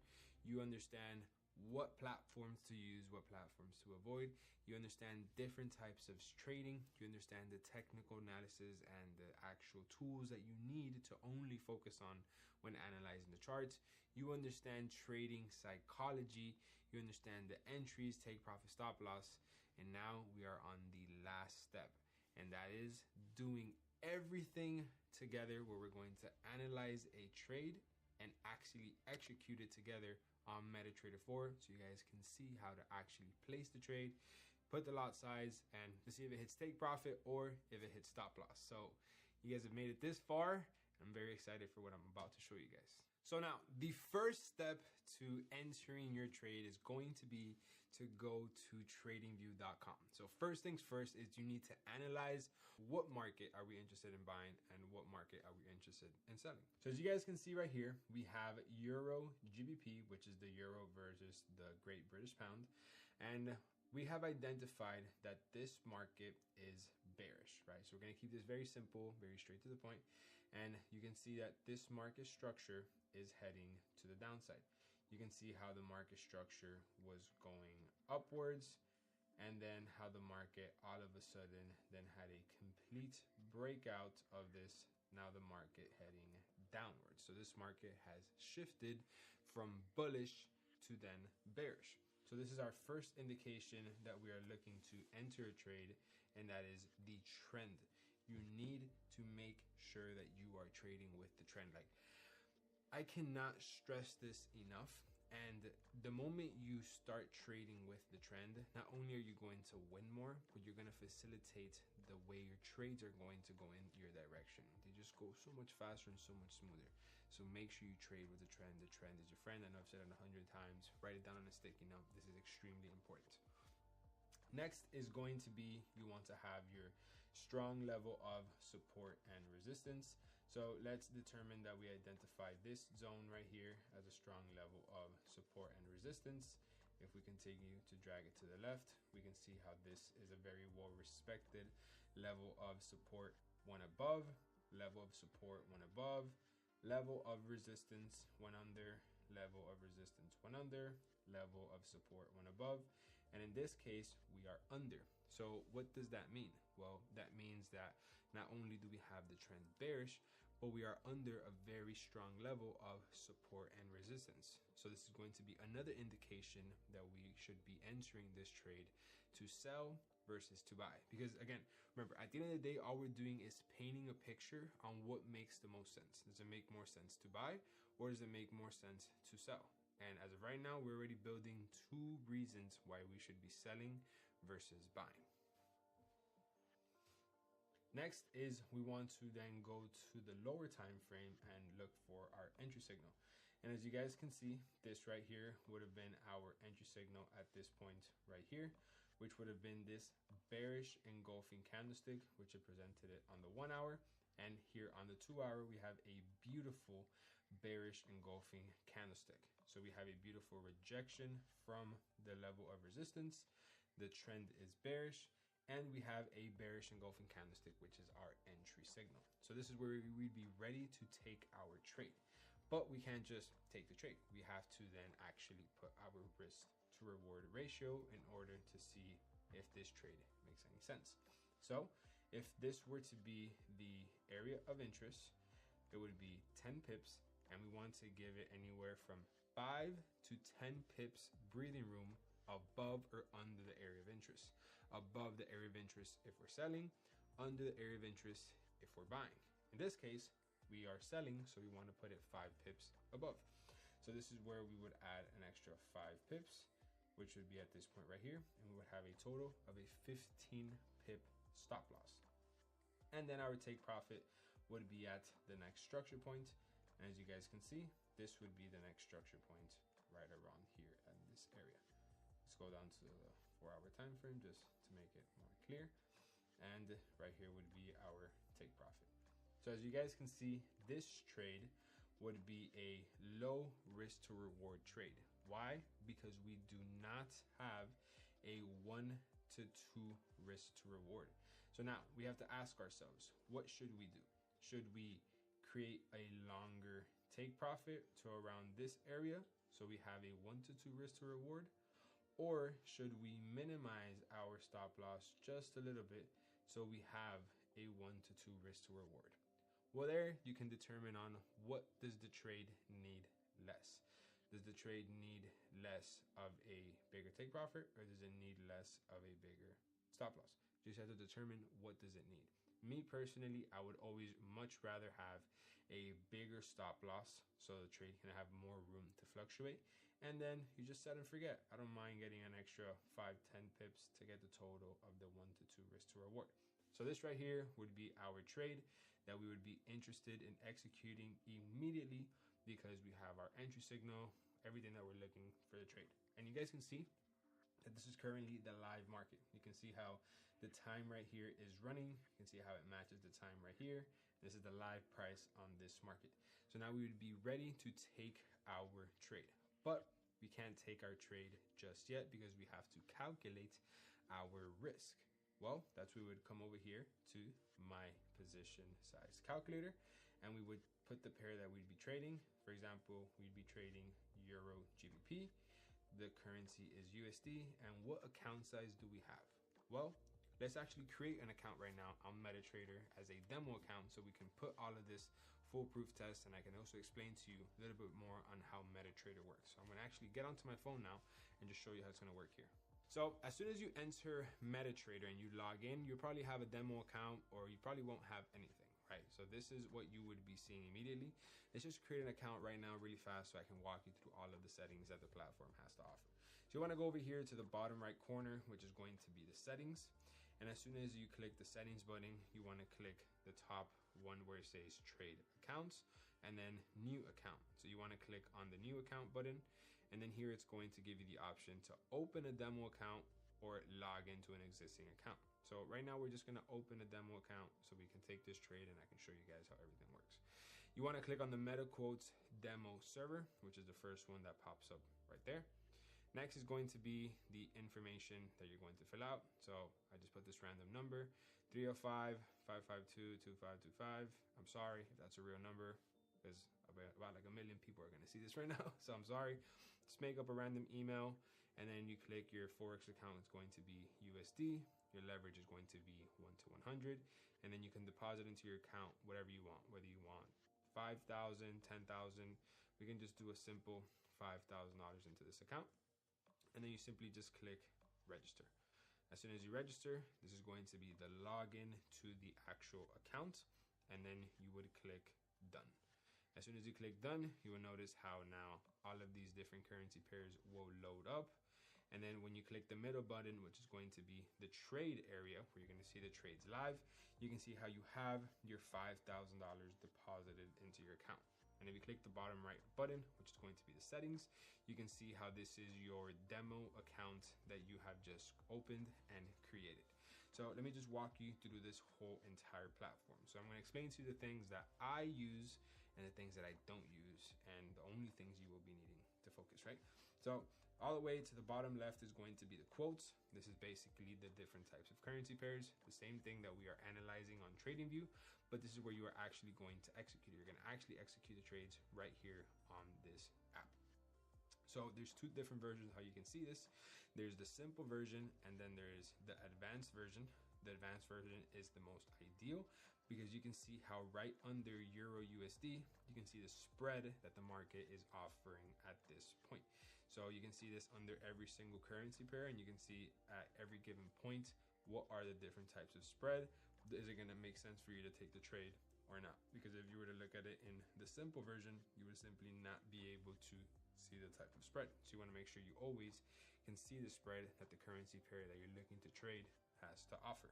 And if you notice, we're looking to trade Euro GBP, but in here, I don't see Euro GBP. You have Euro USD, GBP USD, USD JPY, USD CAD, USD CHF, NZD USD, AUD USD, AUD NZD, and AUD CAD.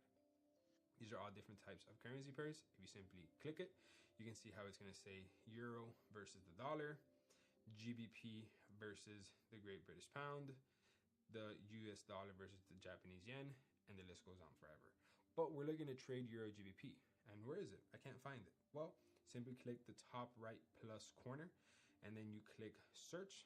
As soon as you click search, you just type in the currency pair that we are looking to trade, which is Euro GBP. You can see it pops up right there. Just click the little plus sign, and it will automatically get added onto the list, and you can see it's the last currency pair of the list, which is this bottom one all the way over here, which is the Euro versus the Great British Pound, which is the trade that we are analyzing on TradingView that we are interested in selling. Next, the button is going to be the charts, which realistically, this chart we will never be using simply because we are looking at the charts on TradingView. So we will never, ever, ever, ever use this chart option. The next one is, and every single button in this section we will not be using. I've never used it, don't plan to use it ever, don't need to use it. Next is going to be the trade, which is the middle section. This is where you're going to see your balance, this is where you're going to see your margin, and where you're going to see your trades floating in profits. You click the top right corner, which is the plus, and it's going to pretty much get you into a trade immediately. So you want to be very careful clicking that button, and we're just going to actually enter a trade right now in just a second. Next is going to be the history button, which here you can see the history of your trades, whether it's a day, during the week, month, or you can customize it for as much time as you want to do it. Obviously, we just created this account, so it's going to pop up as if it were to be deposited. And if we look to the bottom right corner, which is the last option, you can see all these different types of options. I literally do not use any other option other than the top option, which is simply logging into a new account. I don't use the mailbox, I don't use the news, I don't use trade days, chat and messages, traders community, OTP, interface, charts, journal, and settings. I don't use absolutely any of those buttons. I never have, and I'm simply not interested in it. So now, moving back over to quotes, we have our Euro GBP trade. Oh, and I forgot one button, which is the top left corner pencil. This is if you ever want to delete a currency pair, simply click it, trash it, and you get rid of it. If you want to add it back, simply click the right plus sign, search it up. Very simple to add it back, right? So now that we are ready to take our Euro GBP trade, we need to see, well, we just created an account with $5,000. So let's actually make our way back to my FXBook position size calculator. And this is where we would change the account size to $5,000. And we have to ask ourselves, what do we want to risk from this $5,000? Do you want to risk 1%, 2%, 3%, 4%? For this example, let's just do a basic 2%. Then what is your total amount of pips in your stop loss? Well, if you don't know or you forgot, come back over here to Euro GBP and you can see how we have a 15.1 pip stop loss. We can just round it off to 15. We were to come back over here to the stop loss, we put 15 pips, and then the trade size and lots always stays as 1. And then here we click calculate. As soon as we click calculate, it tells us that we have to place a 0.53 lot on this trade. Well, it's exactly what we're going to do right now. So we come over here back to the quote section, and now it's the moments of actually executing this trade that we are looking at on Euro GBP. So we want to click here, Euro GBP. Before we click it, we make sure our spread is below 10. Anything below 10 is a great spread. And as of right now, it's 3. So it's pretty much almost free to enter the trade. Think about 3 as $1 and 4 or 5 each dollar. Anything above 10, $10 to enter a trade, very expensive. So you simply click here and you're going to click the trade button, and this section will pop up. Because if you come to this section and you click the charts, it's going to take you to the button next to the quotes, which you simply don't need. And if you click the button under that, which is going to be details, it's just going to take you to these details, which you simply don't need and can't do anything with it. So you want to click this button and click the trade option. Here, you're going to see that you have Euro GBP, which is the market that we are trading. If you want to change currency pair, you click that and it's going to change it for you. But obviously, we're interested in trading Euro GBP, so we're going to stick to that. Then the button under that is going to be, do you want an instant execution? Do you want to buy limit, buy stop, sell stop? We will only be using market execution instantly. We do not want to place market orders. Market orders are orders when you want to place a buy stop. So when the market gets to there, it stops, it enters a buy for you. But I personally don't think that's the right way of trading, because you're not basing your strategy off of a visual confirmation. It's whenever price gets to a certain area, you want the market to enter you immediately. And I see that as extremely high risk and absolutely no probabilities. You're just taking a trade off of momentum, makes no sense. So we will always only take trades on instant market execution. So every single time you come to a trade, when you click trade, it will pop up. You don't have to do absolutely anything. Then the numbers right under instant execution, which is a 0.01, this is where you're going to click it and you're going to place the 0.53 lots that the MyFXBook position size calculator has given out to you. And that's it. It's very simple. Here, you're going to then go to the trading view and your stop loss, which is going to be this section right here. You can see that the stop loss is 0.85768. So we're going to put our stop loss 0.85768. And then our take profit is this section down here where this green number is, which is 0.85313.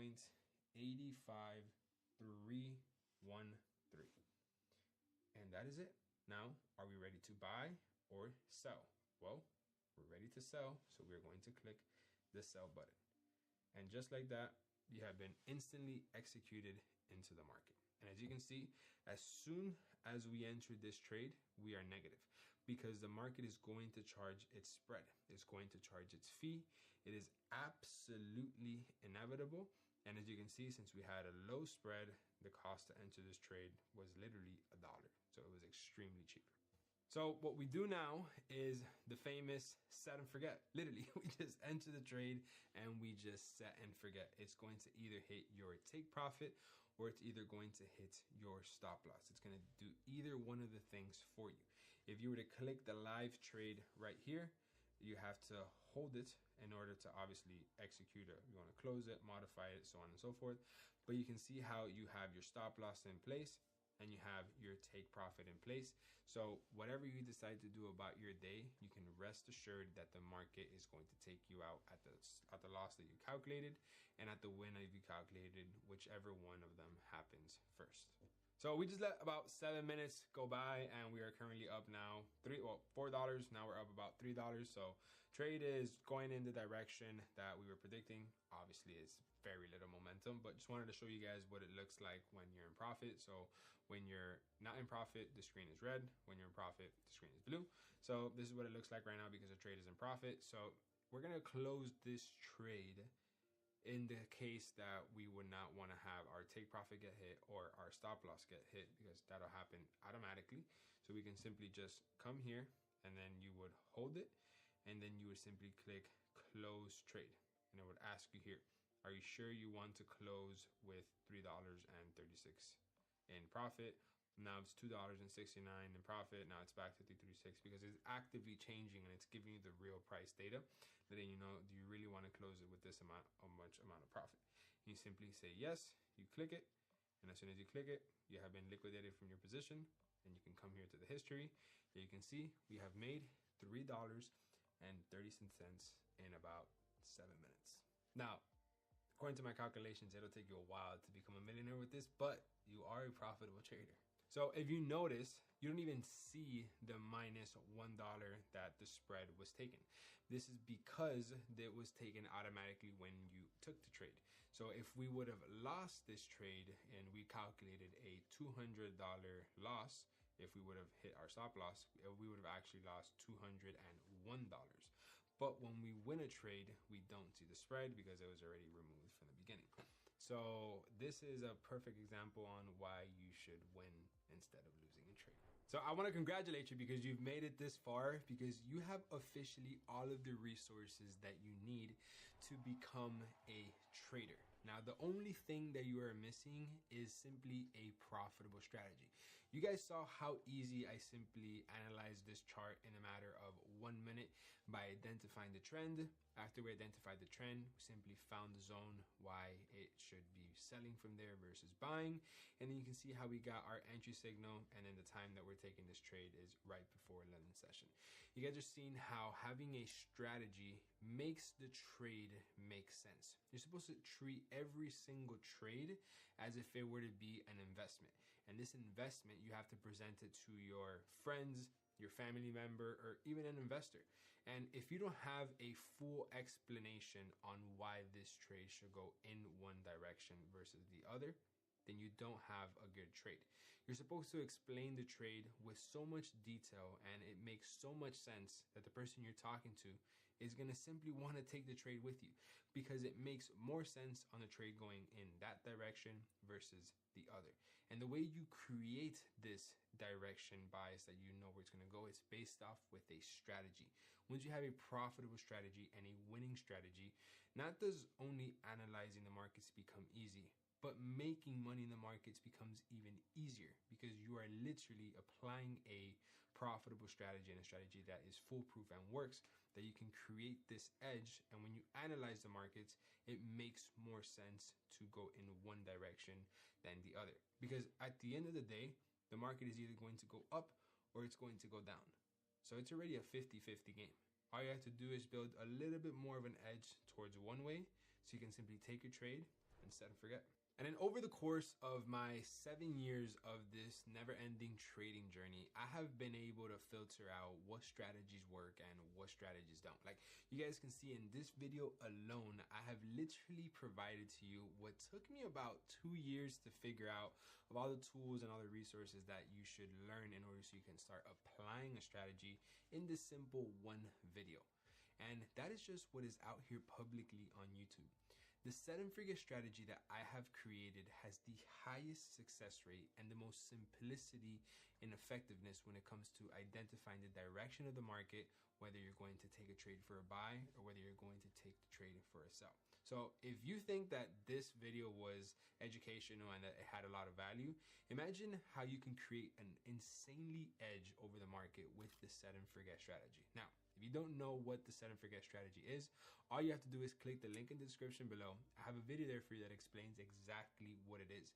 And it lets traders make anywhere from $1,000 to $1,500 a week in their first 3 months as a beginner set and forget trader. These are traders that have no idea what the market direction was before, and now they're applying a successful strategy that lets them make anywhere from $1,000 to $1,500 a week as a beginner trader. So if you want to know more about set and forget and what it means and how it's let me make over $10 million in trading in the last 7 years, make sure you click the link in the description below because it's going to explain to you in extreme detail.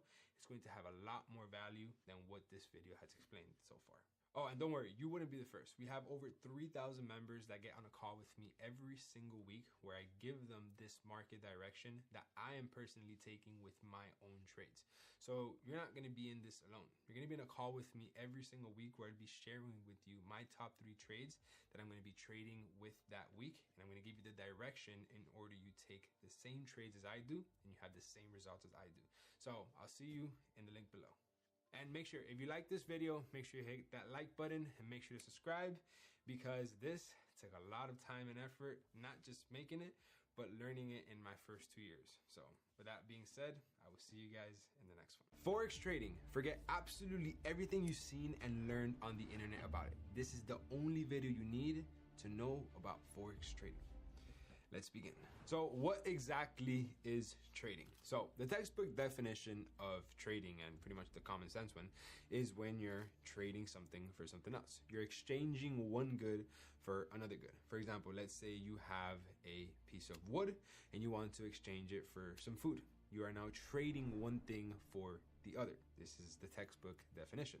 Now, this is where you're going to get one asset and exchange it for the other. This is exactly what happens in the markets. You're exchanging one asset digitally for another one.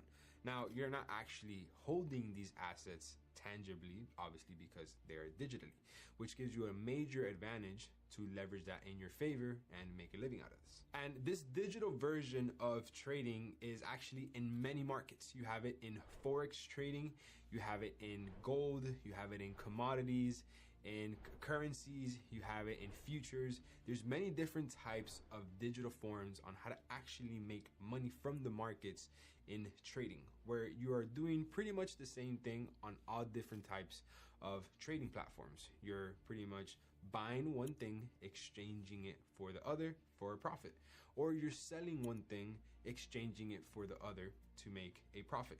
You can make money if you buy something in trading and then sell it, or you can make money in trading if you sell something and then you sell it at another price point. More on this later in the video. And this isn't anything new. Us humans, we've been actually trading things for thousands of years. I'm talking about back in the day before even money was a thing. We were exchanging cattle for wood, or we were exchanging wood for some fish. Some people had goods that other people didn't have, so we were trading and exchanging one thing for another. Just in different amounts where one person was gaining and so was the other person. So it was an equal exchange because both the people had to do it. One person needed fish, the other person needed wood. One person needed the wood for fire, the other person needed fish to eat.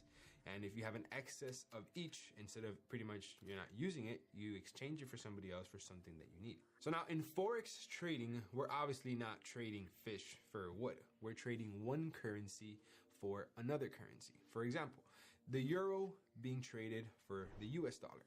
The US dollar being traded for the Great British Pound. Have you guys ever gone to the airport and as soon as you get off of the plane, you see these big exchange money spots that you can pretty much go to, and if you're in a different country with a different currency, you can exchange $100 for $100 of that currency's actual physical dollar? We have all actually participated in the currency exchange participation. And this currency trading happens every single day. I'm talking trillions of dollars. Yes, trillions, not millions, not billions, trillions of dollars that are being exchanged every single day. To have the exact number, it's actually $6.3 trillion is moved in the market every single day. So when you're trading the foreign exchange markets, you're trading one currency for another, but you're not actually buying currency tangibly. You're not going to get this money in your bank account, or you're not going to hold it in a reserve account or in a different exchange. You're not doing any of that. You're simply betting if price will be going up or if price will be going down. You're essentially betting that the currency will get stronger or weaker versus the other currency. And the way that this works is by fundamentals. It's by the government, by the interest points of that country, by the banks behind that country and their funding, by the economy of each and every country. And if the country gets stronger than another country, that currency will rise, making it stronger than the other currency. So there's a spread there that it will go up in value and you make money on that spread. And let's say if a currency gets weaker than a different currency, then there's a spread that you can also make money on that as well. So for example, let's say that the US has had a recession and the euro is actually in a booming market. That means that the US dollar is going down and that the euro is going up. This is where you would want to buy the euro and where you would want to sell the dollar. Because the market is clearly bad with the dollar, so you want to put sells in that the dollar will go down, and you want to put buys in that the euro will go up because it is doing better than the dollar. It's almost a win-win scenario because the fundamentals are driving price down for the US dollar and driving it up for the euro. Now, bear in mind, you're not only just buying the euro or you're just only selling the dollar. You can't do that. You have to bet on a currency pair. What is a pair? Well, it's, two things. It's like when you have a pair of shoes, you have your left shoe and your right shoe. If you have a pair of sandals, you have your left sandal and the right sandal. So when you have a currency pair, you have one currency pair and then another currency pair. And what they're doing is they are together battling each other. Who gets stronger than the other? Who's driving price up and who's driving price down? So for example, let's use Euro USD, which is the most known pair in the whole entire foreign exchange market. It is the most traded currency pair in the whole entire market. It has the most volume and the most movement, meaning that there's more opportunities and how you can actually capitalize off of it, but more on that later in this video. So when you're actually trading the foreign exchange market, you have to trade on a currency pair, Euro USD. If you were to buy Euro USD, you are betting that the euro is going to get stronger than the dollar because the euro drives price up. And if you were to sell Euro USD, you are betting that the dollar will get stronger than the euro. And that is because in the Euro USD pair, the euro is the base of the currency pair, and then the USD is the quote. So basically the euro is what drives the price up, and then the USD is what drives the price down. So if you see the price going up, that means that the euro is getting strong. And if you see the price going down, that means that the USD is getting strong. So if you want to bet on the dollar getting stronger, you have to sell Euro USD because the US dollar is going to get stronger than the euro. And if you want to buy Euro USD, you are betting that the euro will get stronger than the dollar. And this works for all currency pairs across the market. For example, GBP USD. It's the Great British Pound versus the dollar. So if you buy GBP USD, you are betting that the pound will get stronger than the dollar. And if you are selling GBP USD, you are betting that the dollar will get stronger than the pound. And in the foreign exchange market, there's thousands of pairs. I'm talking literal thousands. Like you can have the US dollar against the Mexican peso. You can have the Mexican peso against the Russian dollar. And that is the beauty of this market. There are so many different types of opportunity because there is so much more money being moved than the stock market, than the futures market, than even the crypto market. There is $6.6 trillion being moved every single day because this is a market of the whole entire world, of all the currencies in the world combined in one single market. Compared to the New York Stock Exchange or US 30, you're only dealing with the companies inside of the United States, which can only be so big. So that is pretty much a very entry level of what Forex is. Now, there is many markets out there like futures, commodities, cryptos, options, and there's great opportunities there, but nothing compared to Forex. So now let's actually dive deep into actually how this market works and how you can learn everything you need for you to be able to go battle this market every single day. So now that you've seen that there's different types of currencies that you can actually trade all around the world, now there's actually different types of formats that you can trade. There's different types of way on how you can approach these different types of currencies that they all move very different.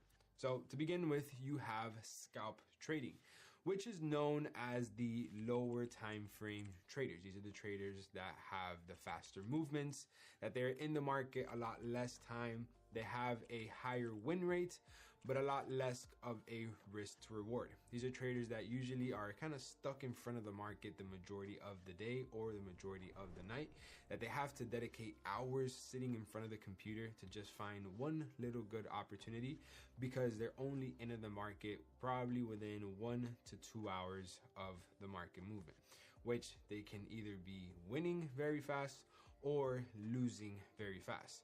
And some scalpers can either enter 1 to 3 trades every single day in order for them to make some money or just make back losses from the previous day. Because the majority of the scalpers will lose the majority of the time because they're taking a lot of trades constantly. And scalp trading is actually the most attractive type of trading that beginners kind of approach to it because they just passionate about trading and they want to be in front of the charts as much time as they can. So they approach scalping thinking that's going to be the best way for them to make money. Next, it leads me to day trading. So I'm sure we've all heard the term, oh, he's a day trader, or I know a day trader. Well, it's actually a very common term because it's what the majority of the people that work a 9 to 5 attempt to do. Because for you to be a day trader, you pretty much have to be in front of the markets while you're in a job. So people kind of treat it as their side income. And day traders are usually in front of the markets a little bit less time than scalpers, but they are definitely taking a lot less trades. They would be taking maximum 1 trade every single day, because anything more than that, you fall into the category of scalping. And day traders are a bit more selective when it comes to the trades, and their trades can last anywhere from 1 to 3 days to play out. Unlike the scalpers, that their trades can last anywhere from 1 to 2 hours. So day trading, your trades are actually being held 1 or 2 days compared to scalpers, which is a little bit of a time. Next is going to be swing trading. So swing trading is actually a approach of the market where you are swinging the market, meaning you're just chilling. You're going to be in maybe 1 position a week, maybe 2 positions a week if you find a good probability trade, and you'll hold it throughout the weekend. So you'll be in the position for anywhere from 4 to about 8 to 10 days. And these positions usually run a lot longer, giving you a lot more profit. And you actually have to do a lot less work. You're probably in front of the markets for 1 to 3 hours every other day. You don't have to be involved in the market that much, because as soon as you enter a trade, you're pretty much letting your trade ride until it goes in your direction or against you. But swing traders are taking a lot less trades, but they are risking a lot more compared to the day traders and compared to the scalpers.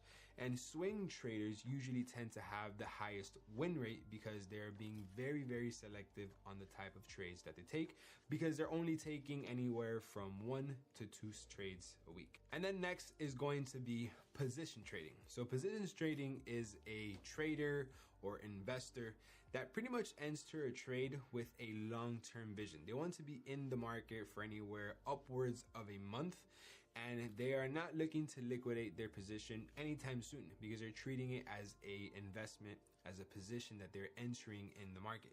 So they're prepared to be involved for about 1 to 2 to 3 months to just simply have their trade get as much profit as it possibly could be. And position traders or investors, they'll probably take 1 to 2 trades a month, if any. Usually they stick to 1 trade a month because they're looking at the market long term. They're not looking to have any short-term gain, and they're looking to minimize their losses as much as they possibly can. And investors and position traders are actually the ones that lose the least, because even if their positions go into a loss, they're going to continue to hold it long enough until it goes into profit. And if you hold a trade long enough, it will go back into profit. So as you can see, every single format of trading actually scales up on the amount of time that you're actually holding a position.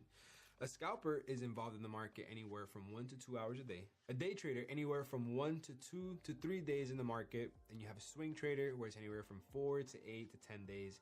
And then a position trader where it's upwards of a month. So every single different type of format in trading, they are actually holding their trades longer, but they're actually taking less trades.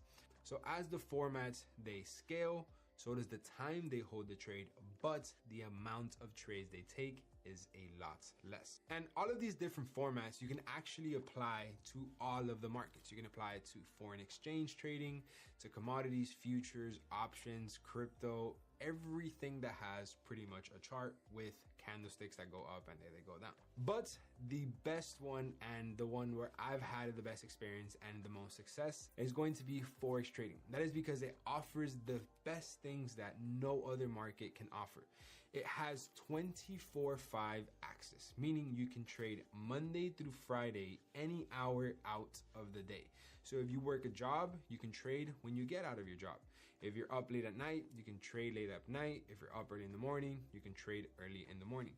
Compared to, let's say, options or stocks, you can only trade 9 to 5, which kind of sucks, because if you have a job, you can't get involved in the market. You're simply limited to what you can actually do in the market. The next reason why it's my favorite and why I got involved is because the entry barrier. For you to get started in forex trading, you can start with as little as $100, or compared to the stock market where your entry barrier is going to be $25,000 as your minimum first investment. And I don't know about you, but when I first started trading, I did not have that kind of money, so I simply couldn't get involved. Another reason why it's the most reliable is because you're literally trading money. It's impossible that the currencies of the world simply disappear from one day to another. If that happens, we're in a big problem, but that will literally never happen. Compared to a company in the New York Stock Exchange, they can simply just go bankrupt one day or get sued and you're done for. Or a crypto can pretty much get rug pulled and all your money is gone from one day to another. The currency exchange market is here forever, and it is going to be here forever. Countries run on these currencies, and they need to do that for it to keep going. For that reason why the currency exchange market only gets bigger year after year, and the opportunities are going to be there forever. And adding up to that, you can actually get involved for free. You can actually test and apply the markets and try and figure out if it's going to go up or down with fake money. You can use demo money to test your skills and learn it before you actually put real money at risk. And when I was trying to get involved in the crypto market, this simply wasn't a thing. They don't allow you to use this with fake money. It wasn't even an idea. Versus in the foreign exchange market, not only can you access it whenever you want, you can actually test it with fake money, which is actually really cool. And if you don't know what demo is, it's pretty much simulated markets. It's demo. It's not real money. It's paper trading, fake trading, where they just give you fake money in an account where you can get and pretty much go test it out. So if you want fake $100,000 and you want to test out your skills, you can do that. If you have $5,000 to put into the market and you want to test out your skills first, you can create a fake account with $5,000, which is actually amazing. So that way you can actually see how far you can get with demo money, so that when you're ready to deposit your own money, you're ready. So now that we understand how the Forex market works, a very simple way, we have to understand how can we actually execute into these markets. What platforms are required? What platforms should you look at? What platforms shouldn't you look at? And this is where it can get a little complicated if you don't have the right video. And that's why everything is inside of this video, which is going to teach you the only platforms that you're going to be needing in order to be able to execute trades in the market successfully. Now, there is hundreds of different platforms. There is thousands of different people directing you to different places, but these are the only platforms that I have personally been using for the last 7 years trading in the markets, and I have never ever needed anything else when it comes to actually executing in the market other than these platforms. And I've made probably around $10 million on just using these two simple platforms. You do not need anything else other than these two platforms that I'm going to be explaining now. And then obviously a third one that you will have to do your own due diligence on, but this is going to make sense in just a second. The first platform is going to be TradingView. So TradingView is pretty much what its name says. TradingView. You're going to view the trades on this website. This is a well-known website, I think used around about 80 to 90% of the market. And this is where you're going to be actually looking at the charts. This is where you're going to be looking at the markets going up, at the markets going down. This is where you're going to look at the markets, for example, Euro USD, how we were setting an example, GBP USD, GBP CAD, so on and so forth. Now, this platform is strictly and only to simply just look at the market. This is where you're going to be identifying if you're ready to buy or if you're ready to sell. But you will not be entering a buy or sell on this platform. It's something that the platform offers, but I personally have never used it. Neither has anybody in my community, or I've heard anybody of ever using it before. It's something that they offer, but I personally rather stick to the different options that I'm going to share with you now. So TradingView, to keep a very simple example, is just somewhere where you can view the charts. And this is a platform where you're only going to be looking at stuff. You're not going to be executing other than just things you will be drawing on the charts to identify if there's a high probability of it going up or a high probability of it going down.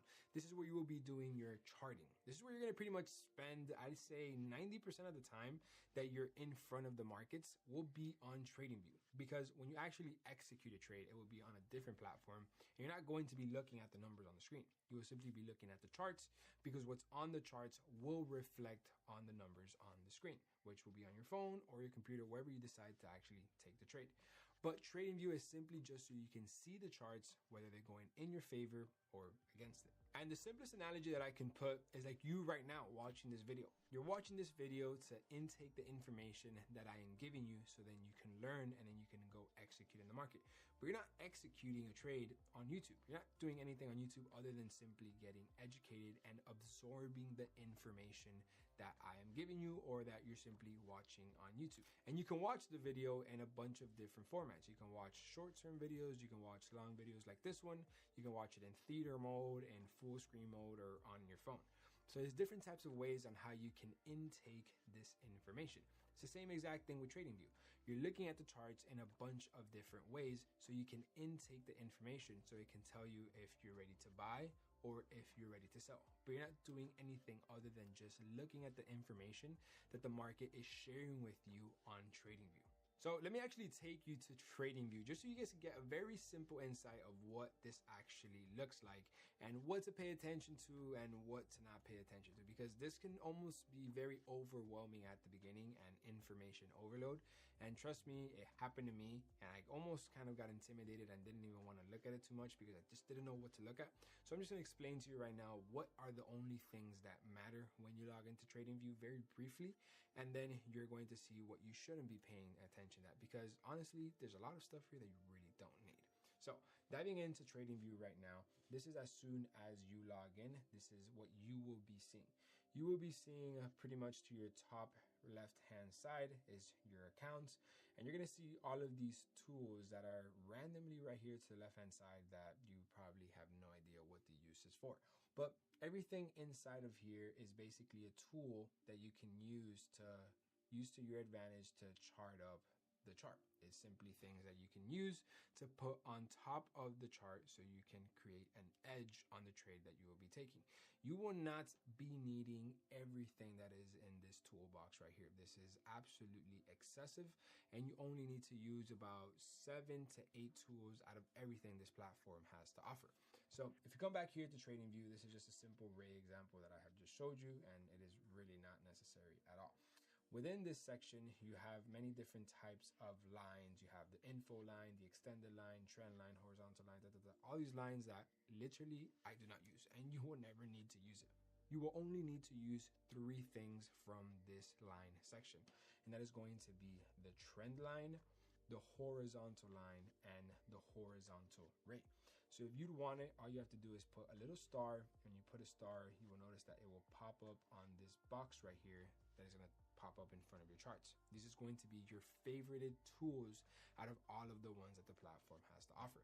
This is so you can pretty much filter out the only things that you need, because again, there's many things in this platform that you do not need to pay attention to, and there's many things in this platform that, as of today, being a multi-millionaire trading on this platform, that I have never used, meaning you will never need to use them either. So you just simply, I'm going to explain to you what they are, and don't even get curious on learning what it is. Simply just know that it's there and know that you will not be needing it ever to become successful in trading. So moving on, you have the channel section, and this is where there's different types of channels, pitchfork, shift pitchfork, all of these things that make absolutely no sense. And all you have to do is just completely ignore it. You will not be needing anything inside of the line section other than these 3, because this has no indication to creating an edge in the market, how I have been trading for the last 7 years.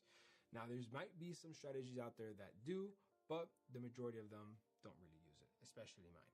So when it comes to here on the second section, you're going to have your Fibonacci area where there's about 10 different types of Fibonacci's, and we will be using absolutely 0 of these Fibonacci's. These are all different types of random stuff that just make your chart look weird. Like, look at this. You're going to tell me you can create an edge with this funnel or this fan, whatever this is even called? No, it simply doesn't make any sense. It's just accumulating your chart.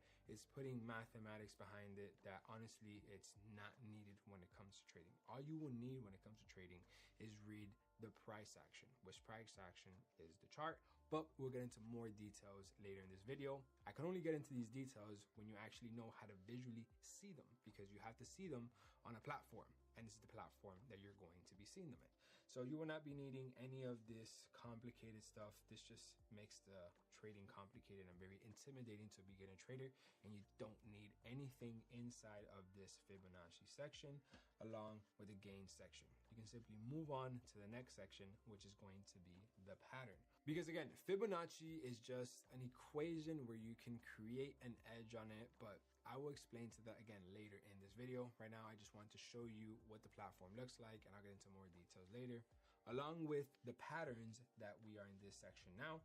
And the only pattern that we will be using is going to be head and shoulders. You can simply put a little star next to the head and shoulders, and you will notice how it's going to pop up over here to the top right hand side corner.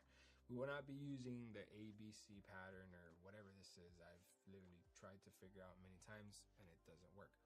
Other than the pattern section, we will completely avoid the Elliott waves and this section down here. This will not be needed in this trading approach, simply because it is information overload. These are all different types of indicators to read the market, and indicators, as many of you may know, or if you don't know, they don't have a high success rate because indicators are delayed.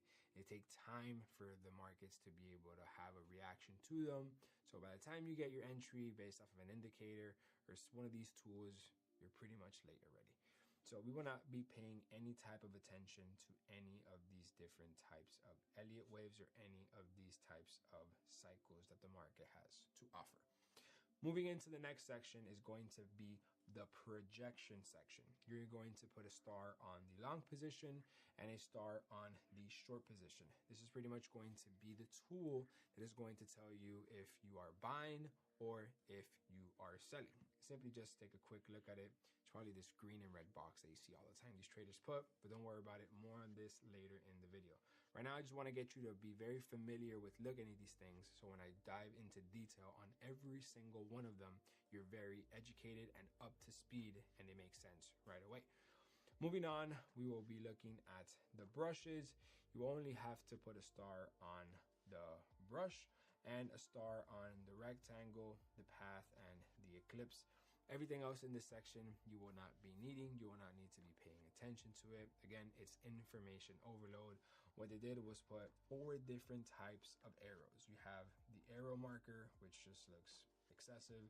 Then you have this type of arrow, and then you have this type of arrow right here, which is just another arrow. It's just different types of ways that the platform offers services for all different types of traders, which is cool because pretty much they are meeting the standards of every trader around the world, but you're only one trader. You shouldn't be looking at all the information for traders all around the world. You should only look at what's going to make sense for you. And in this video, I'm going to only show you what's going to make sense for you. So now moving on to the next section is going to be this T. So this is going to be the text and the notes section. So you want to put a little star on the T and a star on the call out. You won't need anything from the content section because this is pretty much whenever you want to write notes on the charts. You can simply just write it on the text section. Or if you ever want to call out a specific section in the charts, you can just point at it and you have a call out section. These are both things that I just use to actually just have notes on the chart if you want to save it for the future, if you want to look at it when you're back testing, or if you just want to hide a message in your chart. Moving on now to this little emoji section over here. You will not be needing any of these emojis.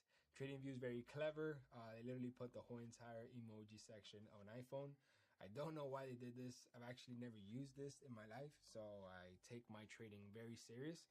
So I will not be putting any emojis or any hearts or any things on my chart. I keep this strictly to business, and I only look at the stuff that matters. This clearly does not matter. Imagine putting like a smiley face or a winky face on your chart, and then when you go show your friends your trades, they see that and they're like, what the hell? Yeah, so you don't want to focus on any of these emojis. Moving on, you have the measurement section. So you can't put a star on this because it will permanently stay on this section right here. But this is where you'll be measuring the trades, whether how long they are, how many days, the actual percentage it went up or the percentage it went down. This is the measurement tool that you can use to measure pretty much everything when it comes to the markets. And we're going to explain later in this video how you can actually use it. Just this is what it is. This is the zoom in and zoom out. I have never used this button and I will not be using it today because I am not interested in using it. I have never used it. This is a magnet. I have no idea what this is good for. I have never used it in my life, so we will not be paying attention to this at all. This is going to be the stay in drawing mode, which I also have never used in my life, and you will not be needing it. It is absolutely pointless.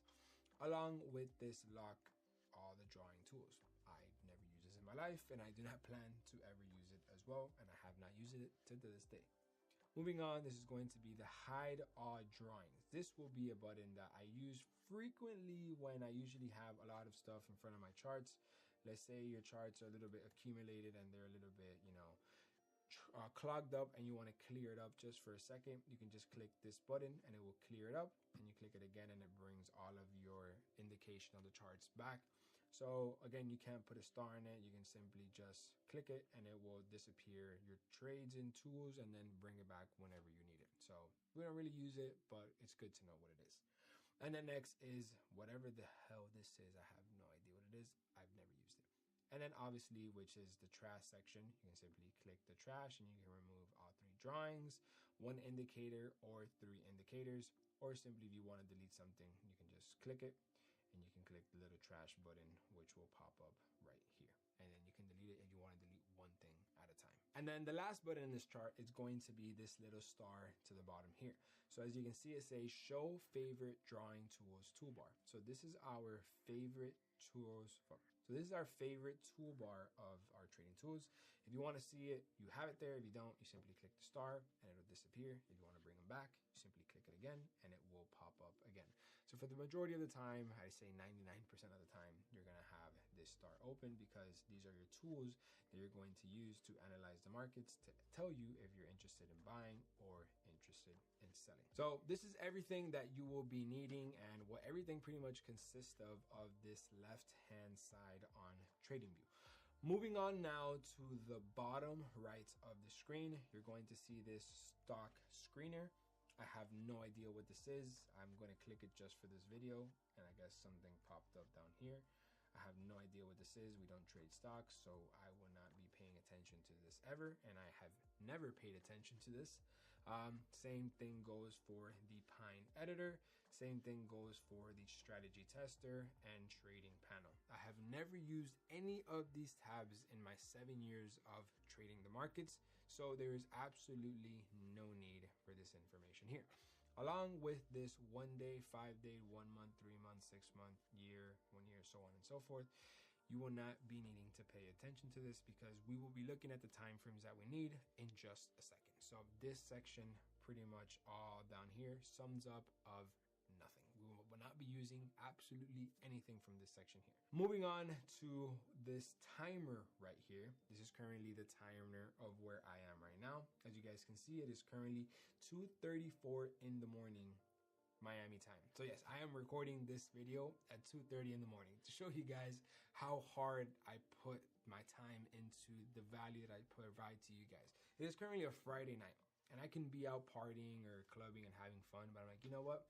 I want to make this video for an Alex when 7 years ago he wanted to get started in trading and he wanted to know everything in one single spot. He wanted to make sure that he didn't have to go watch 100 other videos and see if he can piece everything together. So I'm making this video for you guys right now, pretty much at 3 in the morning, so you guys can just watch this one video and have absolutely everything you need to learn trading and apply it to the markets. So make sure that you listen and pay attention to the things that you need and to the things that you don't need, because I am making this so easy for you guys that you do not have to go watch any other video. Everything is going to be in this video from this point all the way to the end. I'm giving 100% dedication to this so you guys can have success like me and shorten your learning curve by years. If I would have had this when I started trading, oof, I would have been profitable in my first 6 months. But everything happens for a reason. That's why I'm here making this video for you guys now. So now going back to the chart, this is the time zone of where we currently are. And then this is a little arrow to show the panel, which I have never used. And this is just a maximize panel, which I have never used either. I have never used anything of this bottom section over here. This section over here to the right-hand side is pretty much information about the currency pair that we are interested in trading. Now, again, keep in mind, a currency pair is a pair of two different types of currency. The example that I was setting earlier was Euro USD, which is the